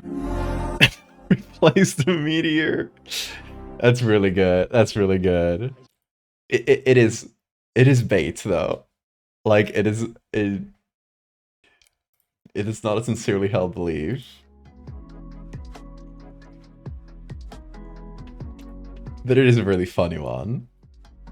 So it is worth a watch, definitely. It's fun world building, it is. Yeah, a lot of conspiracy stuff that you'll see online on like Instagram, and I assume TikTok is the same. A lot of it is basically bait. What are you doing, Bean? Oh, you let that fall. Hold on. He destroyed his toy. Here. Oh, yeah. That's it. Fixed it for you.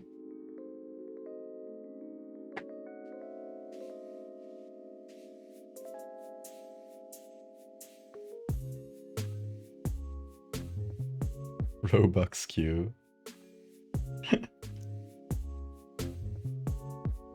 Yes, the perfect conspiracy. When I saw the guy, I was like, oh, this is real. Then you listen to him and like, okay, he's just playing around. He's just playing around. But he has the look.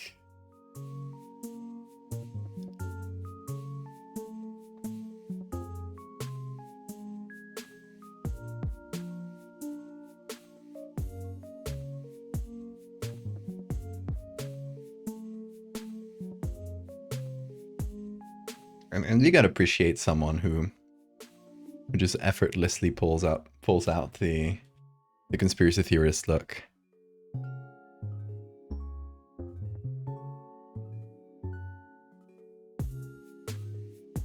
Like imagine if I could pull off that look. If I could just dishevel myself to that state. Imagine how much more believable my art would be. Or less believable? Actually, don't know. What would the effect of that be on my art? What do you guys think?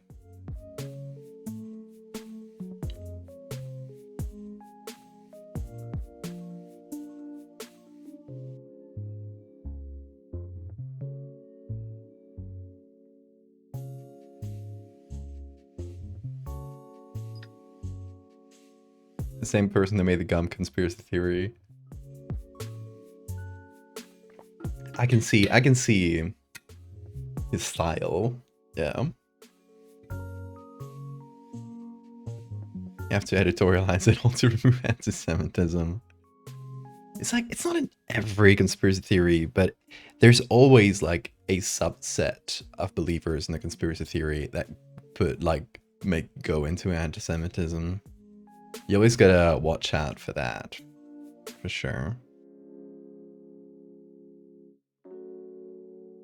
Actually, I don't know about this one.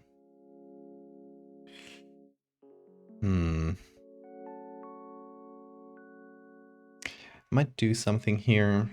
Gonna turn that into its own smart object. Gonna put it below the other arms, or behind.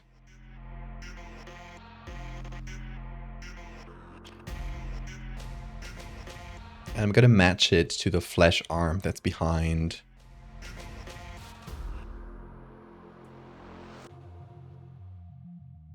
Since it has some, I can puppet warp it pretty heavily, because you know it's been hidden by the other two arms.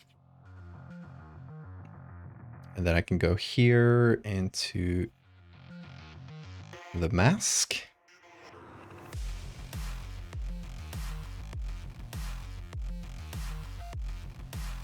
And hide that behind.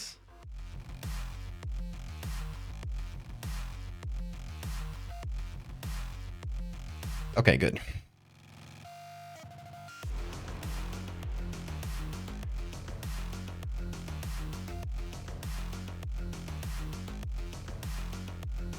I would trust that man to the ends of this very flat earth we're standing on.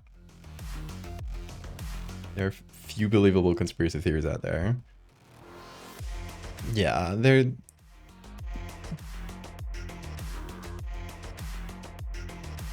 I think like one of the big errors of conspiracy theorists is attributing mistakes and things that go wrong to evil and not to incompetence. Because incompetence is like the cause of a lot of what conspiracy theorists would you know, point to.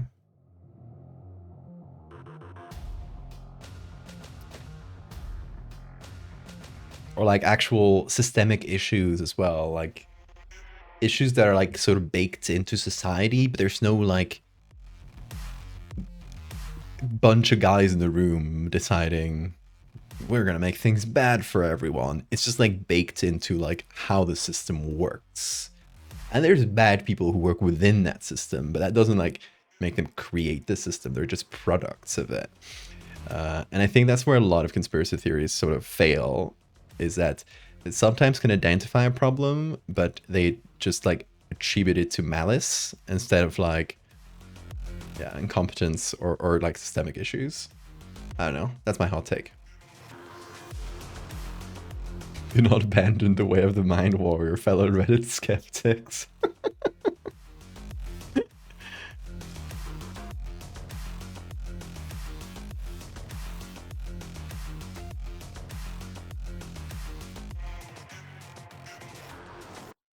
If you ever call me a Reddit skeptic again, I will start foaming at the mouth. I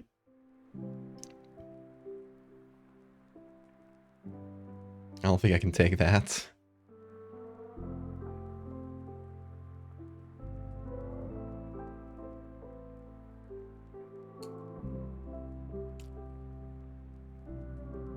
It's comforting to think that there's a group of bad guys for you to point at, but it rarely works out that simply. Exactly. Well put. Watch that man prove himself right. I'll fund him. Honestly, yeah, my favorite is like, not specifically conspiracy theorists, but what's the name for it? Crackpots. The kind of people who have like a theory of physics or something that is like very personal to them, and they work alone. Like they're not, it's more of like they have like a really wild interpretation of the universe rather than like conspiracy theory about evil people. Timecube is the perfect example. Timecube is the quintessential, like, just crackpots.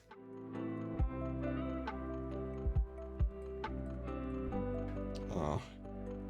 Timecube. Let's pull up the website.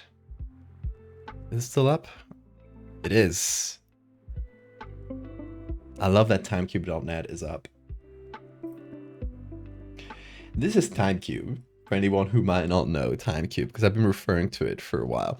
Go to www.timecube.net. One word. Nature's Harmonic Simultaneous 4-Day Timecube, the only official site for the Timecube for the second wisest human. Did not go to other Timecube websites. This is like, I think they might have brought back the site.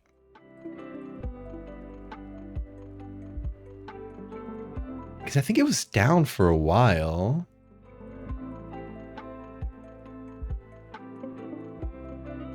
It's great. It's just like the whole website is like that. And there's like sub pages.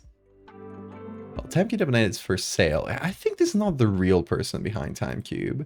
I wanna hold on. I think if we go to Wikipedia, See, TimeCube was gone. Interesting. Okay, this is the archived version, 2016.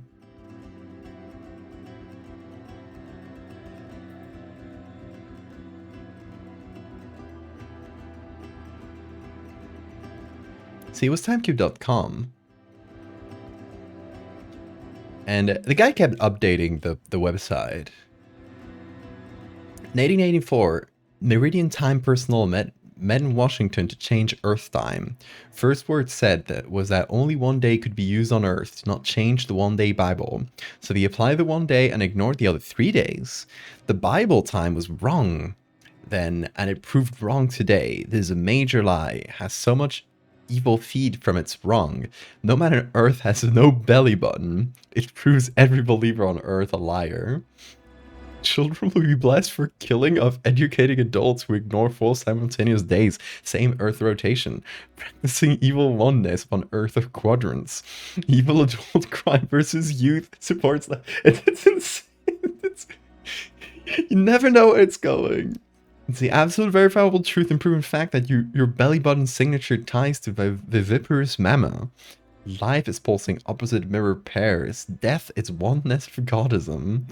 One does not exist except in death state. One is a demonic religious lie.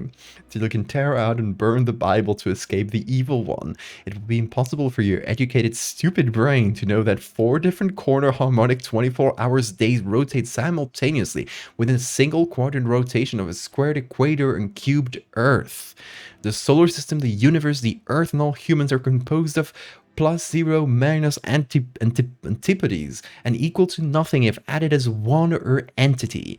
All creation occurs between opposites. Academic oneism destroys plus 0 minus brain.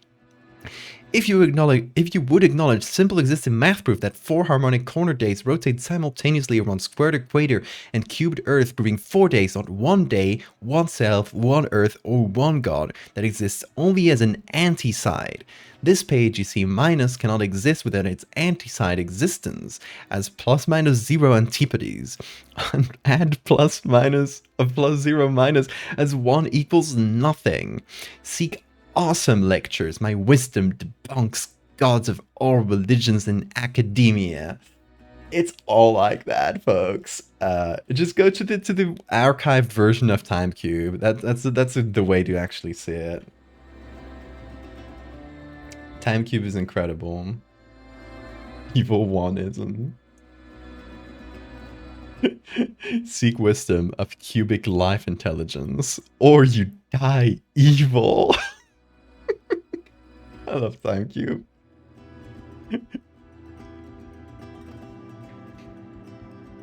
Sorry, I had to do a little dramatic reading of just a little corner of TimeCube. It's definitely like, it's a rabbit hole you can get into. There are videos on YouTube that will explain like TimeCube and the guy that's behind it, because it's a fascinating topic. Like the guy behind TimeCube is pretty fascinating in and of itself.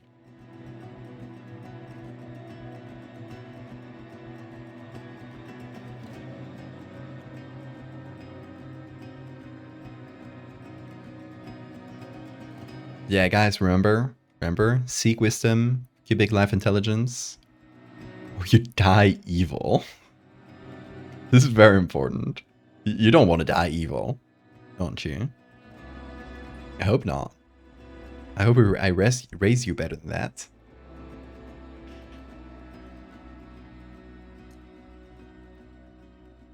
We went to a creationist dinosaur museum. So cool. I would love going to one of those. Happy Rapture. Yeah, I'm so sad the Rapture was like a US only thing. Didn't see anything here.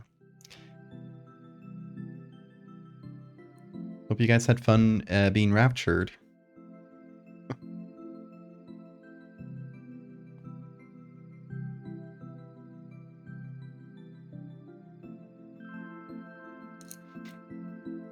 Okay, what do we think of this?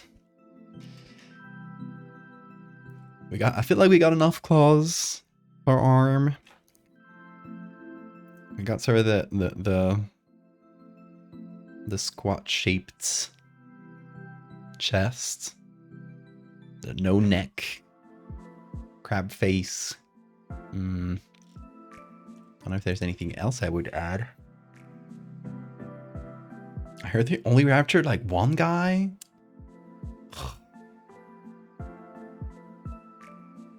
Can you imagine if like they're talking about like the rapture happening and like the day goes by, nobody gets raptured, but then like somebody goes check on like North Sentinel Island and suddenly there's no one there. They were the only ones to get raptured. They were the only pure souls in this earth.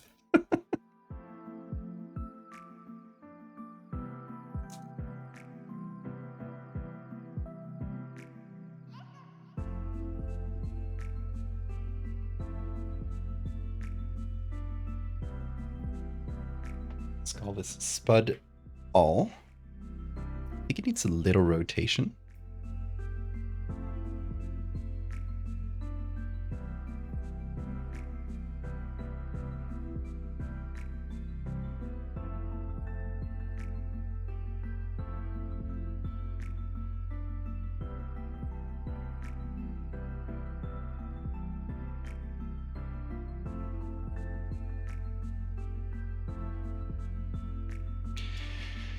Let's see. That's a little better. I think to compensate for that, I'll just sort of zoom it in. Maybe keep it at 3:2, so we keep the sort of regular ratio we were going for. Hold on. Like so. I'll bring back the original ratio. Zoom it in on the guy a little bit more. Our boy Spud. I saw Adam Ellis's Rapture comic today too. It's a good one. It's like everybody who does it, like the Rapture happens, a bunch of people go up into the air. And everybody who's left behind has like a weird sign in an undeciphered language on their forehead. And they translate it and it says, do not take this one, not fit for consumption. We love that one.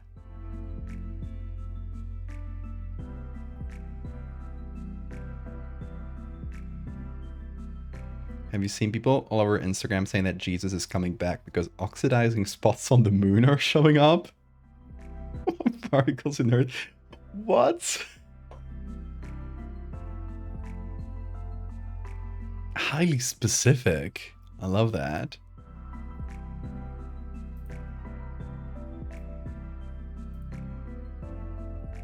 I love how that has nothing to do with Jesus. Like, oxidizing particles on the moon. Yeah, sure.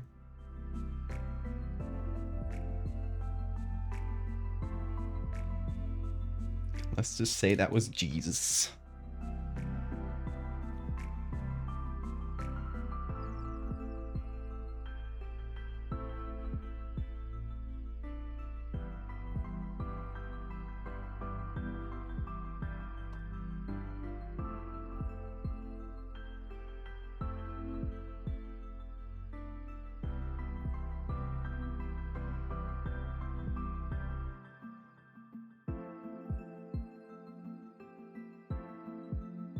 Yeah, I'm figuring out some extra little shadows.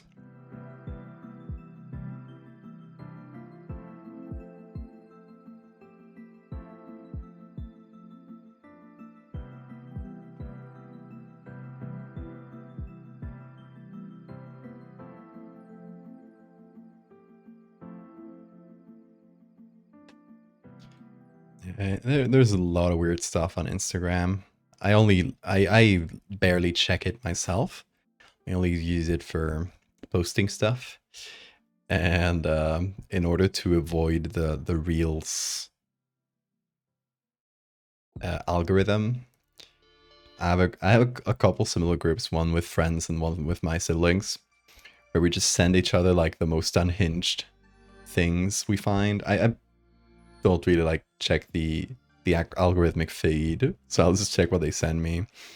But we send each other like the weirdest things we find in order to like essentially destroy our algorithm so it doesn't get what we actually like. It's an algorithm, we call it algorithm rot project, and works quite well, by the way. Just gather a couple friends, do that, and your algorithm will never catch what you actually like, and you will get to see some funny conspiracy theory videos along the way, probably.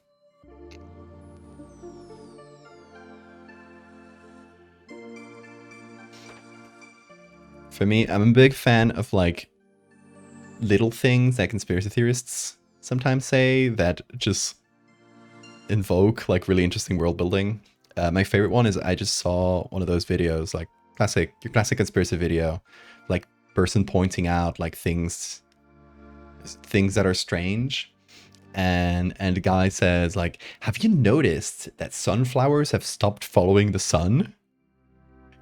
And then he just kept babbling on about something, but I was like, that's such a good like prompt for like some cosmic horror or something. Like, such a simple little thing. Sunflowers are not following the sun anymore. That you can really like turn it into an interesting story. It's been on my ideas folder ever since. So, you know, sometimes inspiration can come from strange places.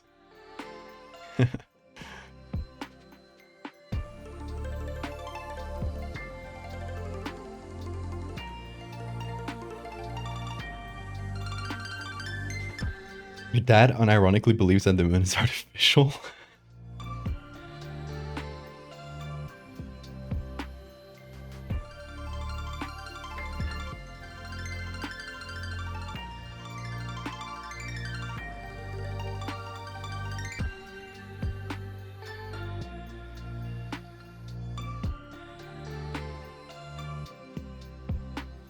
Yeah, let's put all this together and do our final touches and sign it. Where should I sign this image? Nurse hats, nurse sleeve.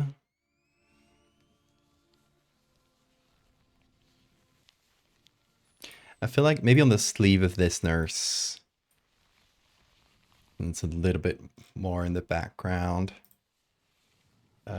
Let me get that real quick. I'll just get my standard PNG.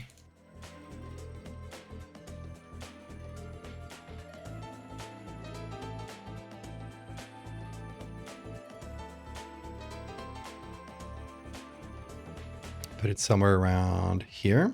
Oh, please Photoshop. Let me rotate. Thank you.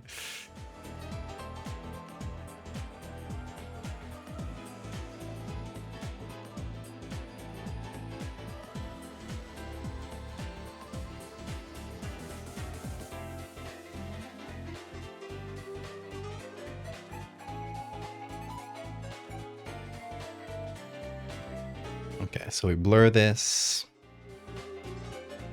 quite a bit. And then I'll just like lower the opacity until it's just a dark gray.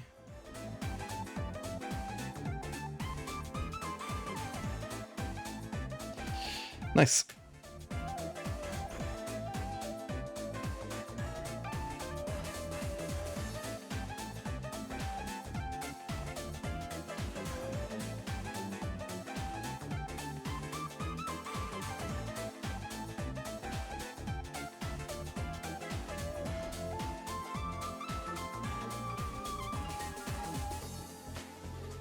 Solar eclipses would have intergalactic tourists if they knew. I like that idea. Yeah, I wonder how rare that would be, like on a cosmic scale. Just an eclipse. We take them for granted, right? But is it like an incredible coincidence, or is it like some kind of gravitational thing that just because of the plane where most planets and satellites are like they're mostly lined up in the same plane, so it makes sense that they would line up, and maybe it's like a common thing to have a moon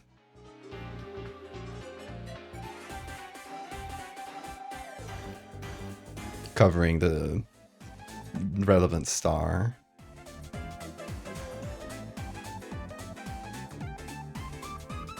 You know what I should give this? Some of the claws to just make it feel like it's flailing around more. I should give some of the claws like some movement blur. I'm gonna do that after I settle on the rest.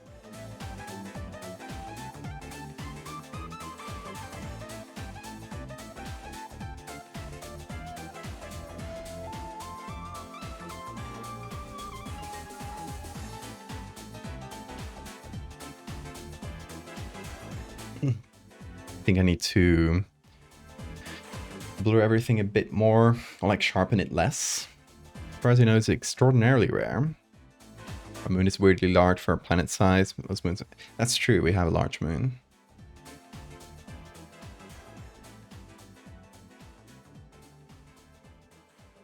Yeah, it's interesting. I guess we're lucky. We're lucky to have a cosmologically rare event on our planet, right? It's fun.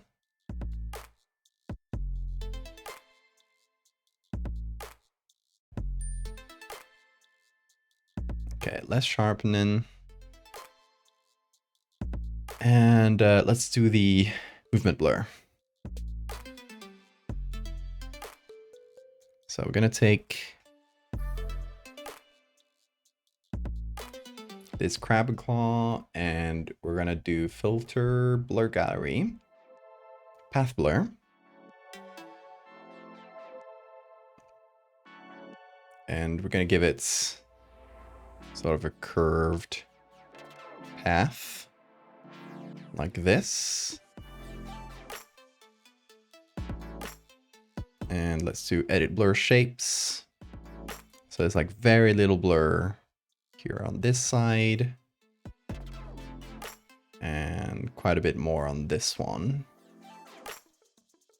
So we do a bit of that. We reduce the overall speed. Hit okay.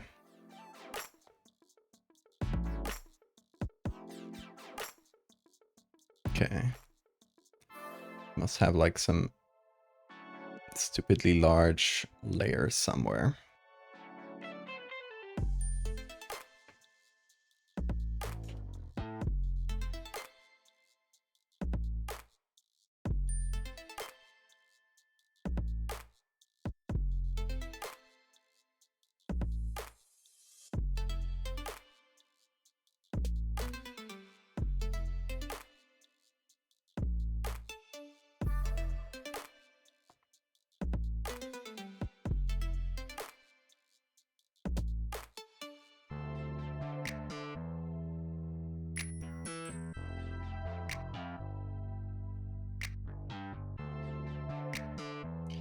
Okay, let's give, what does it want to save as a PSB? It's a really small document.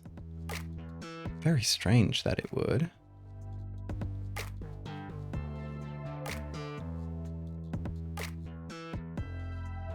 There we go, fixed it. Strange bugs.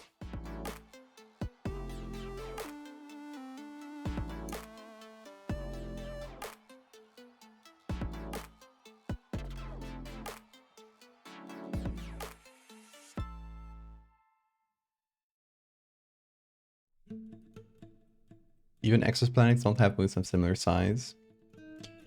Yeah, like Bill says, the reason that our moon is very large is because they were formed at the same time. Yeah.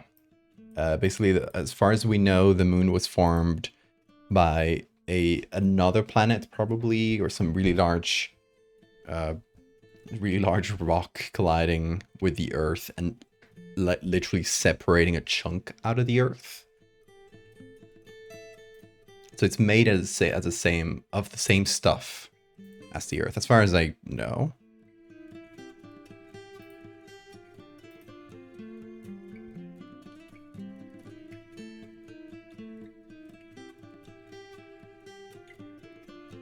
It's very cool.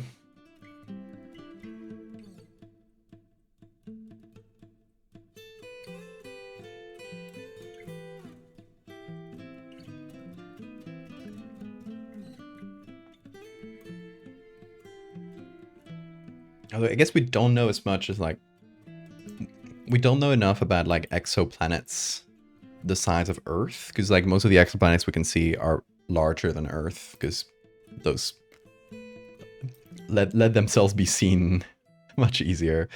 So I guess like observationally we don't know much about like Earth style planets.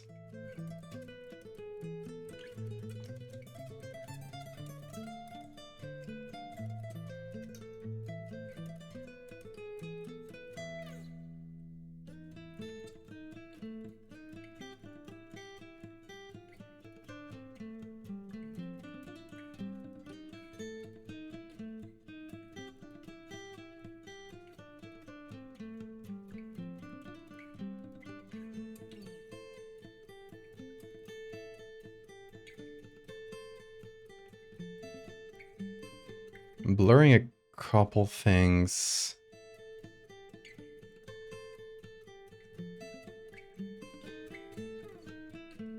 Like the eyes and all the stuff on the face. Hopefully that'll help bring the image together a little better.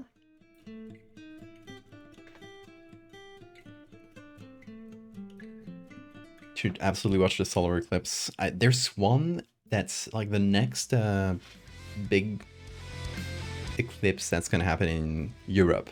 The totality of the eclipse passes like right by Asturias, like where I grew up.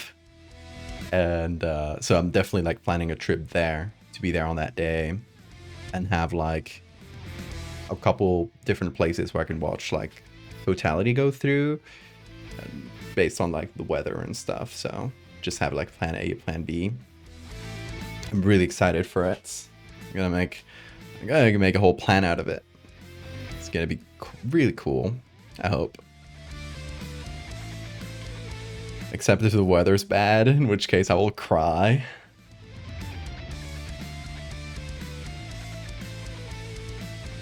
Well, we'll try to, as much as possible, plan ahead for that. And if we see like the weather is gonna be like very likely to be bad that day, like we might try to find another spot. If we got enough time in advance, having a car, we'll manage. I don't have a car in Asturias, but my family does, so.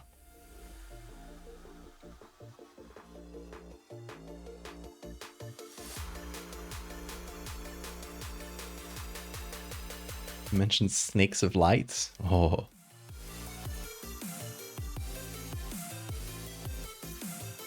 Yeah, it's honestly, it's one of those like once in a lifetime things. You gotta see. You got the chance, right? So as much as possible, we will try. And it's really lucky that the totality, that the path, if you look at the map, the path of totality goes through, literally through Asturias. It's in, I think it's in 26. Is it 26 or 27? I forget.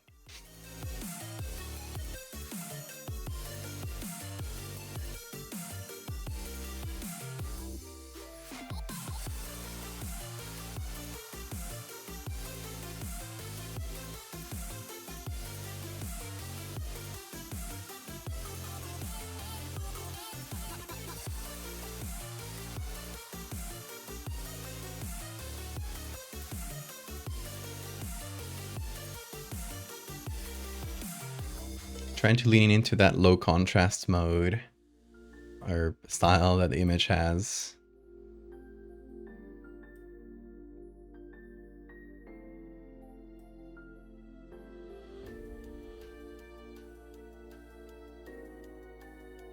Kind of give it a sort of a soft look. That contrast with the horrifying imagery of man crab.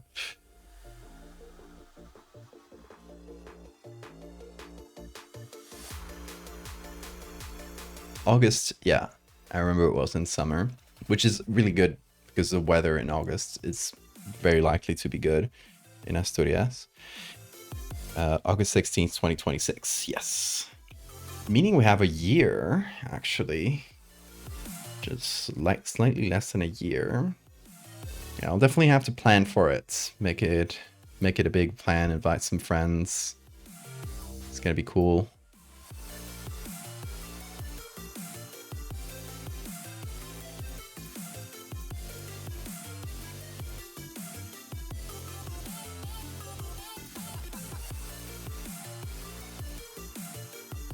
All right, what do you guys think of our boy Spud?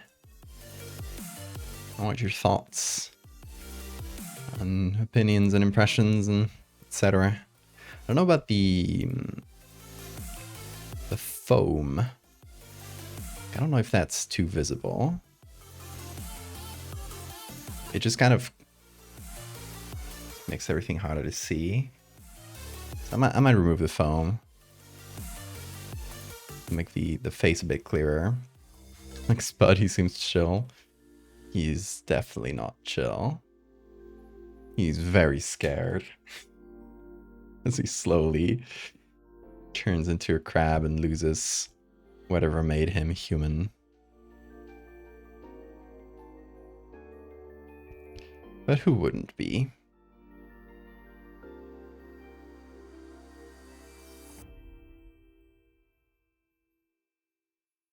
His dread is understandable.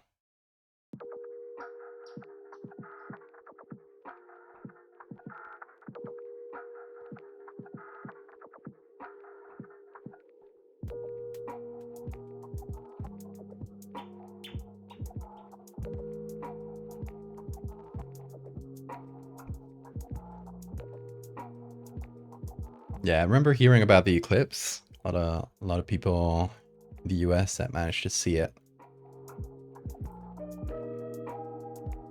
I was so jealous, and that's when I found out that it was an eclipse passing right by my homeland in 2026. So now I'm not jealous anymore because I know I'll get an even cooler one.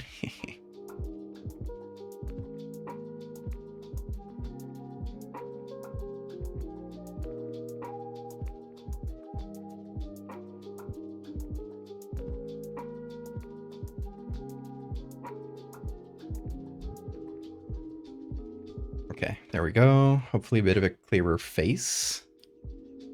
And check it with the... Yeah, I think foamless is better. I believe. Let's see, here's our very good sketch that we made. Lovely. Here, hold on, let's light it up. There. I love my beautiful sketches.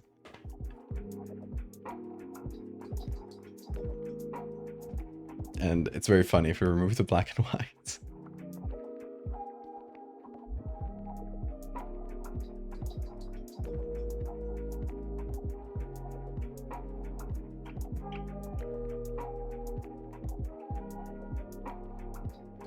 Interesting. What is this texture from? Just noticed it. Oh, it's from the arm. It's like there's a stain over the...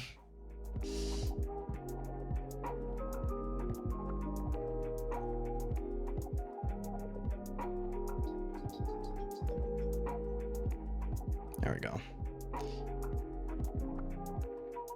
Little annoying textures just got on top of each other and made things hard to see. This little stain is part of Spud. Let's leave it in.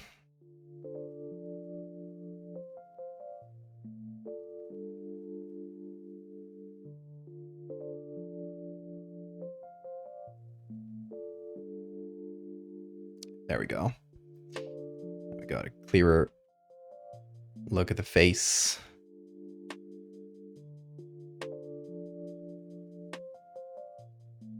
Same thing here.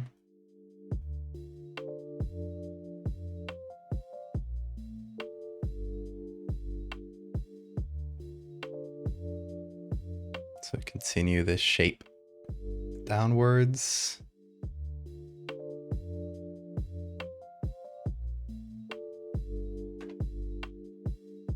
Thank you for the save reminder. Oh, it wants to be a PSB again. It's very annoying. There's like some layer that's lying about how big it is. Because if it wants to save the document as PSB, it means that it's more than 2.5 gigabytes. And if I look at the size here in the corner, it's right behind the camera, it says it's 700 megabytes. So it's definitely some error, some layer that's lying or something. It can happen. Layers sometimes lie and tell you they're a much lower size than they end up being for some reason. I don't know why. Still haven't figured that one out. Why's the hair sort of disappearing here?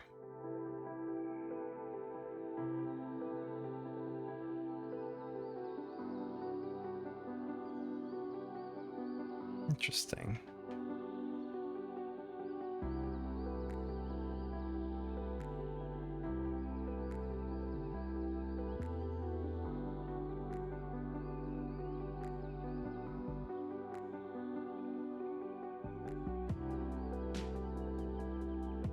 I think it's just sort of blurred. There we go.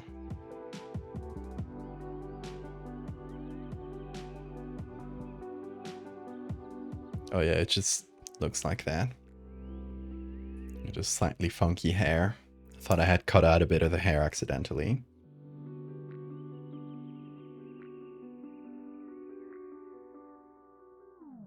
I've never had cream soda. Sounds like a strange invention. I would try it, of course.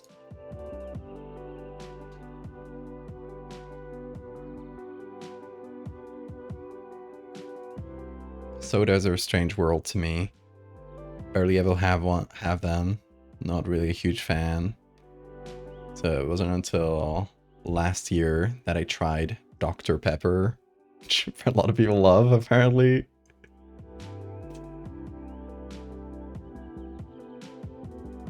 I tried it in Japan, which apparently tastes different to other places.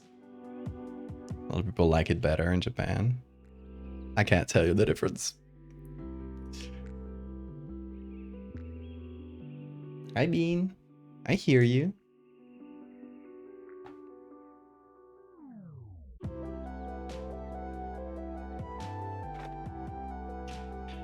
Okay, I'm gonna call this one done. Thank you, Spud, for your work, for your help. Let's save this manually, because otherwise it'll be annoying. There we go. Again with the PSB, see? It's... Something's weird about this document. There's a weird layer. But yeah, we managed to finish 2 things today. Really good time. And in about 5 hours, I guess, yeah, in a slightly longer stream. But we did manage to finish 2. That's great. And we only have 1 left to do for this order, for this movie. And it's gonna be, let me remember. What is it? Oh, it is a, hold on. Let me try and show you the inspiration image we had. Sort of a progression of an arm turning into a claw. And I wanted it to look a little bit like, hold on.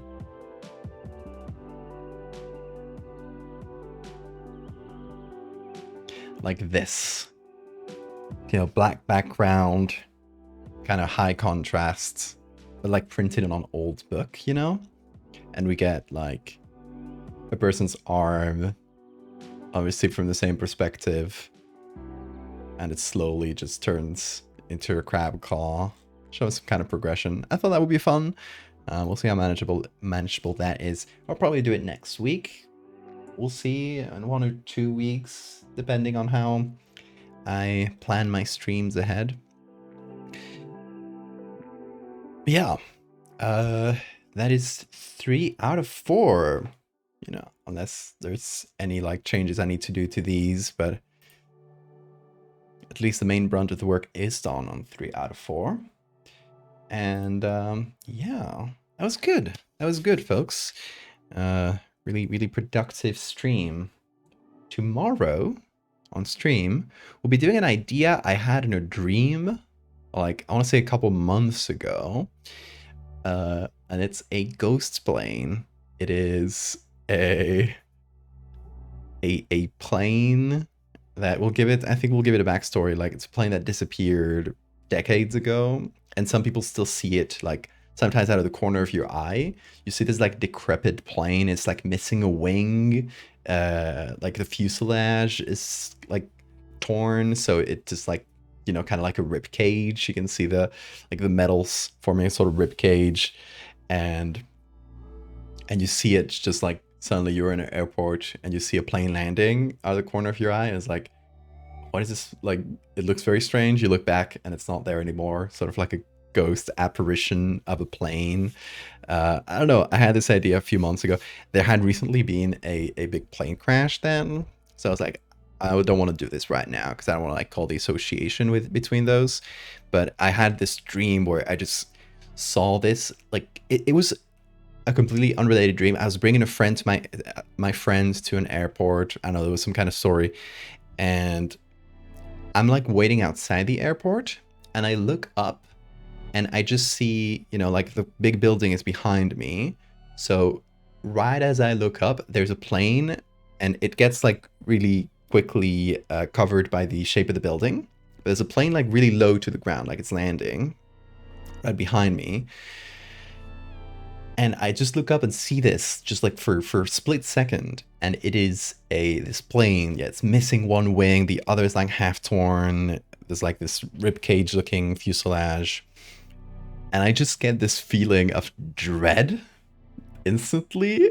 And I don't like. I woke up shortly after. Like it completely derailed the dream. It was a completely normal dream, and all of a sudden I get this a ghostly vision of dread. And when I woke up, I was like, that's an idea for an edit.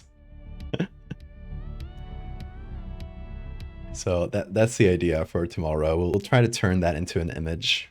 Ghost plane. You gotta start using ideas for your dreams. Dreams are great source of ideas sometimes. Like I'd say once every month or two, I get one dream where I'm like, oh, that's good. Oh, hi me. You wanna say bye to... Come say bye to chat. There we go. That's my boy. Anyway, that'll be for tomorrow's stream, folks. So we'll be here about the same time as today, maybe a little bit earlier, if I manage to time things correctly this time. So yeah, y'all, thank you so much. Bean, you want to say anything? No, little kiss. All right, y'all, I'll see you tomorrow. Take care.